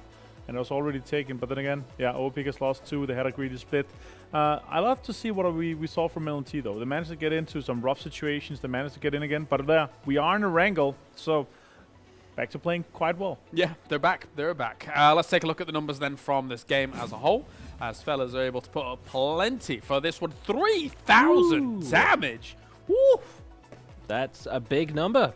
There's not much else really to be said about that. 18 grenades is, again, utility on point, but a lot of the communication coming from the hilltop, as we heard, from Tixu, sort of calling the shots on where those grenades should be placed, but 14 kills along with it. It's a much, much needed boost as well for fellas who, they weren't doing the worst all in all, but they were certainly down towards the lower end of the standings, and they are one of the teams that, as a relatively newly formed roster, they need every point they can get. And not too many more teams getting themselves huge points on the board for this game, Avenger. It felt like a lot of the fights, wow, 1080 coming in here from Michael as well. It felt like a lot of teams kind of coming in, third parties, etc., and things like that meant that the kills were spread very heavily. Yeah, for sure. But 5 across the board there, and big game here for fellas. Good to see Michael, obviously one of the top players coming out on the Asian Cup too. Was able to play quite well, and the player focus here for him. He's on my team. Yeah, he's on your team. Fantastic. Yeah, happy times for you. There you go. 5 kills. That's 10 points. That's 10,000 or 10 points from the 10,000 damage. I'll take the 1080 points. Yeah. So 30 points or 20 points for you guys right there on top. That's really good. And survived as well. 25. Yeah, 25. Oh, yeah, he did. Love it. That is good times. Anything that can push me further ahead of Avenger, although that being said, I don't even know the standings, so I have no clue. Still behind. Huh? Yeah, still behind. Oh, okay, fair. There is Michael doing all right for himself. And as you mentioned, our previous PNC world champion.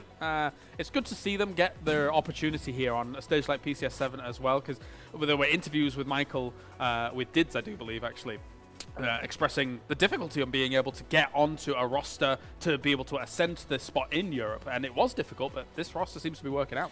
And particularly when it's players that do have a history of competing at the highest level, but it has been a bit of a while before we've seen the likes of Michael out here in a grand final stage, whereas obviously it's a little bit different for Rust and Martixu. They do have sort of longer term, more recent experience with ENCE, but coming in and just being able to find this form is great to see. All right, break time. When we return, we have one more game for the day. We'll see you in a few.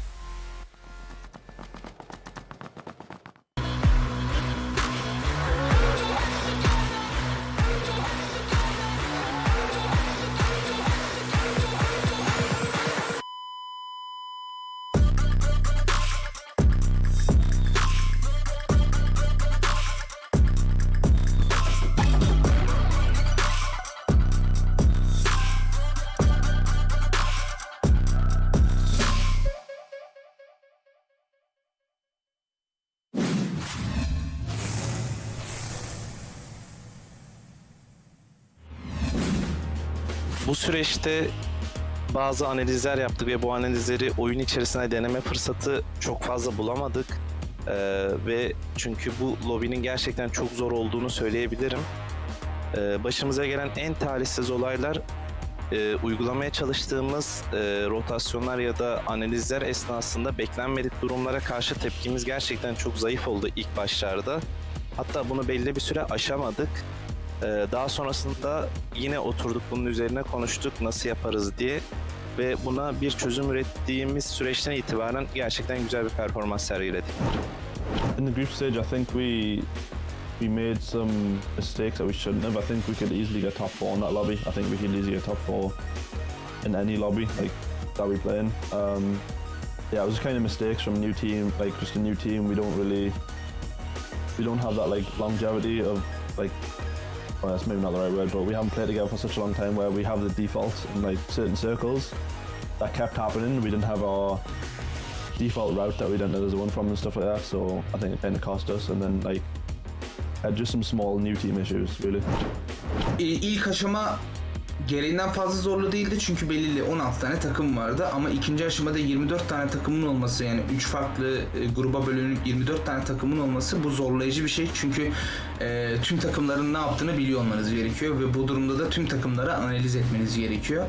24'lük takımda 3 farklı gruplu takımda herkesi analiz etmemiz gerekiyor. Yanımıza yani yakınımızda bile atlayan varsa tam olarak ne yaptığını bilmemiz gerekiyor. O yüzden bizim geçtiğimiz eleme daha zorluydu bence. Çünkü bakmamız gereken takım çok daha fazlaydı ve ne yapacağını bilmediğimiz takım da vardı.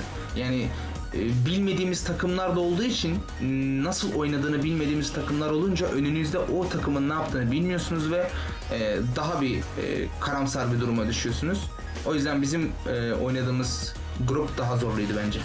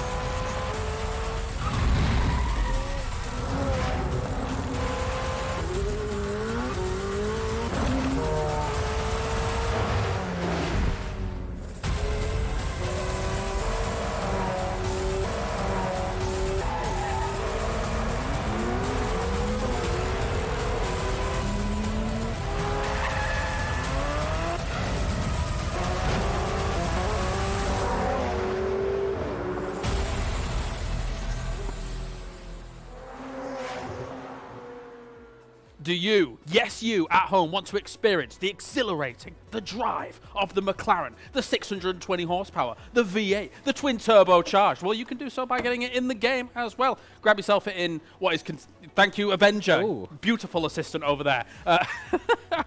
It's not called papaya orange in the game, but it is the best color, and you should get that. That's fair to say, right, Avenger? I love the sunrise orange. It's beautiful. Yes. I can't afford it just yet. That is the right name of the color in the game. We are very unbiased when it comes to thinking orange is a fantastic and beautiful color. I can only agree. My car is sunset orange at home. Don't know why I'm talking about that. But yes, so check out the McLaren. There's still quite a bit of time to actually get the McLaren in-game as well. So make sure to do so. You can go and change all the coupes to McLarens and allow the entire lobby to enjoy it. If you're generous, I think it's fair to say. But anyway, that is the McLaren. Let's focus on our last game here. We do actually have the standings overall that we can look at as well, because this is all important for going into the last game of the day. Northern Lights back on top because Erangel helps them Saga. It's very, very tight. Not only, well, obviously it's tight. It couldn't be much tighter, but in the placement points as well, considering the wins that they had picked up on day number 1 on Erangel. The fact that Polish Power is only behind by 3 placement points is pretty wild. Obviously, a couple of extra kills, they're far clear in the lobby with 51, but that's a lot of consistency from a team that we expect to be very up and down. And a huge game coming in from Fellas just before here, Martin, with 3,000 damage done overall. It's great to see these veterans be able to flex out on the battleground. Yeah, they jump into a tied 6th with win or die, so still kind of close. 20-ish points behind, 21 points behind first place, so still some room there. They need, top 2 to have a chance, first place, to guarantee themselves to go to PGC. So it's still some time ahead for them here. Yeah, very cool, very cool. Last game coming up here, Saga. What are you expecting? Anything in particular? Any teams you're keeping your eyes on? I'm expecting Stardust to probably not try the bridge camp this time around if the opportunity arises. I think Ascend, they really showed that they circumnavigated it pretty well. Yeah, that's a good point. That is a good point. Thank you very much, gentlemen. Now time to head over to a big car enthusiast that I've known for a long time. He has multiple cars at home. Toby, how are you liking the McLaren? You enjoying it? It's really fast. It's really fast. That is my knowledge of cars. I'm more short and sweet. Can you save this, Hypoc? Do you know anything about cars? I know a little bit about, not so much McLarens, but no, okay. If I did have a McLaren, it would be Kalaris themed though. It would be your color.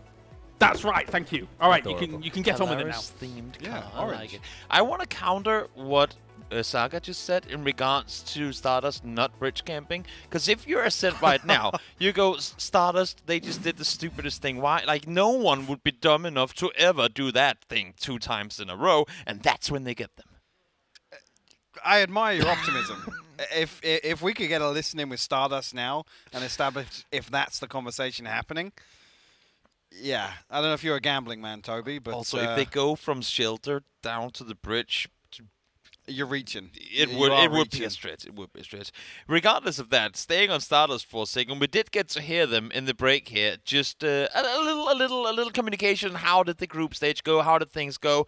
Apocalypse mentioned one thing that kind of caught my ear, I suppose. He said that one of the things that they struggled with early on was reacting in the right way to situations that they weren't prepared for. And we kind of talked about that earlier on when something happens out of your control. What are you laughing about, Hyper? I'm laughing at that statement after that game. Yeah. How do you think they reacted to how things transpired over on the West Bridge? They didn't really get to react. Well, I think they probably did. Well, like I said, within comms, they probably did react. I mean, look, okay, we're not going to talk about the circle because it's another one. It's another overpeaker circle. But just to come back to that, you got to give credit where credit's due. Things like that, I still respect seeing it.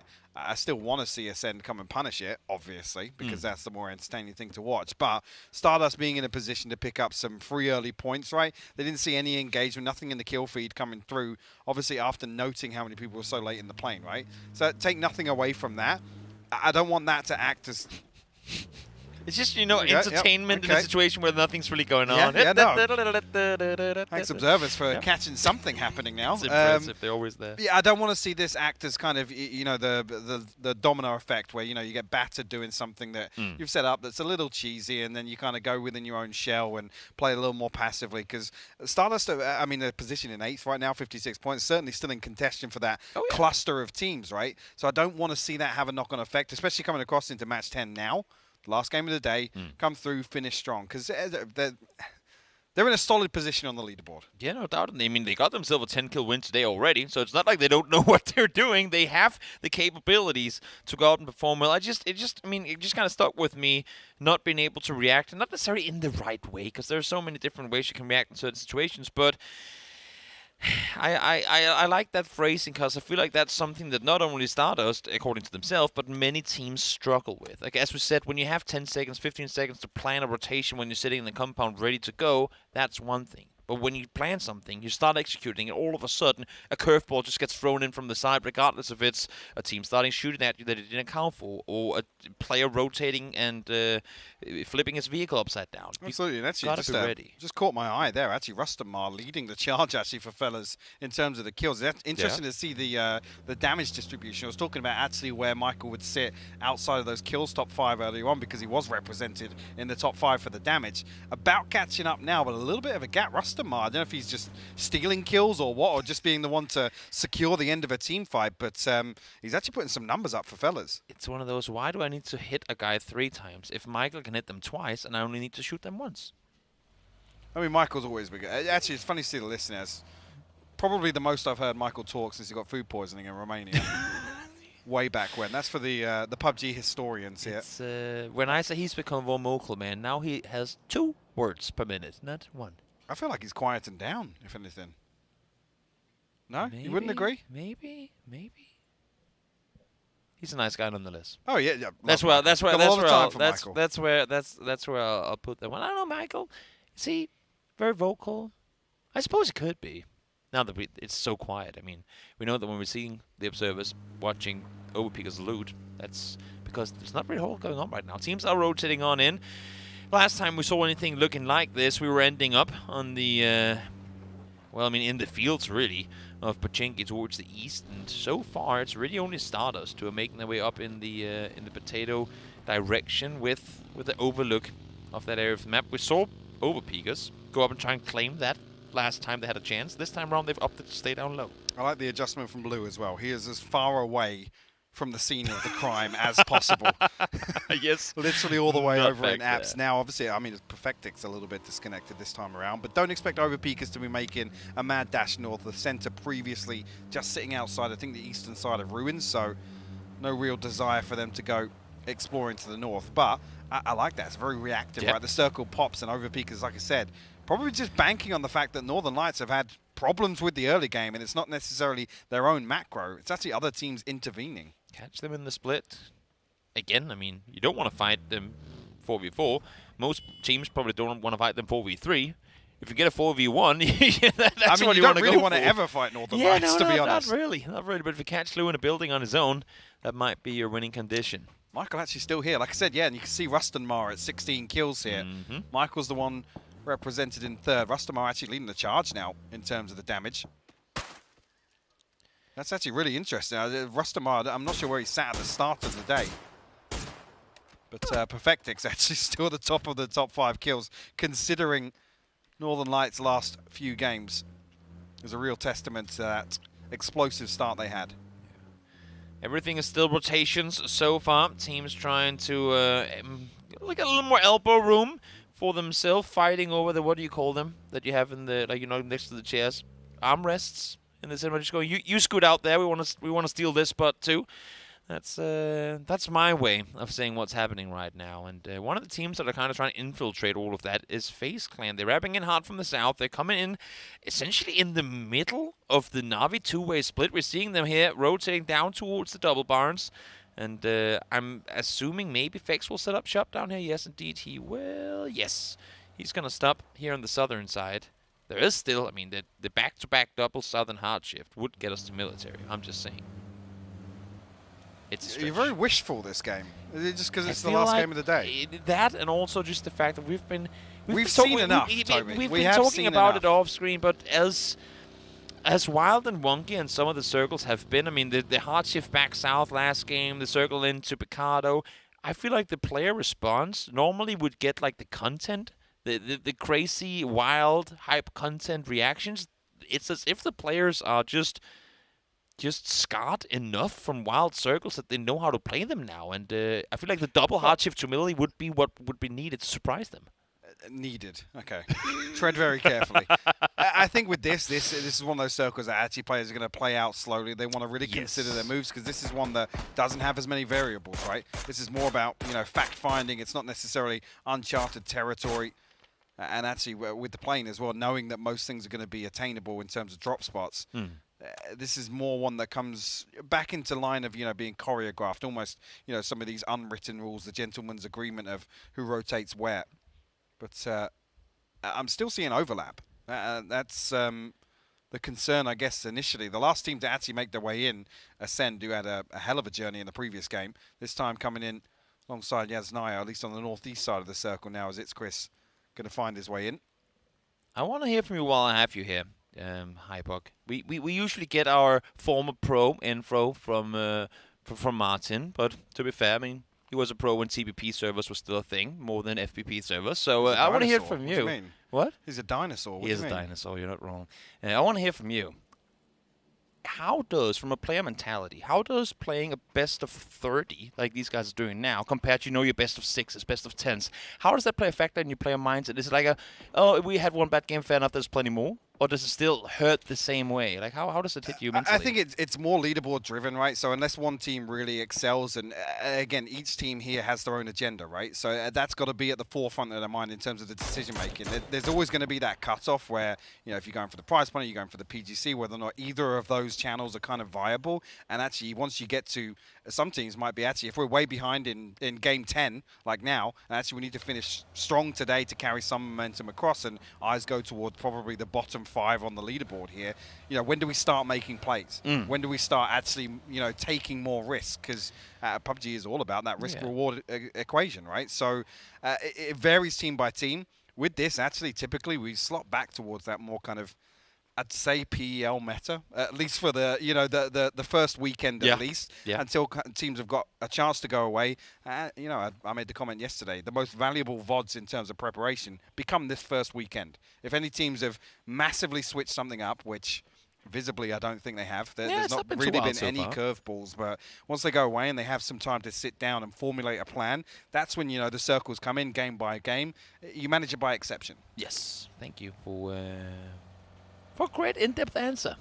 I like those. Also rare that we get this much time to talk about these sort of things, so I'm all for it. Well, we just saw the circle. We heard, I don't even remember the numbers that Kalash were bringing up earlier. Something about 700, 900 horse. I'm not even going to go into that one. But you want a fast car because this circle just shifted west, and a lot of those teams that were waiting for the circle to come were east. One of those players being Vod, who now has the entirety of Faceman nearby. Actually, Gustav going to win out that versus Mexi very quickly. James on the pull-up, but Vard's been knocked as well. James has got to try and counter this quickly. 80 eating a little bit of damage off that molly, but holding the angle. James completely unaware of the possibility. Oh, Rebecca's falling like flies. Actually, James finds a knock effectively from the grave here. See if Clip can get anything done on the back of that. Level 3 gear, org in hand.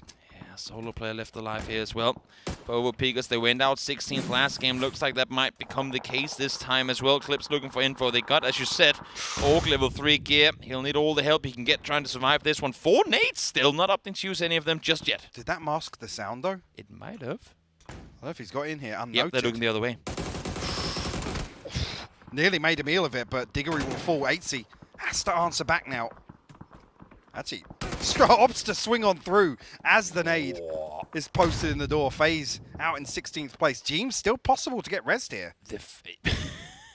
I don't know how, but I had completely counted out the opportunity that they would actually come out on top. But fortunately for them, not quite the case. Mailman goes down, flushed as well. Unfortunate if you have him on your fantasy team.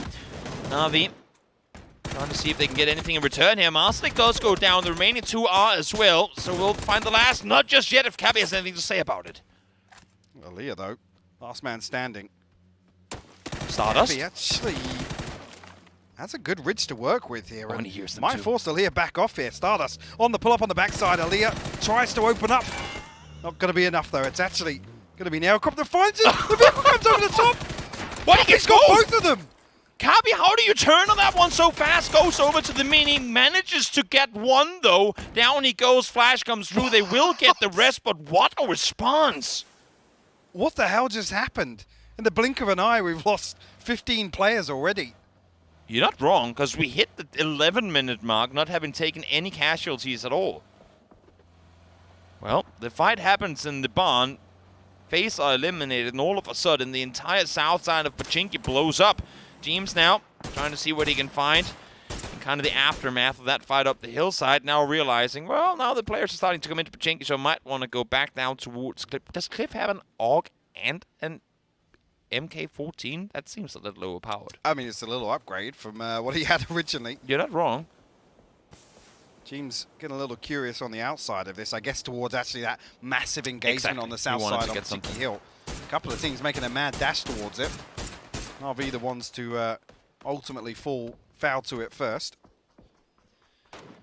James will get back to safety. For how long, I'm not sure. I would imagine that most, at least the Pachinki side teams right now, would be aware that it's Overpeakers who are in there and that they have taken casualties. New circle goes up towards the north.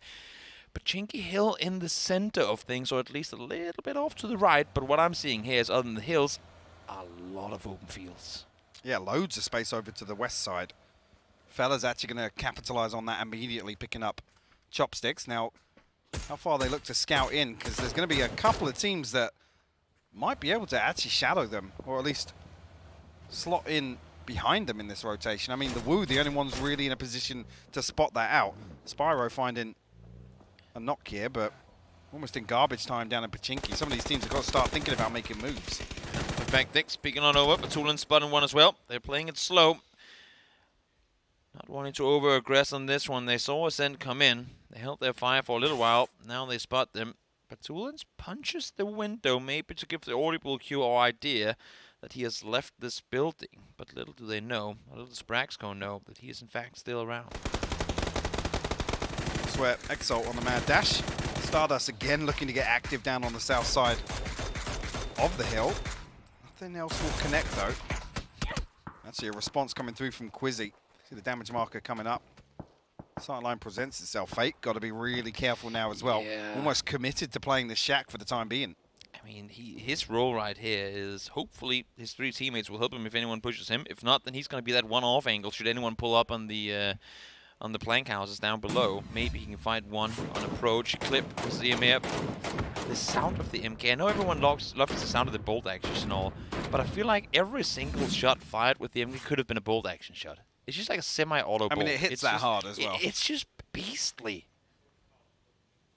Teams and Clip still, I mean, able to fend a couple of teams, or at least deter them from crashing them. But send, I guess, split towards that trench just on the north side, but don't expect Mika or Chris to really be making moves. I think Brexco got his own problems. How do I get out of the sewers? I don't think Mika's going to have many options. Perfectix spotting that out nice and early, and I mean the commitment early into one of these trenches makes that transition out any later much more difficult. I guess we're giving away vehicles today. I wonder how far it'll go. Further than Gustav. Oh no, wait, Saga was waiting for it down on the other side. That's what's going on. All right. Yeah, they're sending the car back to Saga, who's currently out in the blue. That's what it was. Smart play, guys. Heads up play. Yeah, it's on the car. Okay, fair enough. Thanks for ruining my joke there. The observers have done you dirty. Where did the car go? Where did it stop? I think it's over to the right, surely. Oh, fair. Nice try. They didn't know that he had a car. I don't see it anywhere. I kind of want to know where it is. Yeah, I guess we'll never know. Maybe it wasn't that important after all. Circle, well, we are going from, I don't want to say one hill to another, but this one for sure is going to be Pachinki Hills. The crazy thing is actually fellas still have access to the biggest chunk of this circle, right? That fact that they wrapped over towards Chopsticks, like I said, I was questioning how much scouting they were going to do, and I'm glad to see actually Miraku and Tiksu have already made their way further forward into that barn compound, now actually giving Rustamar and Michael the opportunity to regroup over here. Question mark, the other one that was kind of trailing them in rotation, but hold that. Ruin. Well, actually, it's the Mad to open up onto Silas. Silas, again, we heard it yesterday when he got knocked in one of the team listens in. Why do I get one shot all the time? We heard him say as he went down this time around. It's no different. Nothing he can do to respond to it. Nate comes over. Lassa finds one as well. Saga goes down 2. Gets stolen from the side. Again, it's Nailclub. I mean, Stardust, a lot of their points are coming off of these stolen kills. And Nailclub's name has been on a lot of the kills they've been presented. Actually, question mark. Get themselves into a precarious position for the time being. A little bit of pressure coming in from the Wu and fellas. And they will be allowed to exist for the time being. Semi-commitment towards late game, though. You have to wait for this western side to completely clear. Decent access towards Stardust's position, but it's definitely not comfortable. It really isn't. I mean, and I know this is hindsight, and it's so easy to make players look bad with all the info that we have, but how late Austrian force came up on this hillside, I'm surprised that they didn't take more account for potential push coming in from the east. Because I mean, Silas pushed out now. We saw him right when as he went down, but I'm just surprised they didn't try and make sure that wouldn't be a threat earlier than that. It's definitely a hindsight Harry point, but I'll give it to you, yes. Ends, tricky run from them. They lose run. Nuki's still alive, but this is what they got. A rock and 2 cars. Have fun. Yeah, this is, I mean, almost doing the question mark. At least they're committed further towards the center, right? But it's another one of those plays that is semi-committed. See, really, I mean, for Ents, the options are even fewer. This is almost just playing for Phase 7, Phase 8. It really is. It is a full commit to what we hope will be a circle going in our favor. Ruin will get back on his feet. We'll see if Hal can make use of this high ground position. They are going to be staying full up alive. End's not quite the case. They lost one in that transition just before. Imagine if we hard shift east here, Hypuck. I didn't think about that before just now. We would have had Oasis on one day and the new quarry on the other. That's like new. I know it's not amazing, but still it's two areas of the map we haven't really seen endgames in before. You're really just looking to upset everybody that goes back. And no, it's just variety. It's something new. We haven't really seen endgames in the newly added quarry area before, or mini chopsticks, whatever you want to call it. Fellas, looking to get proactive here. Miraku actually going to open up onto Hobbits. The nade trading through. Don't think it's going to do much damage, but Titsu got to be careful now. We know Michael was disconnected. Rust and Mar playing anchor on this. I'm liking with that open knock. I'm liking the disengage. Get up, peek over, find one, and then instantly back off. Let them try and respond to it. Now, smoke line has been set up. Takes again, not overcommitting anything here. Austrian Force will fall. That's Vasco out. The last player was alive before. Nice nade damage coming through, but unfortunately, can't get the confirm onto Hobbits just yet. One nade here. That'd be the death of all of them. There's so much smoke down, though, that fellas aren't really going to have solid info. Actually, I was going to say, if that was an aid, it's actually just a flash bouncing off, but question mark will get 4 strong once again. Do they get and now, actually, the concern comes if they can wrap up ground, well, onto the high ground here, and have a downhill angle onto fellas. Rust and Mart is playing anchor, but I don't think he'll have the sight line on it. And Wu are flexing out 2 now as well. Best of luck stays back in the combo. EB is now on the Look move. how close so we 3 were. up. Yeah, exactly. That's what I'm saying. They're playing 2 up close.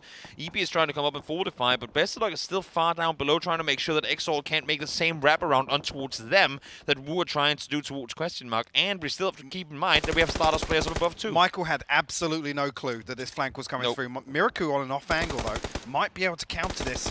Like a ton of damage coming back his way. The nade to confirm the knock. Fortunate position, but here comes Wu. We were waiting to see when they were going to try and backstab this push over the hillside from question mark, and now they do. Hobbits, Nate's himself, unfortunate, will go down. Kills coming through, but stolen now on the other side of things, and now it's Stardust again. It's all the teams present on the hillside that are starting to backstab one another. There's always Nail Cop as well to pick up just a cheeky kill here and there. On that backstab, going to slow that team fight down even further. But the Wu should aggress on that, honestly. Nail Cop's found another one. He's found Phil first. There's only so many angles a tree can defend you from, and this time around, question mark doesn't have enough of them. They will fall in 12th place. It looked good for them when they peeked over towards Fellas, but pressure from behind got the better of them. Actually, Stardust have the uphill angles here. Bestelok still kind of engaged with the stragglers from Exo. We'll have to see if he can regroup a little later on as Foot Esports here. Trying to hold down the Vort versus Northern Lights. Yeah, a little bit of damage coming through. Lou tagged up heavily on the way in here. Northern Lights have to commit to this fight, Toby. They need to do this. They need to do this. Need to full commit. Western instantly out, goes back in, finds Spatulins. While out there, is that a flash? If so, nope, it's a smoke. Not going to be the case. Weston finds another. Lou falls as well. Barrel up close, as scary as they come. Now win or die from the other side. Charms in on this one. It is going to be Iroh to find the knock, though. Perfectix did find one, but instantly traded in return. That's Odin posting that nade towards Spyro. Now, actually, the bounce might even be good. Not half damage done here, but for Esports, absolutely gatekeeping Northern Lights, and Western in another position, really doing damage. Like I said earlier, for Esports, happy to take these scrappy fights and come out on top of them more often than not. The way for Esports just slow things down here, allowing for Iroh to get up Western. Now Western, or Iroh I should say, sorry, did go down. So again, just slow things down. Let's get the rest. Let's play it safe. Let's wish we were win or die. Had that compound, that would have been amazing. Not the case. We played from here. Actually, Spyro just trying to line this up here. Unfortunately, not able to get anything done. Clib elsewhere going to find a nade onto Chris. Mika now. We'll have to peel away from this and try and provide some support. See James in the background there on the X-ray. Not going to be any comfortable line of sight now. How might just try to get that flush, but the res will come through. Spyro posted up on another angle. Who gets it on the shoulder peak, or the lean peak? Spyro doesn't want to fully commit to it. Perfectix, I was going to say, still resable, but not quite the case. He's going to be bleeding out in a second from now. Yeah. A 1v3 in the second and a half, and then sprinting over for the rest would be cool, but not going to happen. Iroh's there with the barrel, finds the second. That's 2 down. Solid play, as you were saying, once again here for Foot Esports, standing their ground. I mean, the number of times we see them actually performing really well in team fights. It's a shame to see them down in 12th place, but whether or not they can make anything of this end game, we'll have to wait and see. This was the nade I was talking about with clear post in it. That is a Hail Mary if I've seen one. It bounces off too. God. Oh my god. That was a home-seeking missile, and it found him. Now, fortunately, the return comes through. Clip goes down as he peeks on over. Mika finds him. Oh, Nixie, you're being spoon-fed kills. Can you find any? No! Doesn't get a single now, though. Fortunately, able to get one. Lasser peeks on over instantly. They're swapping over to Nate, but he had a nade from him when he went down. There's got to be a nade at the feet of him. You would only assume so. Yes, there is. Nixie finds the bird. Finally, the man is there to help out, but it's too late. 3 players gone down already. Now, Chrissy trying to look around. Doesn't have the angle just yet. Actually, going to try and post this nade over, though. The Mad got to be careful about it bouncing. Down to about half HP now. He's got to slow things down. All 3 members of HAL desperately trying to crawl away. Bestalok up on the rock now, just playing for information. No peek just yet. But the Mad, his days are numbered as the confirms come through. 37 HP now. EB still not picked up just yet. Bestalok could go for him. They want the kill, though. Iro taken down. Lasser falls as well. And EB will have to die to Blue. Nothing they could do to try and keep him alive. Now Hens holding off here as Ascent try to make the run over the hillside. Actually coming all the way south out of that trench after dealing with overpeakers. Odin, last man standing for Esports. Mika will be dealt with. Ascend out in 7th place. Actually the Woo going to try and sweep back on towards the west side. I like this idea. 3 members of fellas to deal with. You know, they were kind of broken and battered from that early engagement with question mark, but able to remain as 3. Yeah. Maintain hillside control as long as you can. Once again, win or die. I mean, yeah, they've been chilling yesterday. Today they get some circles, but they've been out there active and fighting for the kills they've been presented. 5th place for them so far. This game, I don't want to say guaranteed top 3, but Ends, by the way. You would imagine. And Ends has been chilling for a while too. Again, you can do a lot with the Rug and 2 cars. For example, right, stay Bestalok's got invisible. 1 nade. How many's Quizzy got? How many's Nixie got? That's what I want to know. Celtic actually... where's the response to this? They know they have to move on the other side of the hill. They're on the far side of the zone as well, so that res is going to be really, really difficult. I don't even know if fellas are going to try and go for it. Tixu desperately crawling back. You can see they're ready for the response too. Yeah, we were Michael. ready to spring the trap here. Yep. Rust and Michael both expecting this peak over the top, but it's not happened just yet. Flash comes through, has to go off of the rest there. Bestalok doesn't want to hard commit to this 8 spare bullets. They want to do this. They want to do it fast so they can loot the bodies as well. Actually, given a little bit of time to recover here. It's just smart smokes. Michael lining something up as that smoke's about to expire. But Blue going to force them out of position here. Fellas have to take this fight now. The Woo looking to actually drift back towards the east. But fellas don't really have anything to the north to play. They really don't. Where do you go from here, guys? You got to get into the field at some point. But, Is that utility question getting answered? Yeah. Scav smokes off to the left, goes for one on the top. Nogi spots him, finds him instantly. 2 down, 3 down. Tricky run for the who haven't quite got down. I think that's a band as well. Good job, Toby. Woo goes down as Ends somehow, again, staying alive in the dip here. And Odin somehow laying down some suppressive fire, but also staying alive. Yeah, I think Scav's just got to up and leave this now. Odin eventually found out. X stands to find that, and fellas do deal with Stardust over on the hillside. So do actually get themselves into a position, but they now find themselves facing off in a 3v3 versus the compound team. The next zone, absolutely crucial in terms of the outcome. Yeah, and I don't think there's any other thing for fellas to do than prone and just wait 5 seconds to see if they get it or if win or die does. Extension in the meantime now as not comes through. They sent it forward. I like this. They have to play it out. Let's see where we're going. And that's where it is. Well, it favors fellas, actually. It does. X-Stance will be in, but this one's going to come down to the star and ultimately the timing of when the zone's going to force fellas out. That's how good nade. Rustin, Mara, and Michael actually clean things up onto Stardust there. Will Die trying to make moves now in vehicles. I was going to say, they got to be proactive on this. They're hearing the vehicles now. They got to get into position to prevent them from making this play, but they're force speed sending it. They're going up close.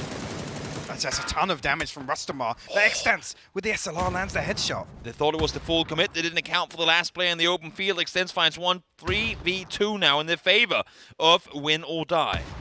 That's a ton of pressure coming onto Michael here. He has to play his life. One more nade for Goose, but it's not posted just yet. Leos going to put one up That's there. a good that nade. one looks good. Close, just a bit too far. Second one, stops on the rock, spots him, takes him down with the nade as well. They did get the res up on one, so it still remains a 3v2. Extends could be the off-angle surprise on this one, though. Tixu has a molly, no vest to work with, and barely a helmet left to use either. So tricky position for them. He's trying to flex out. He's trying to see if he can, for himself, get somewhat of an off-angle, maybe a backstab. They need to deal with Extends, though. He is the threat from the side. That can be the downfall of both of them. Yeah, and Extend's actually wisely pulling back to some hard cover, because Tixu was making a crucial flank here. Now, if he can find Extends, actually, no, Extends has spotted him. Tixu completely unaware of the reposition, and just one left to find now. Rustin Mar finds himself in a 1v3. Rustin Mar, such a tricky position. Doubtful that he'll be able to get away with this one. Needs to land crucial shots. Headshot, headshot, and then a body shot to follow. Goose finds the final kill, win or die. Circles went their way, but when that's said and done, they knew when to push. They get the knock onto Tixu.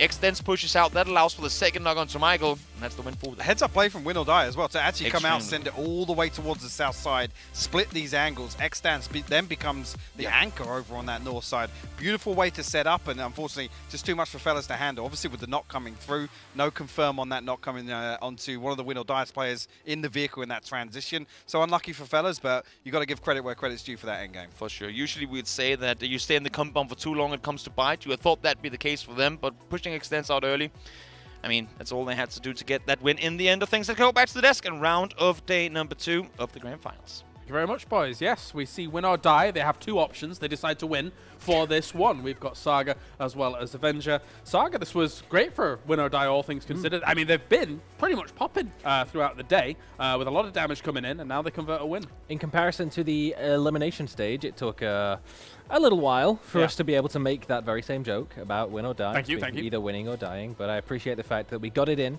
Yes. And it was in, well, no short form deserved as well. Once again, it was a sort of typical compound, like we've seen that sort of area of the map be very well contested for a good reason, but this time not so much, as a lot of the contention was coming from the southern side up on the hilltop, and they really had to just sit back and bide their time, wait for their opportunity to pounce, and they did very well in doing so. Yeah, and the western shift that caught a lot of players off guard, a lot of teams that had to rotate to try to get into a better spot as well.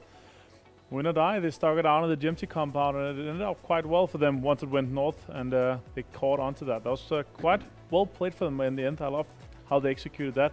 Your player Extends popping off today, Saga. You must be quite happy. I didn't want to mention it, but yeah. I mean, I had to do it for you now. They didn't want to. Yeah, you know, so I only run down 25% of my fantasy team picks. Yeah, that's fair. I'm sure Ruin and Hal will do something eventually. Eventually. eventually. I think that overall, though, when you look at these circles towards the end of Avenger, pretty rough. I mean, that was exemplified by the fact that Ents was prone for about 20 minutes in this game. Oh, no. Yeah, I mean, you can make a lot of cover with 2 cars on a rock, as the castles pointed out there. They knew exactly the angles that they had to stay safe from. Unfortunately, for Scav and my fantasy team, he didn't pop off too much with that. He survived, but not towards the end. No you need points to win for those 5 points all the way and survive, but he didn't. Let's take a look at the numbers then from this game here, as Win or Die is able to clutch it out against the fellas who... almost. 1 point off. Yeah, that's unfortunate, great, I guess. Sorry, I'll do it, Toby. It was unfortunate. Unfortunate, yeah. 4 grenades as well. Actually very low in terms of the utility that was expended this time around. But like we said, the compound, it is one that we often see contested, and teams do occasionally make full send crashes for it. But that was not the case here, so they weren't under much pressure to have to defend. The Woo, big conversion though on the kills coming in for them here, Martin, and 12 points going their way. What? I don't. Shut up. Nixie overall being able to take the top spot. Yeah. Obviously, his teammate Bestalodge called him insane, and it's nice to see these 2 guys here sharing first and second place and most damage done here in the last match. Quite impressive. 1 versus 3. He was able to. First, he had some little bit of a jiggle peek in here and there, but we can maybe check that out a little bit later. Extends though also with 4 kills and some damage too. You're happy with that one, Saga. He has really popped off here today for you, and been gathering a lot of the points for your total I'm sure he's more concerned about popping off from himself, his team. For sure. But you know, I'll take a little bit of personal gain for it. But no, it was pretty insane stuff that we saw not only from him but from Nixie as well. The Woo really doing well to hold on to the south side of the hill. It was very contested with a lot of teams and a lot of pressure on them. Yeah, for sure. Nixie here with the 1v3, almost. The time extra he had to spend there really got him knocked there. But some jiggle picking back and forth. In the beginning, we were like, oh, he could have started a little bit early, but he was waiting for one of his teammates to open it up, so they focused him in. So that was quite well played. I would like to hear the comms on that. Maybe I can check that out. And Thanks, maybe Avenger. nice. Maybe. We'll see. But yeah, I think it was cool to even see on the other side of that fight what was happening. I mean, it felt like Hao was trying to even body block with the body, so that, you know, to try and make sure that Nixie wasn't able to try and get as much damage done as that's going on. So small things here and there are kind of cool. Yeah, I think in the end it might have actually done more harm than good for Ruin. So he got caught shoot too? Yeah, he was trying to use the teammate for the cover, but in the end, just Nixie up on the high ground, the position up above. Yeah. Just too good. All right, well, coming into today, of course, we had the fellas, and it's our usual segment once again. Let's hear from the fellas with an interview. Today I've got the Finnish Lion on my side. How's it going, Tiksu? It's going fantastic. How about you? Always good when I get to interview Tiksu. Let's go. I want to start from the beginning, though. You guys are a pretty fresh team. You have no PGC points yet. When it comes to PCS7, are you laser focused on trying to go to PGC, or are you just trying to play a good PCS7 and see what happens? I mean, if we are aiming for playing a good PCS7, it will go to that point that we are actually going to PGC. And I think everyone's just in this tournament is trying to get to PGC, no matter if you have points or you don't have, doesn't really matter for anyone. Everyone wants to go to PGC. It's the big goal in everyone's head. Yeah, it makes sense. I want to talk a little bit about the games today. The circles today have been extremely central. You guys loot pretty far edge. Do you think that's a disadvantage, or do you think that can sometimes even benefit you because you get a little bit more space on your edge, maybe in phase 1? It can be good and it can be pretty hard as well. It's just I don't know. It's just game dependent. What's good or what's not, and also the circle, how's the circle and stuff. But I think today's if you don't count the Pecado game, then everything else was pretty good circles for us, overall. I think so too, and I mean, you don't get a Pecado game very often, so yeah, happens. Now, I was looking at the stats earlier, and one of your teammates, Michael, he's got the same amount of kills as you. He's got double the damage. What's going on there? Are you the support player, or is Michael just ADR farming the whole game? I have never ADR farmed. I never have, if I have a lot of damage in a game, then I probably have a lot of kills as well, because I don't just ADR farm. You don't get points from farming ADR. Should maybe tell Michael that. Yeah. Thank you for the interview, Tiksu. Congrats on the performance today, and I hope I'll see more good stuff from you tomorrow. All right. Thank you. That's right, Tiksu. Bury Michael. Actually, no, don't. He's on both of our fantasy teams. He's a pretty good player. We have to disagree. We do get points from ADR farming. Yeah, this is brilliant for us, at least. Maybe not for them, but, that's overall how it goes. Fellas now actually got themselves quite a pretty penny when it comes to the points for today. Yes, but as he pointed out, you need to have an extraordinary performance here for them to make it to PGC, and that is their sole focus. Very Finnish interview of Tiksu. I loved it. Very laid back and answering as well. It was quite entertaining for me. Typical fellas fashion. Yeah, very. If we keep showing them, we're going to be very intimately knowledgeable about this team. We're getting constant looks into their team speak moments. We got an interview with them as well. Admittedly, I understand why we get the interview with them, because in these past couple of games, especially, looking great. Performed really well today. Yeah, they really did, and it's good to see as well. There's so many teams that are sort of separating themselves somewhat from the pack. When we look at the standings, the teams that we isolate looking in as the PGC points and say, okay, these teams need X placement, these teams need X amount of points to get in.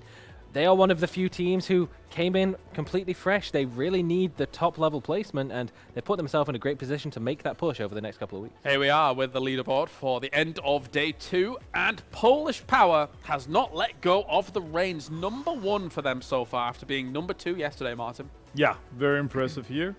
That means we're a third way through here, so you can kind of have some ideas where we would be leading around. Quite impressive with 86 points, honestly. Yeah. If you're looking at an 8.6 average for them. But still very close. 5 points down to Win or Die. Just 2 down to Northern Lights. And the rest, our mid-pack is kind of close still too. From 12th place Exalt, 52 points. And all the way up to Fellas in 5th, 72 points. One good game can literally leapfrog you half the lobby. And of course, Saga, there are names that we expect to eventually do better. I think Na'Vi one is very much stands out. They've had a rough 2 days. They really have just not been able to find that same level of form, and it's been a sort of weird play style that we've seen coming from them in the same vein as we saw in some of the qualifying rounds from BBL. It is just everyone hopping in a vehicle. We're just going to drive through the center and hope that we can find a place, but there just isn't anything available this time around. They got wiped out by Stardust, who continued on doing the exact same thing in the previous game, and it's not the first time that we've seen that from them. So Overpeakers gets themselves 2 victories across the 2 days, but beyond that, we have quite the variety for day #2. Mr. Avenger. Yes, very mixed today. Quite surprising, I would say. No big names, no the rich are getting richer kind of here. Very, very spread out amongst this, so kind of lovely to see that the whole leaderboard is still open. We were kind of worried going into today that NLD was going to continue the farm, but 3 Miramars was too much for them. And they only had 2 wrangles to kind of recoup some of the points. Yeah, they were shut down, I think it's fair to say. Yeah, they had really nothing to contribute in Miramar, which is not great from a team of their caliber that they showed how dominant they are at the start. Still very, very few percentage of their points coming from Miramar. They did survive a little bit towards the late stage of the game on our first Erangel game again, but yeah, that's really all they've been able to put together today. All right, and you guys could potentially put some things together if you actually check out the merch, the new merch that is on sale now as well. And you can go over to emea.merch.pubg.com. Once again, yes, I was able to get it correct. For some cool stuff. I like that PCS7 shirt, Martin. That's cool. You might be getting in your mail anytime soon. Ooh, cheeky, cheeky. All right, well, thank you very much, gentlemen. That is it for day #2 here for PCS7 Europe. And once again, some great games across the board. Tomorrow, we are back same time, same place. So make sure to tune in then. And we'll see you for more PUBG action.